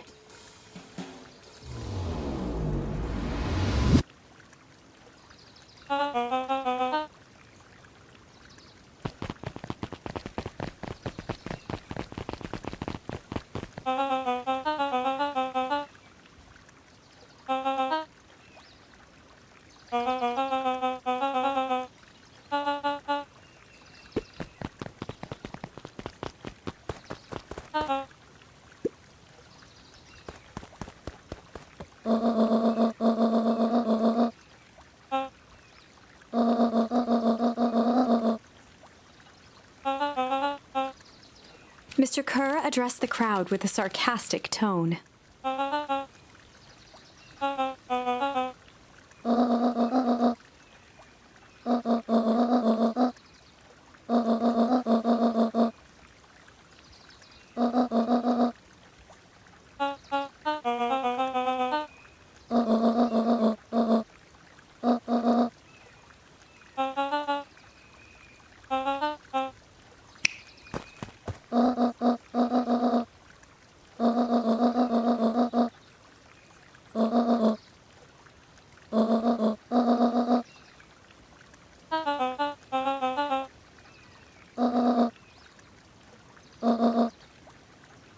Whispers filtered through the crowd.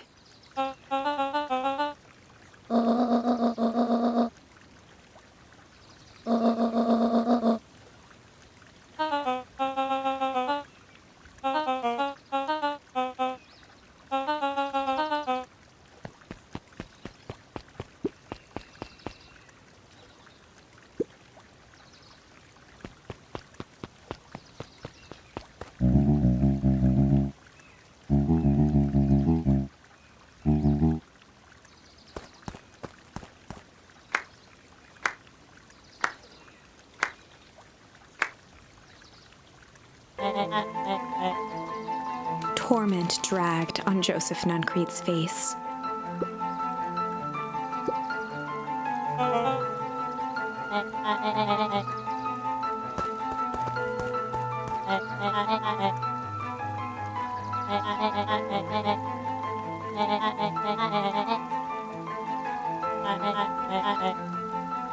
He paused for a moment, plucking a piece of fuzz from his sweater and discarding it to the ground.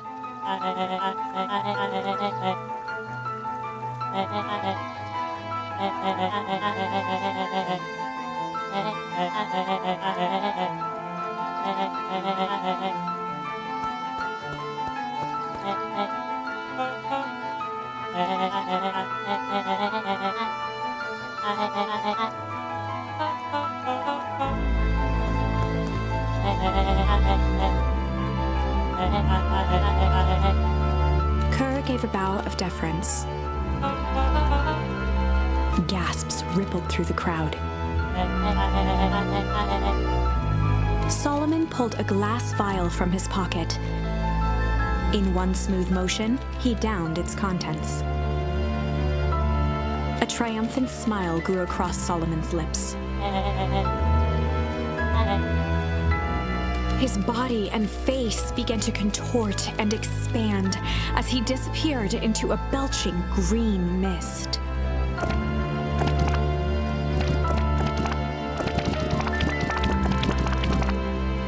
A hushed horror gripped the crowd. is a story about change.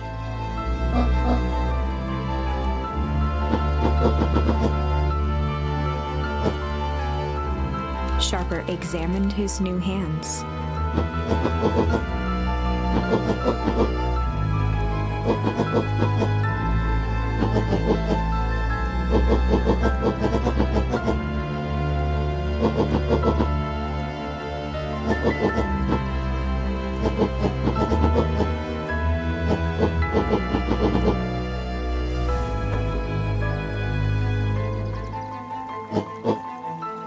Sharper choked out a crude squawk of a laugh. Frustrated grumbles sprinkled through the crowd.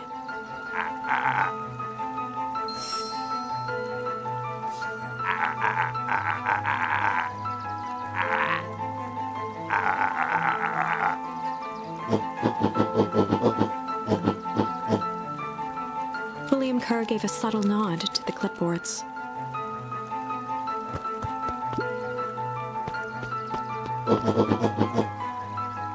A helpless quiet settled over the crowd.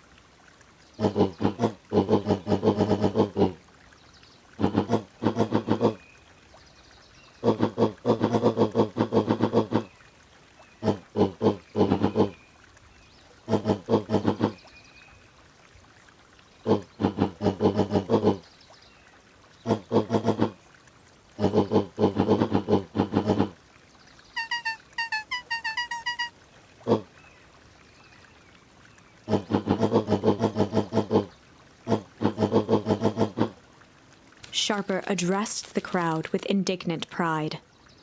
He'd planned this moment for so long that now, at the deed's fruition, it almost felt frivolous.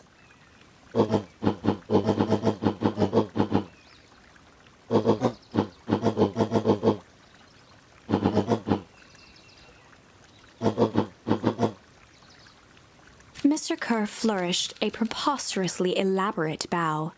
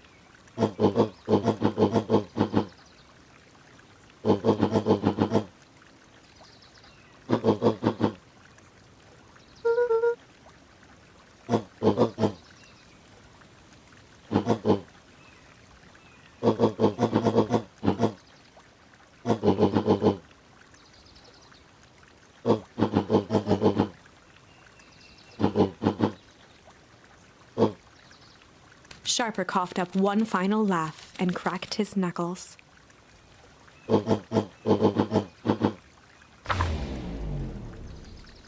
And so, Sharper set about remaking the town in his own image.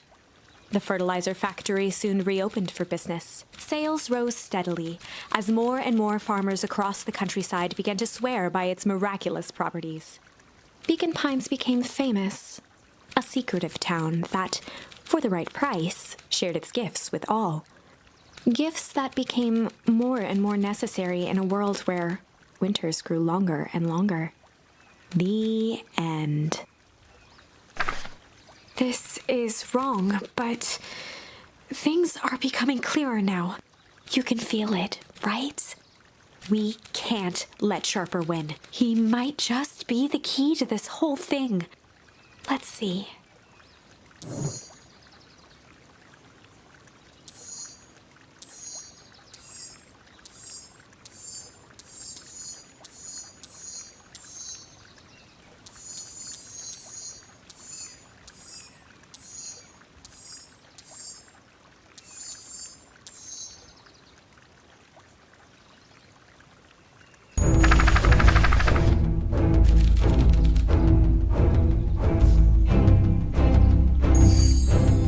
Malice lurking behind those eyes, like a trap ready to spring.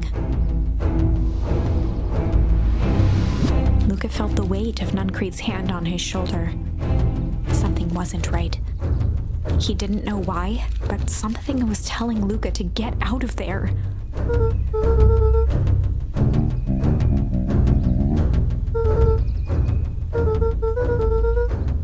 Luca twisted free of Nuncreed's grasp.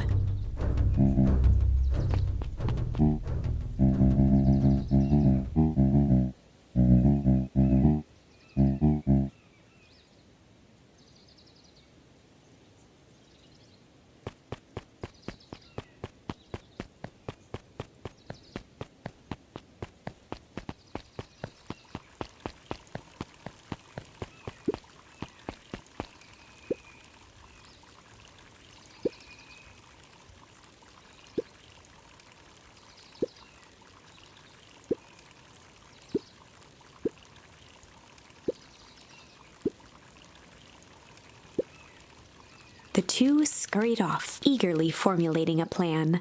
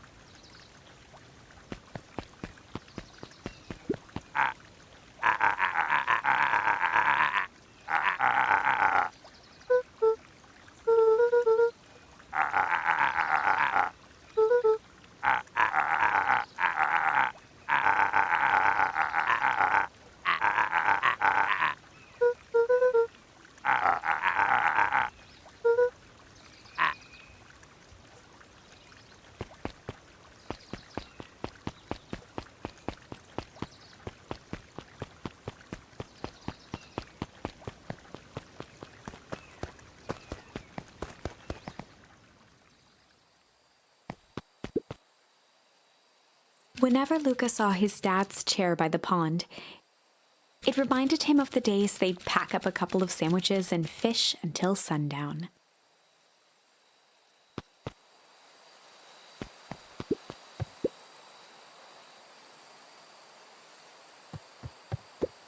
Luca opened the tackle box and picked the perfect bait. Luca gently baited a feather onto the hook, good for skimming the surface.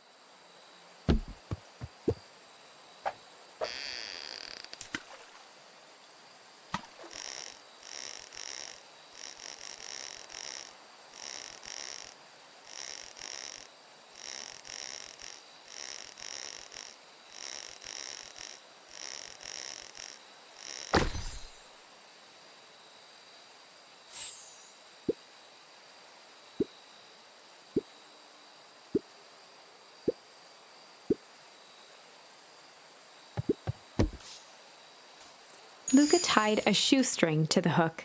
What fish could resist a nice shoestring?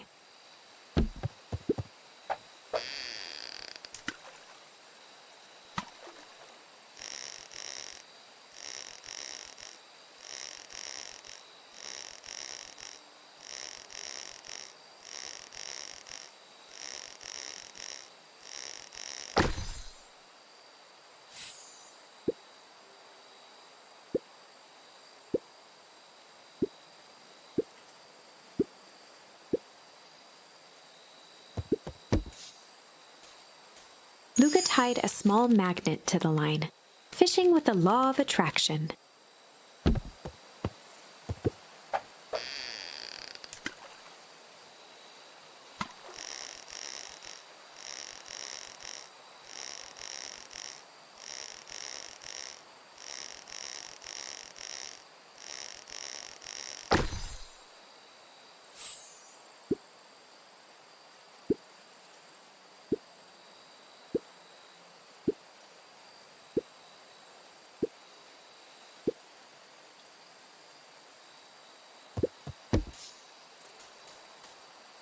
Luca stuck a toy stretchy hand onto the hook. Those things always get dirty anyway.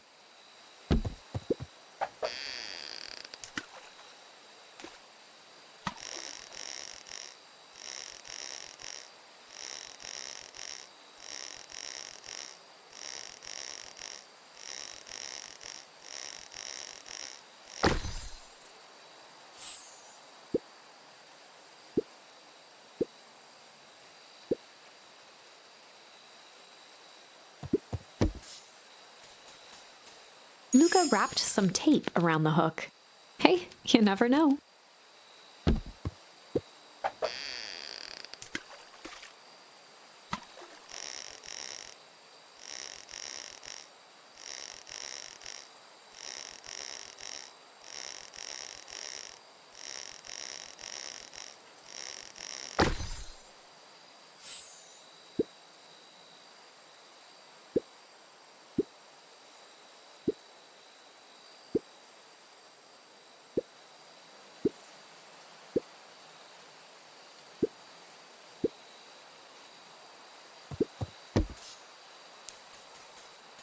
Luca placed a sinker on the line. Sometimes the best stuff is at the bottom of the pond.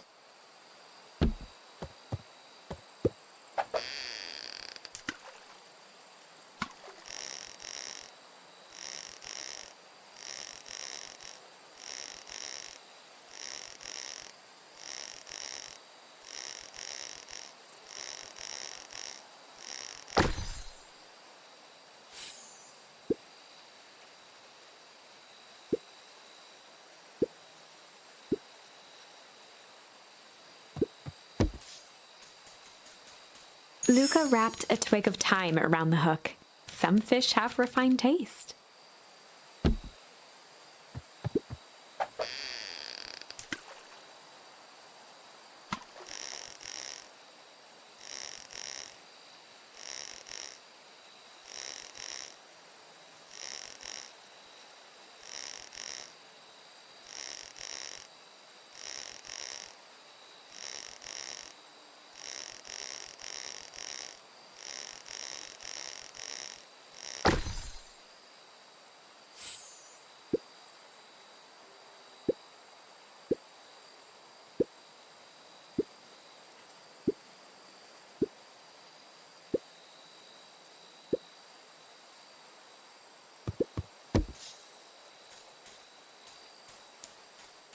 Luca tied a bent nail onto the line. If all you have is a hammer...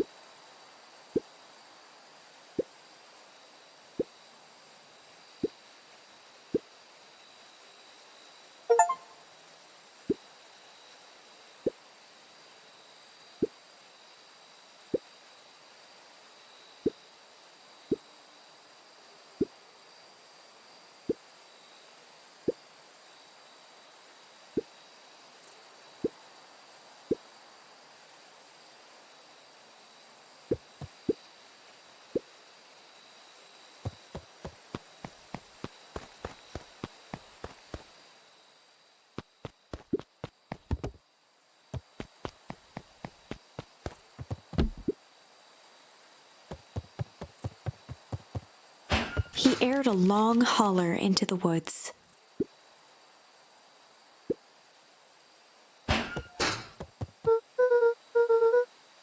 Luca felt his eyes getting heavy and plopped into the beanbag. He conceded to its lumpy embrace.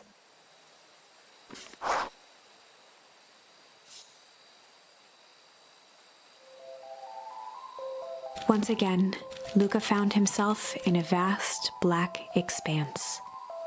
This time, he knew exactly where to go. He took a single confident step forward. The world flickered and pulsed.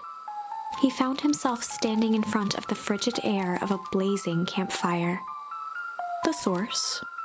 He plopped down cross-legged and gazed into the cold flame, waiting. Soon enough, the fire began to die out, popping sporadically, until all that was left was a single ember. Luca stood up and dusted himself off. He plucked the glowing ember from the cold ash, examined it, and slid it into his pocket. A keepsake.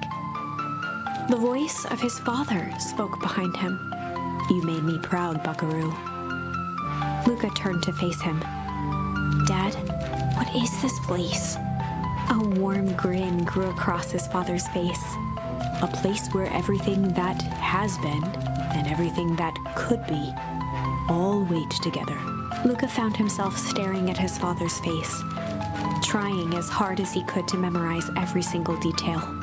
Wait? For what? Another voice spoke out as Luca's doppelganger stepped forward. "That's up to you." Without knowing why, Luca began to weep. Is any of this real? Are you real?" Luca's father bent down to smudge away a tear. "Of course. I'm as real as the part of you that misses me." Luca turned to look at the older version of himself. "And you?" The doppelganger choked back tears. "I'm as real as the part of you that's angry he's gone. Does that make sense?" Through his tears, Luca laughed. "I think so." His father pulled him in for an embrace. "Time to go, Buckaroo." Luca was startled from his dream by a banging on the floor. A commanding voice rumbled from below. Just as Luca sprang to lock the entry hatch, the door knocked open. Chapter 5. Dangers Big and Small. Luca stumbled back. He heard the rope ladder creak under significant weight. Keeping his eyes fixed on the hatch, he inched backward to the balcony. As his hand grasped the door handle, Luca froze. A large figure clumsily wriggled up through the hole.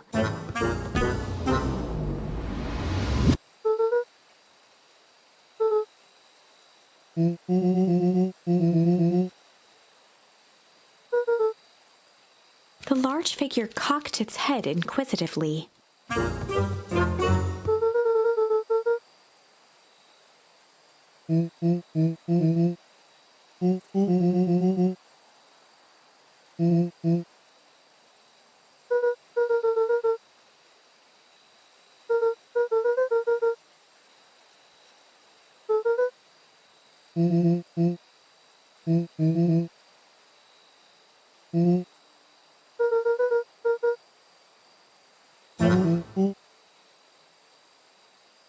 Luca's jaw dropped. He peered more closely at the man standing in front of him. Something about him was undeniably Rollo, only bigger, older, changed.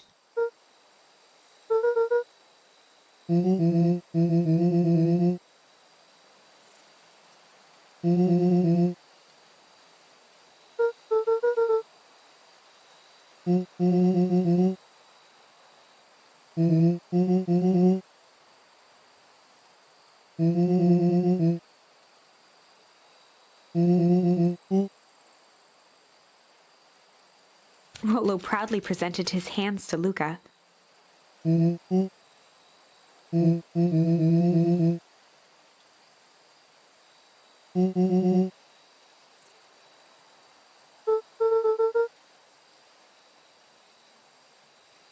Luca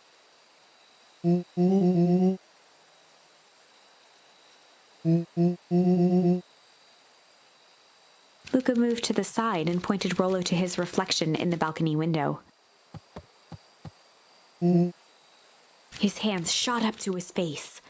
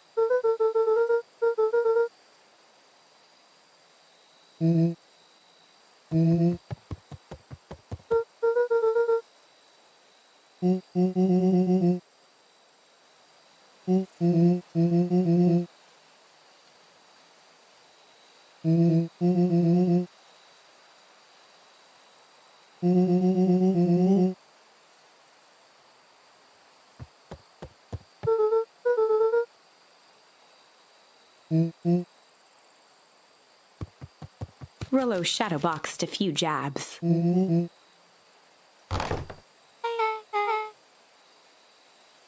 With a yelp, Rollo dove behind Luca.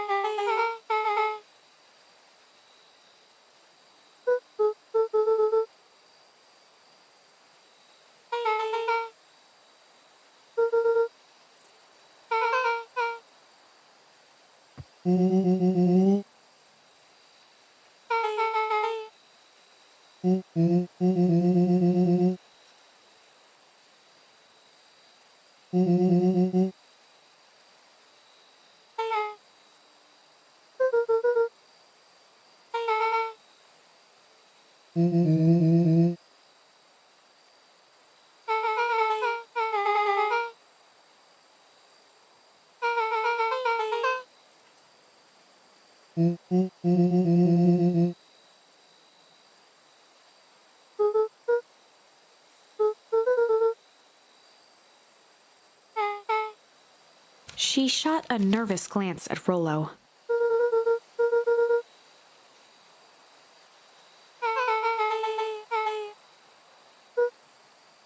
Beck's eyes narrowed.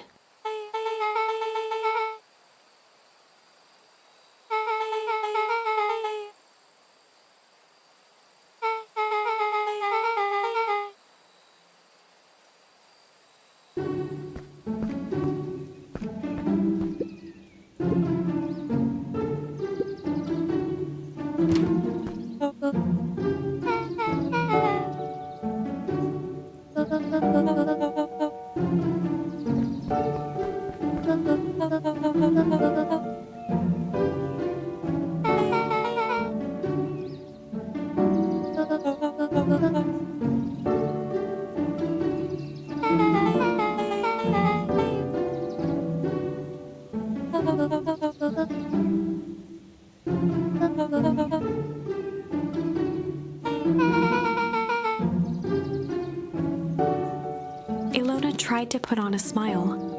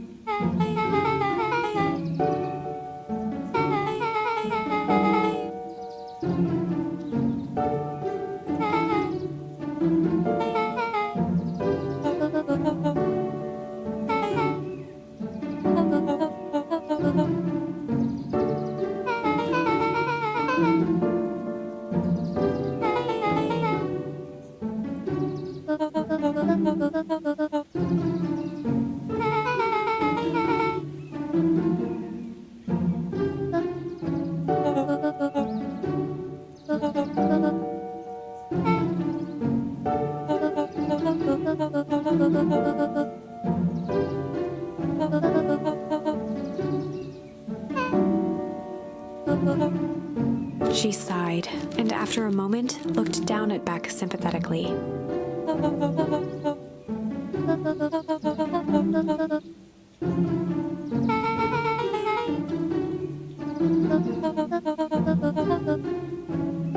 She flashed a sly grin and tousled Beck's hair.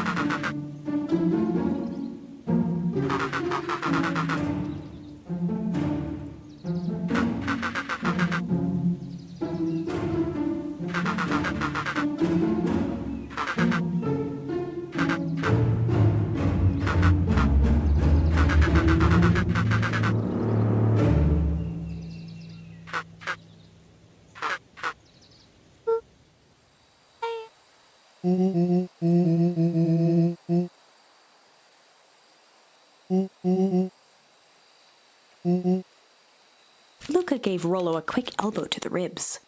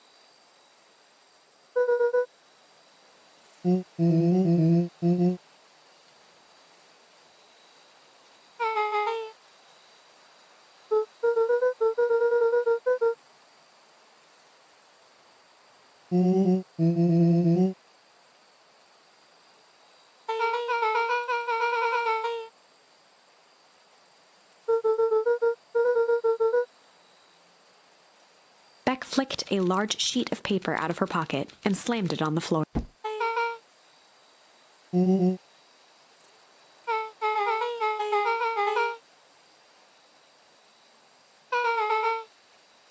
Rollo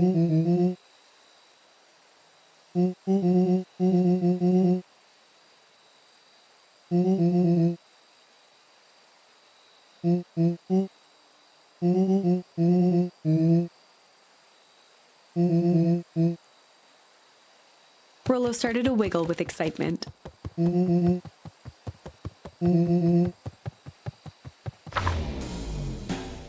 Chapter 6.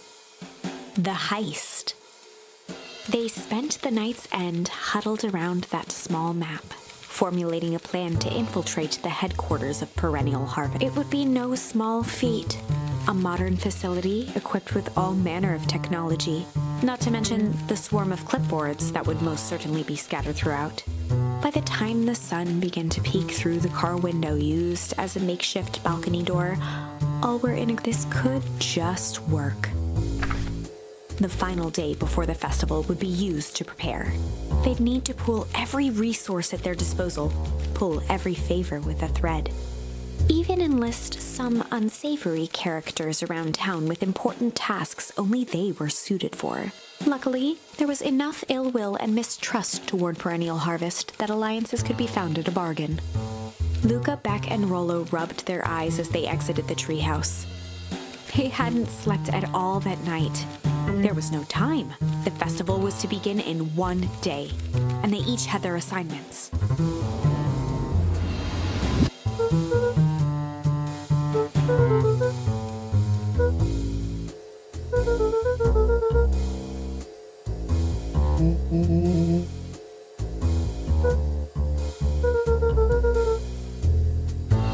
He waved vaguely at Rollo's sizable figure.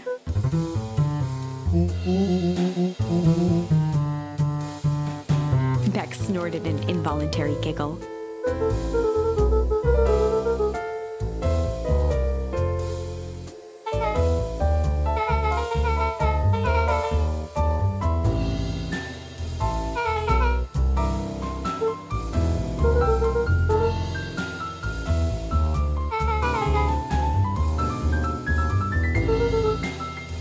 They each looked at each other with sleepy confidence and nodded.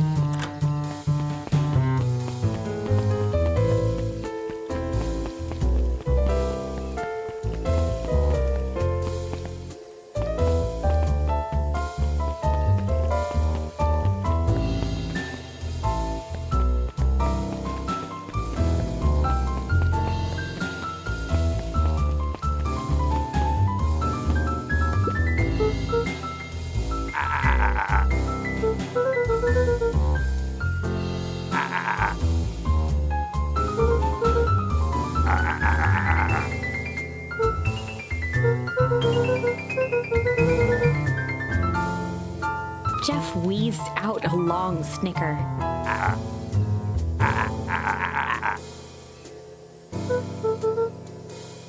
The joy in Jeff's face drained instantly.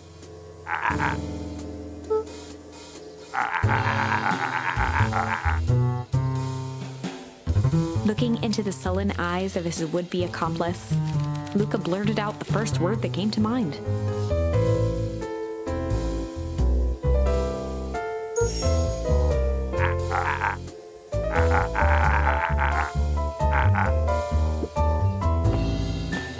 Luca wasn't ready to give up so easily.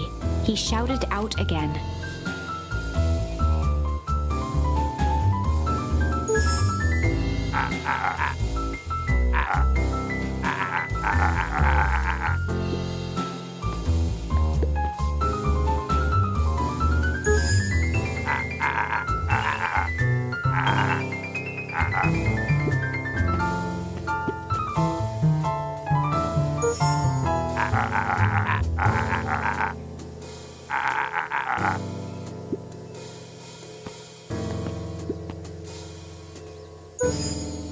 Jeff's brow perked up.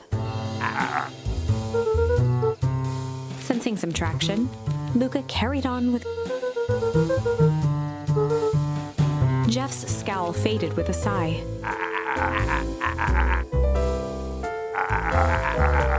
One good stomp of the foot was all Jeff needed to drive his point.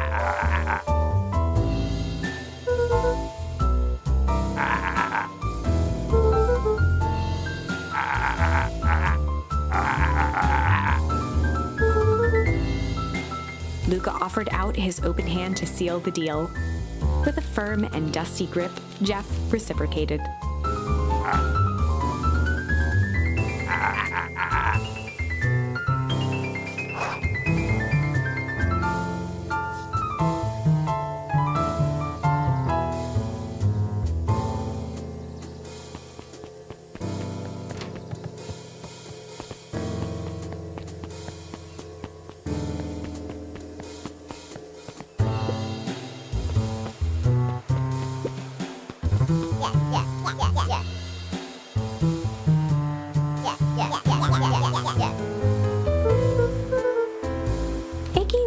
An eyebrow suspiciously.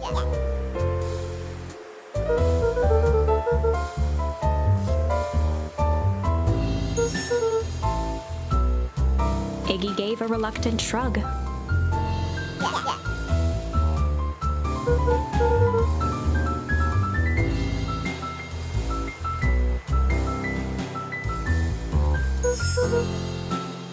Iggy considered the point.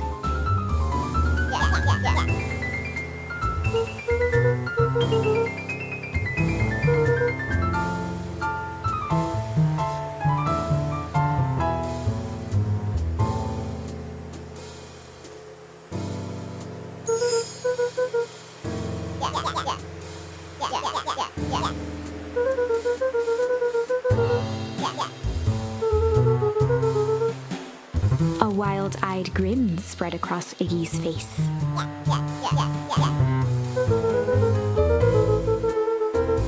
Iggy glanced over to Tish, who nodded in agreement. With a quick nod, Luca was off.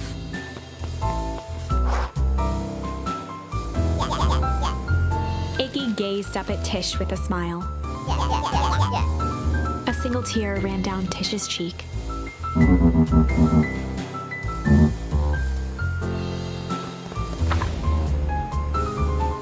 Chapter 7. Into the Hive. A good heist requires preparation, and thorough preparation takes time, something they had precious little of. So far, everything was in order. Jeff, Iggy, and Tish all agreed to do their part. Beck radioed Luca that night with a simple and covert message. "We're locked and loaded on my end." And Rollo, after a lengthy confession, managed to persuade Roxy and Fitz to help. He stowed away in mission control for the night to avoid attracting attention. Rollo, being uniquely suited for the role, would be the first to breach perennial harvest. The outfit provided by Jeff wasn't perfect, but a convincing disguise is 10% wardrobe, 90% confidence. Rollo took a few vigorous breaths and shook out his arms.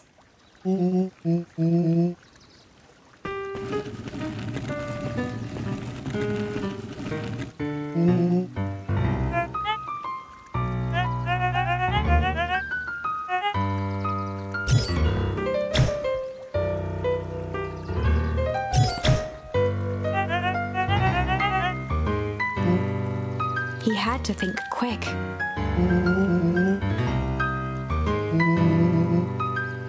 Rollo sighed, adjusting his tool belt.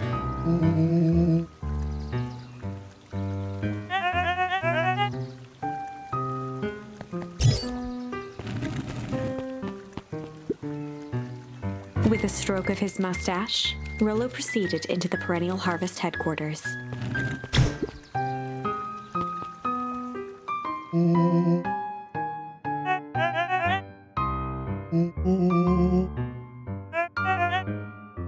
He stammered and flipped through the pages of his clipboard.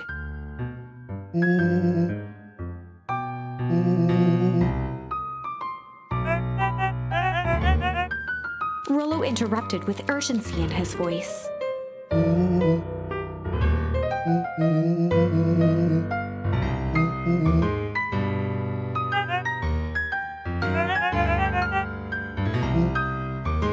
Rollo panicked.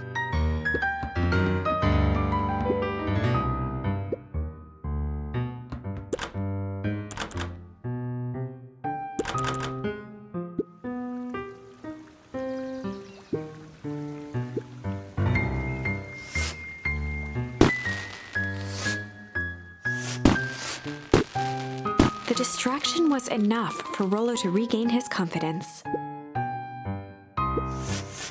The clipboard fumbled around in a frenzy.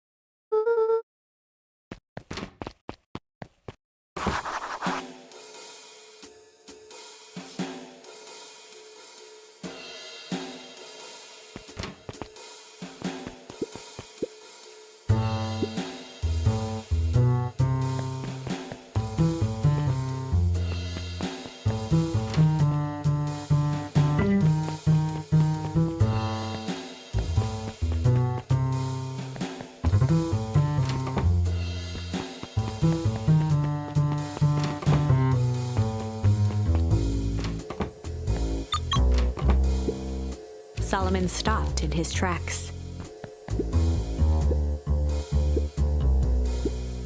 A veneer of confusion flashed across Solomon's face. His words rushed out dramatically.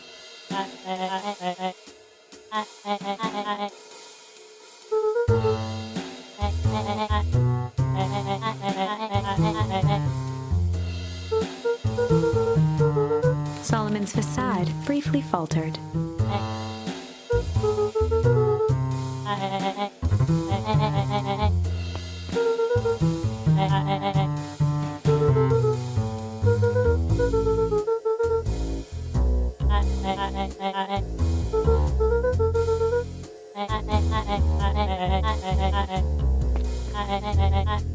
Luca happened to notice a plaque above the door.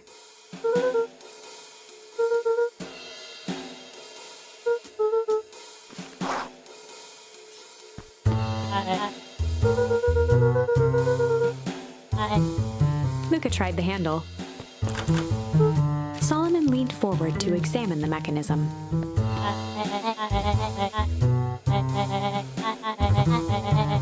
Luca smiled and looked at his watch.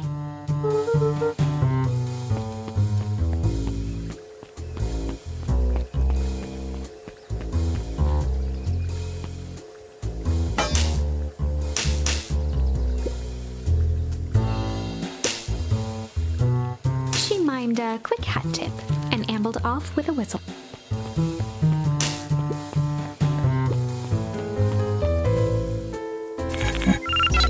The light on the keypad changed from red to green.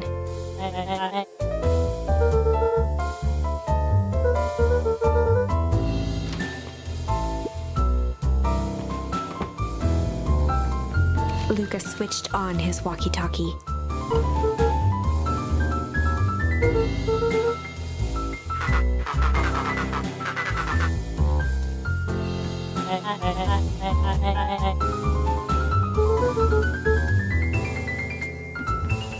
On the computer screen, a green cursor blinked.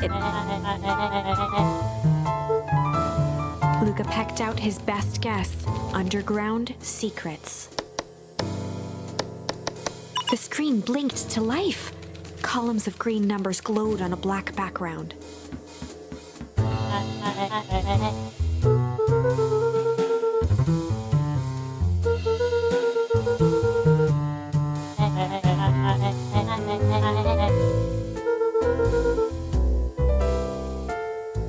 Penguin's jaw clenched into a half smile.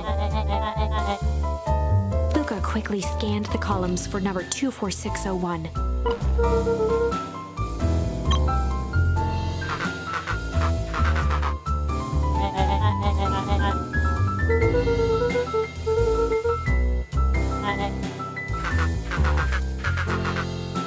Once again, Luca scrutinized the numbers on the screen. In that moment of distraction, Solomon reached forward and pressed a large red button.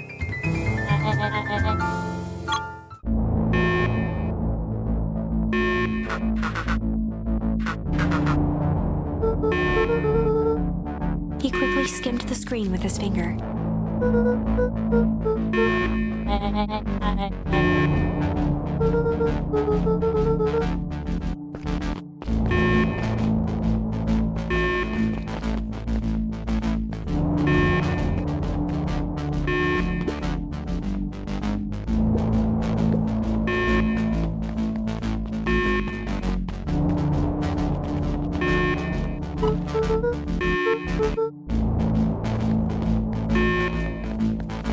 Mr. Kerr approached with a sneer and spoke into his walkie-talkie. With self-satisfaction, he called into the hallway.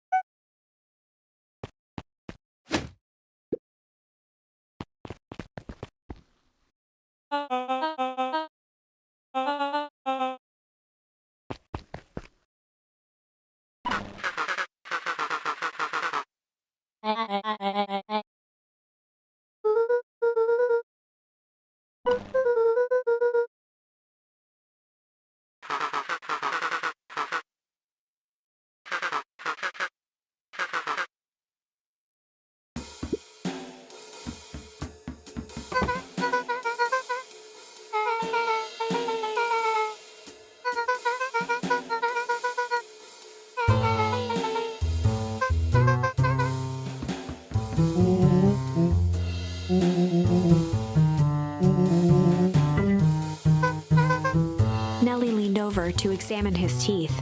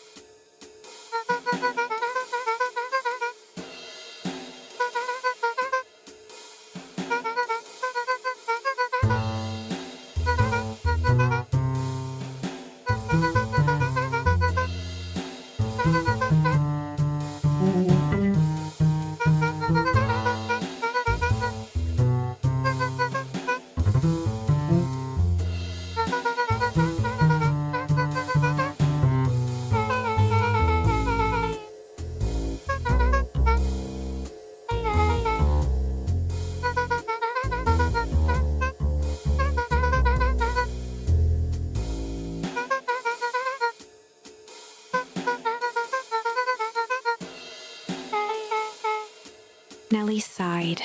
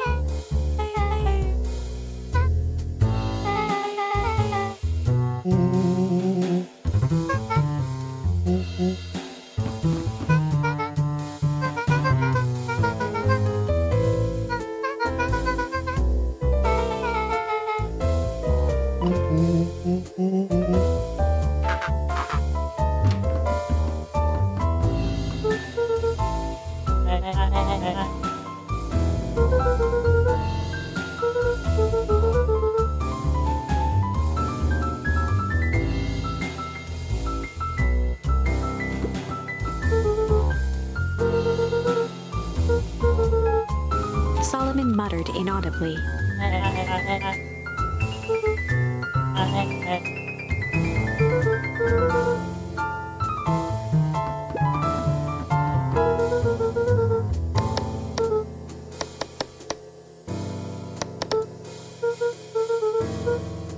Solomon once again muttered under his breath.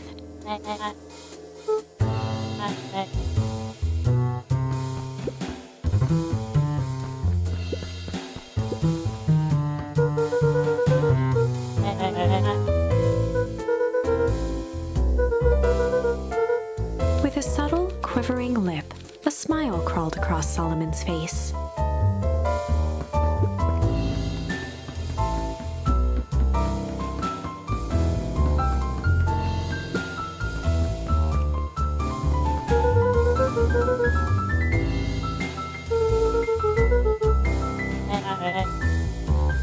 Luca held his hand up to the ashtray.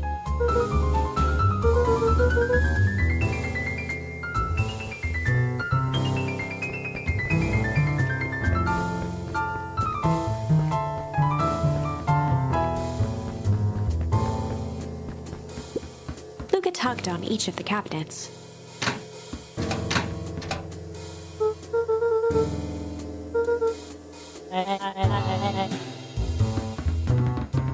They heard the trampling of frantic footsteps from the hallway.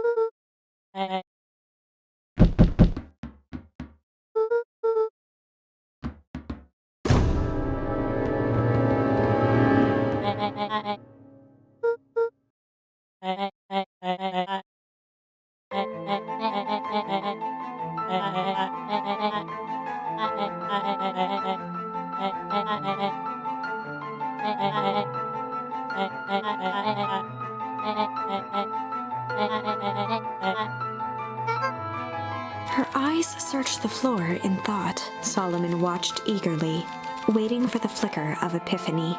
With a sickened look, she peered into his soul.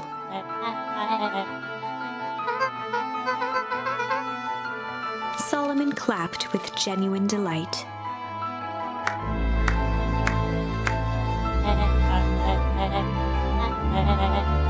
Solomon glanced down, examining his youthful form.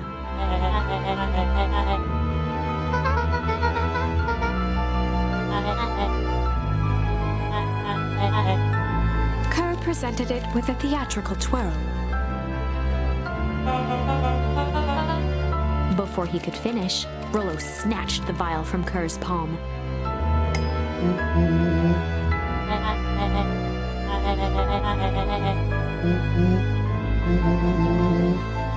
Rollo casually tossed the vial to Luca.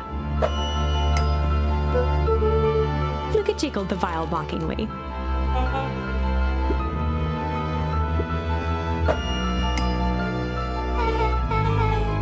She held it tightly behind her back. Solomon sighed, speaking in crisp, measured syllables.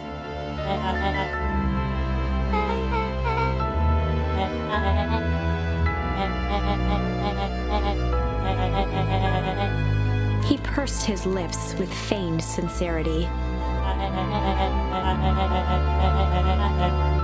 A deep uncertainty washed over Beck.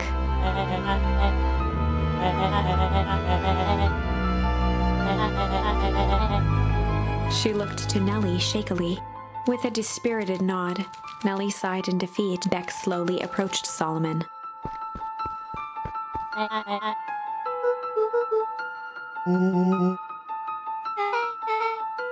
With apprehension, Beck conceded. Solomon pocketed the vial and brushed off his shoulder with a sharp flick.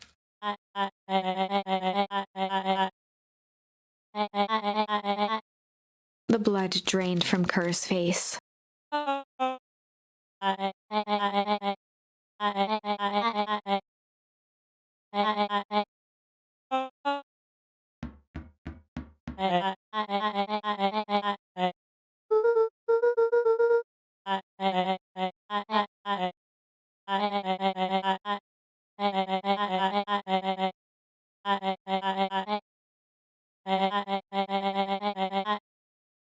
Solomon shook his head with gratification. A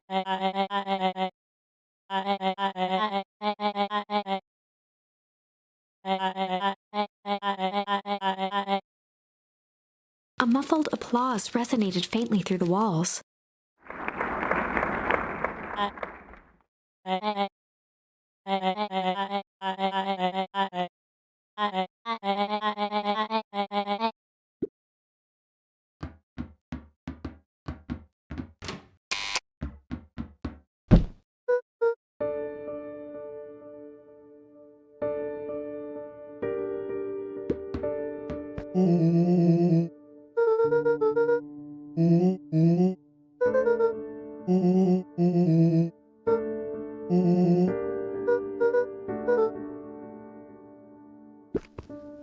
Nellie was staring at the floor, deep in thought.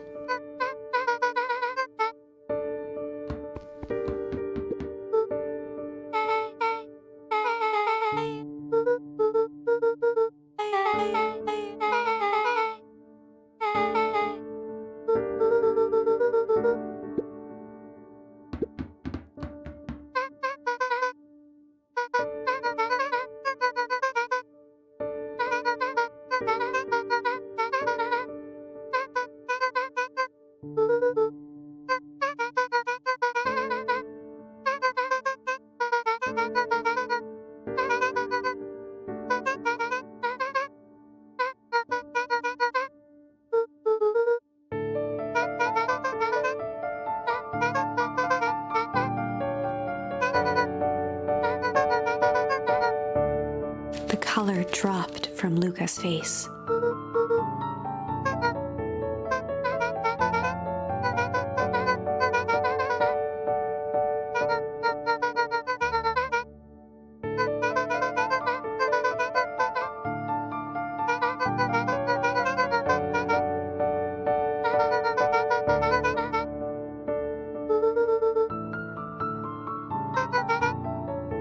Luca was overwhelmed with emotion.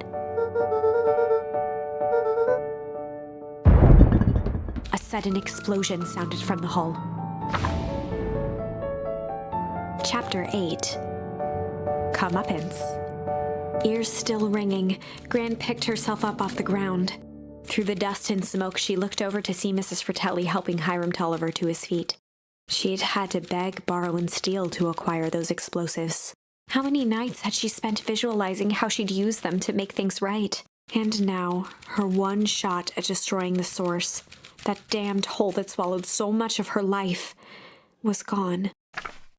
Traded for this jagged hole in a wall and a foolhardy shot at rescuing Rollo. With Fratelli and Tolliver at her side, she stepped through. It was a strange feeling. The last time she'd stalked this maze of hallways, it was in a different body. They quickly rounded a corner to find a group of clipboards guarding a door. Something worth guarding is probably something worth seeing. She leapt forward, brandishing her cane. If her last chance at vengeance for things lost was truly gone, she would just have to fight to keep what she still had.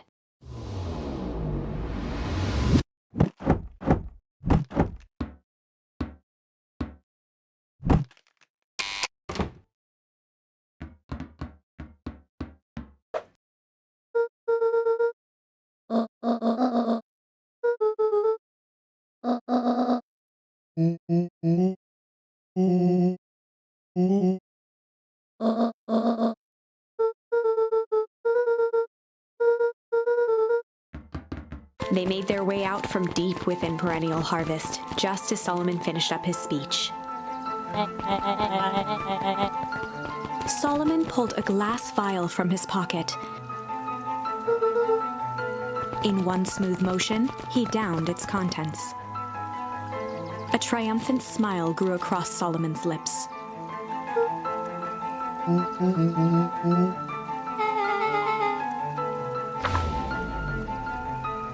With a mischievous look, Beck elbowed Luca.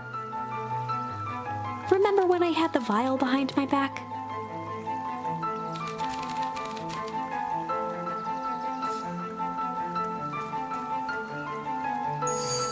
I might have tweaked his wonder potion with a little malice.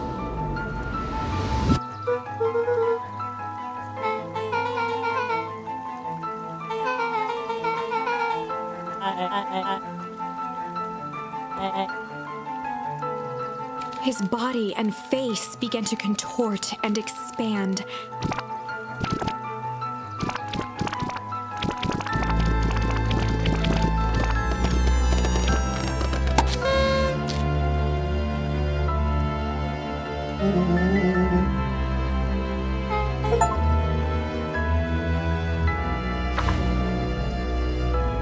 The crowd gazed in stunned silence at the now empty stage. The quiet was broken when William Kerr sprinted off stage and into the distance. He was never seen around Beacon Pines, or anywhere else for that matter, again.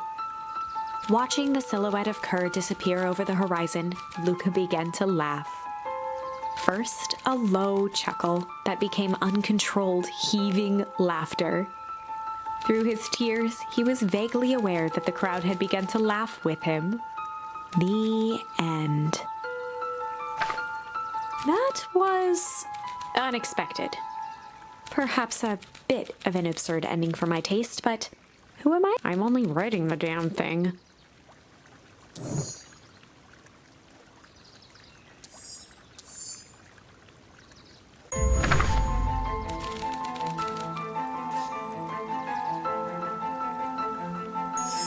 I might have tweaked his wonder potion with a little junk.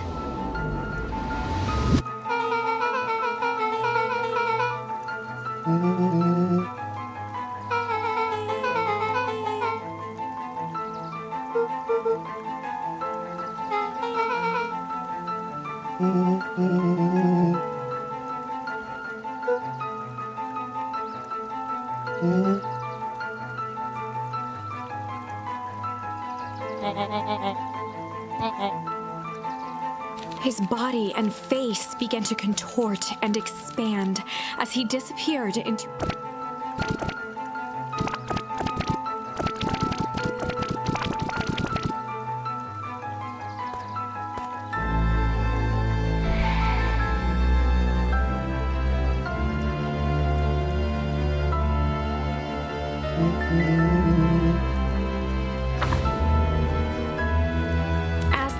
Of what was once Sharper Valentine wafted into the air, the crowd began to disperse, still numb from what they had just observed.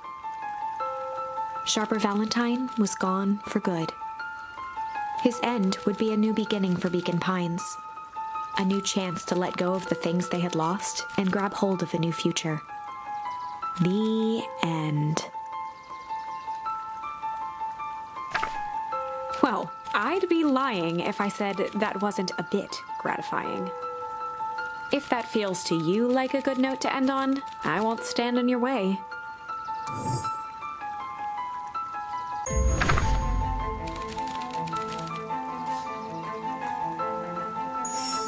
I might have tweaked his wonder potion with a little change.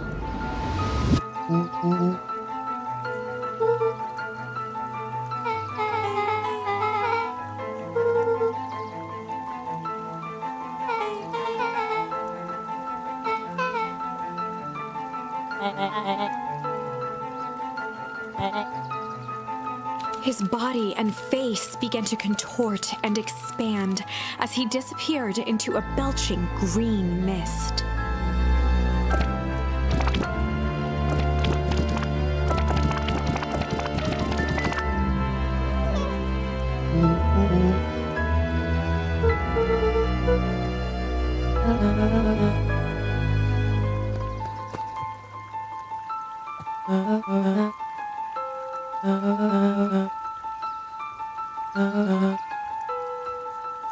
Eris awkwardly cradled the squirming child. She looked to her brother, her voice shaking with uncertainty.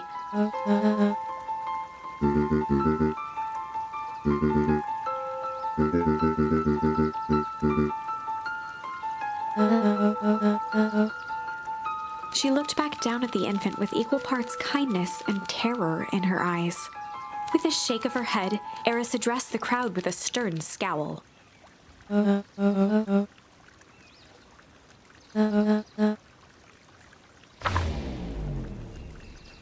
Epilogue.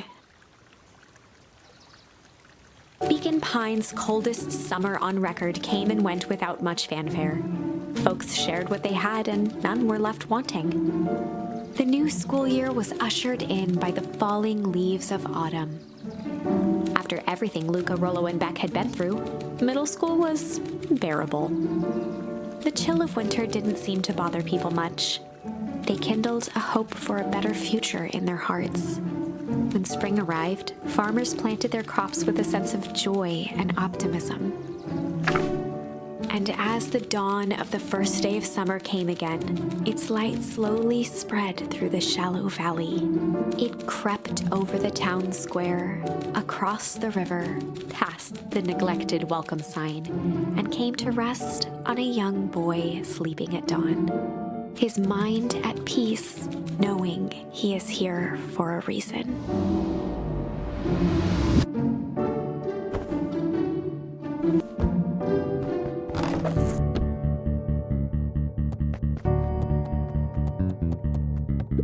Over time, Eleanor began moving Walt's old things out of the closet and into storage.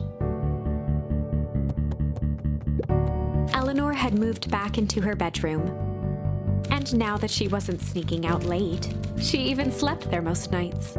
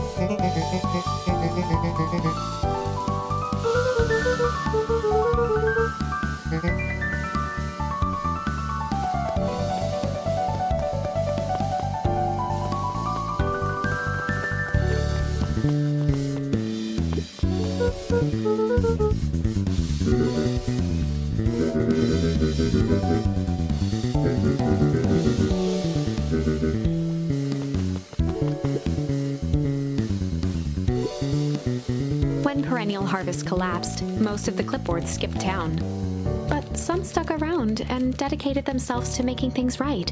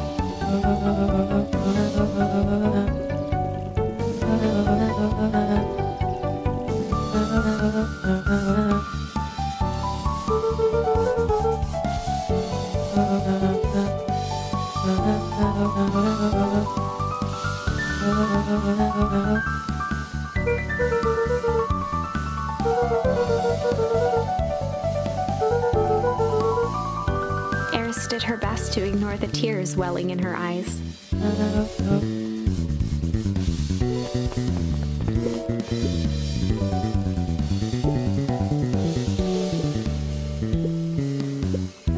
Closing her eyes, Miss Hatch took a deep, relaxing breath.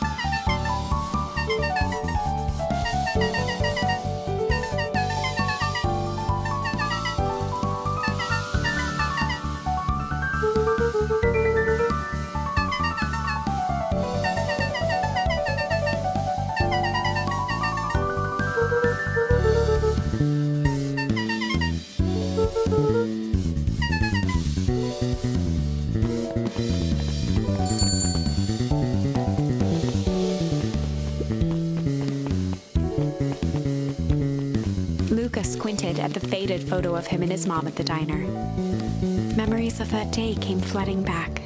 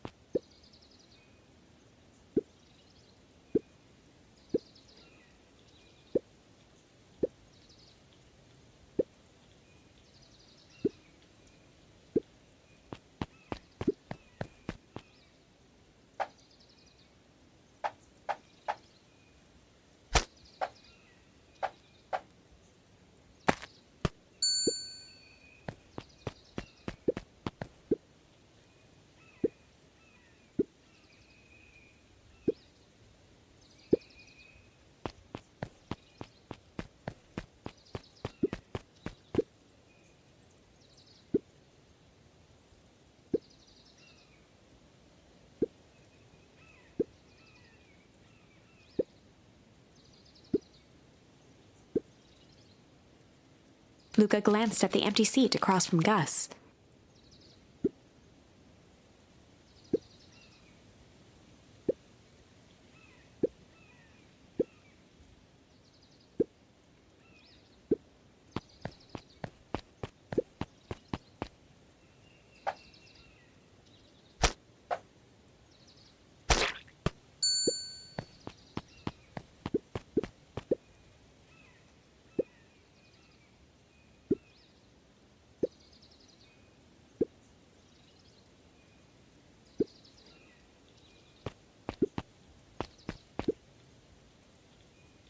Jeff slapped the table and gave Luca a toothy grin.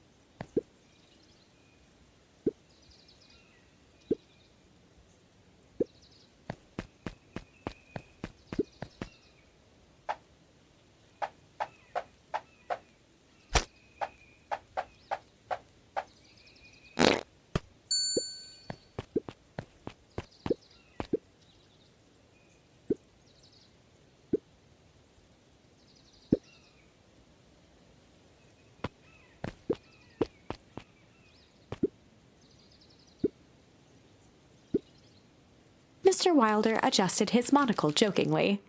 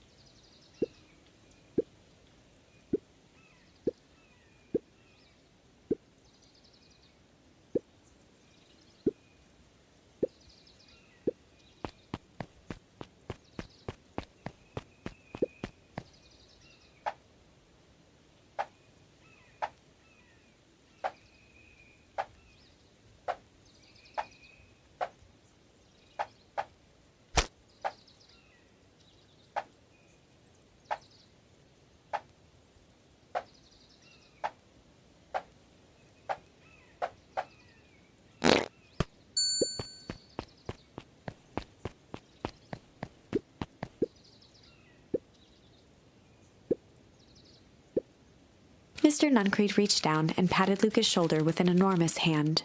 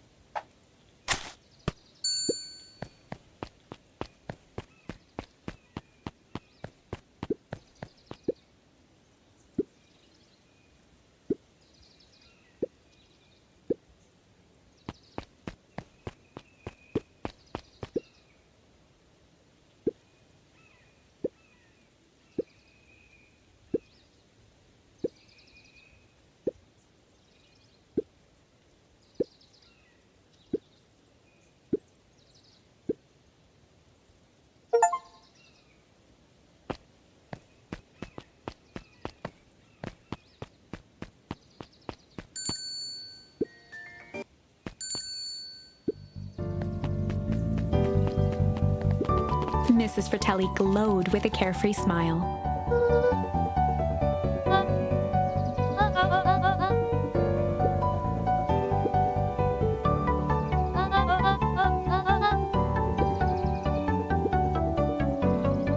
Mrs. Fratelli sighed with a zen-like calm.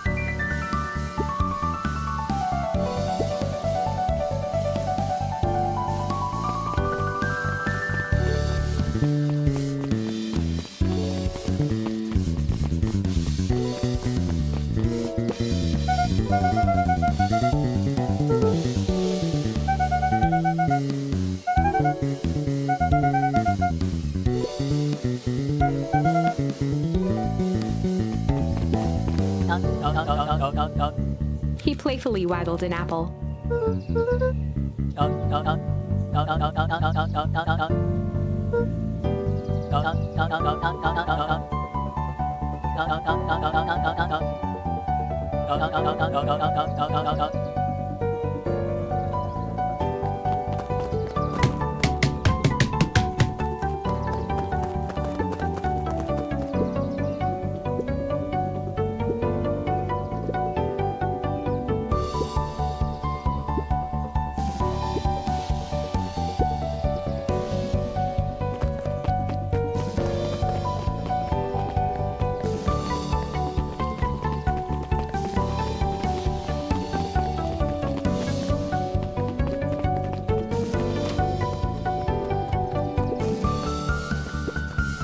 Over the school year, Kato and Bert had become close friends.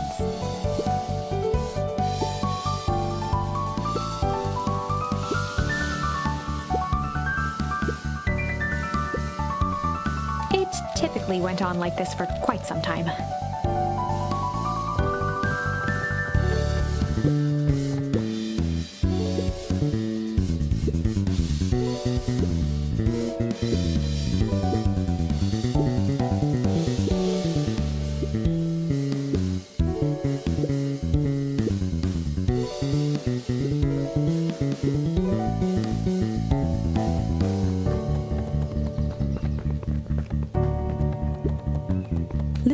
Over Piper's shoulder, laid stealthily inside a large volume of mathematics, was the first issue of Hank Atomic.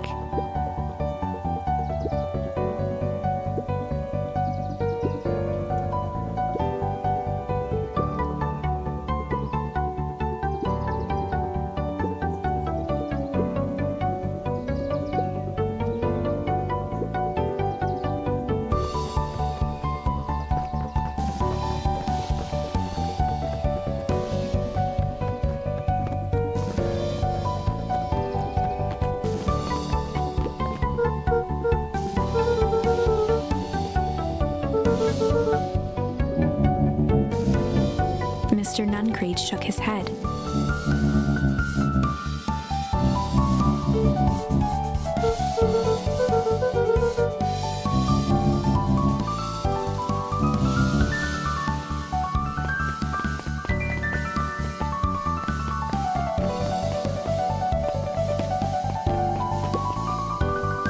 With perennial harvest gone, the transportation tubes were left unused.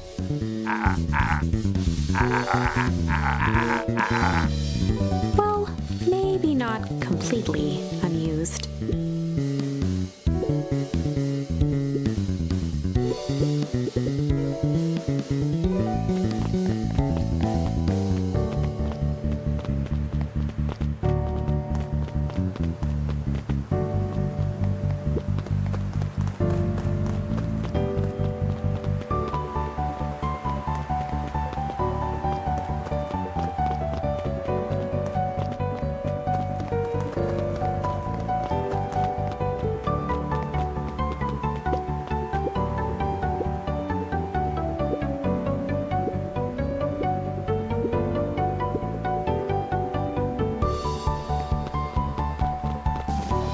Luca peeked up at the beehive. It appeared to be deserted.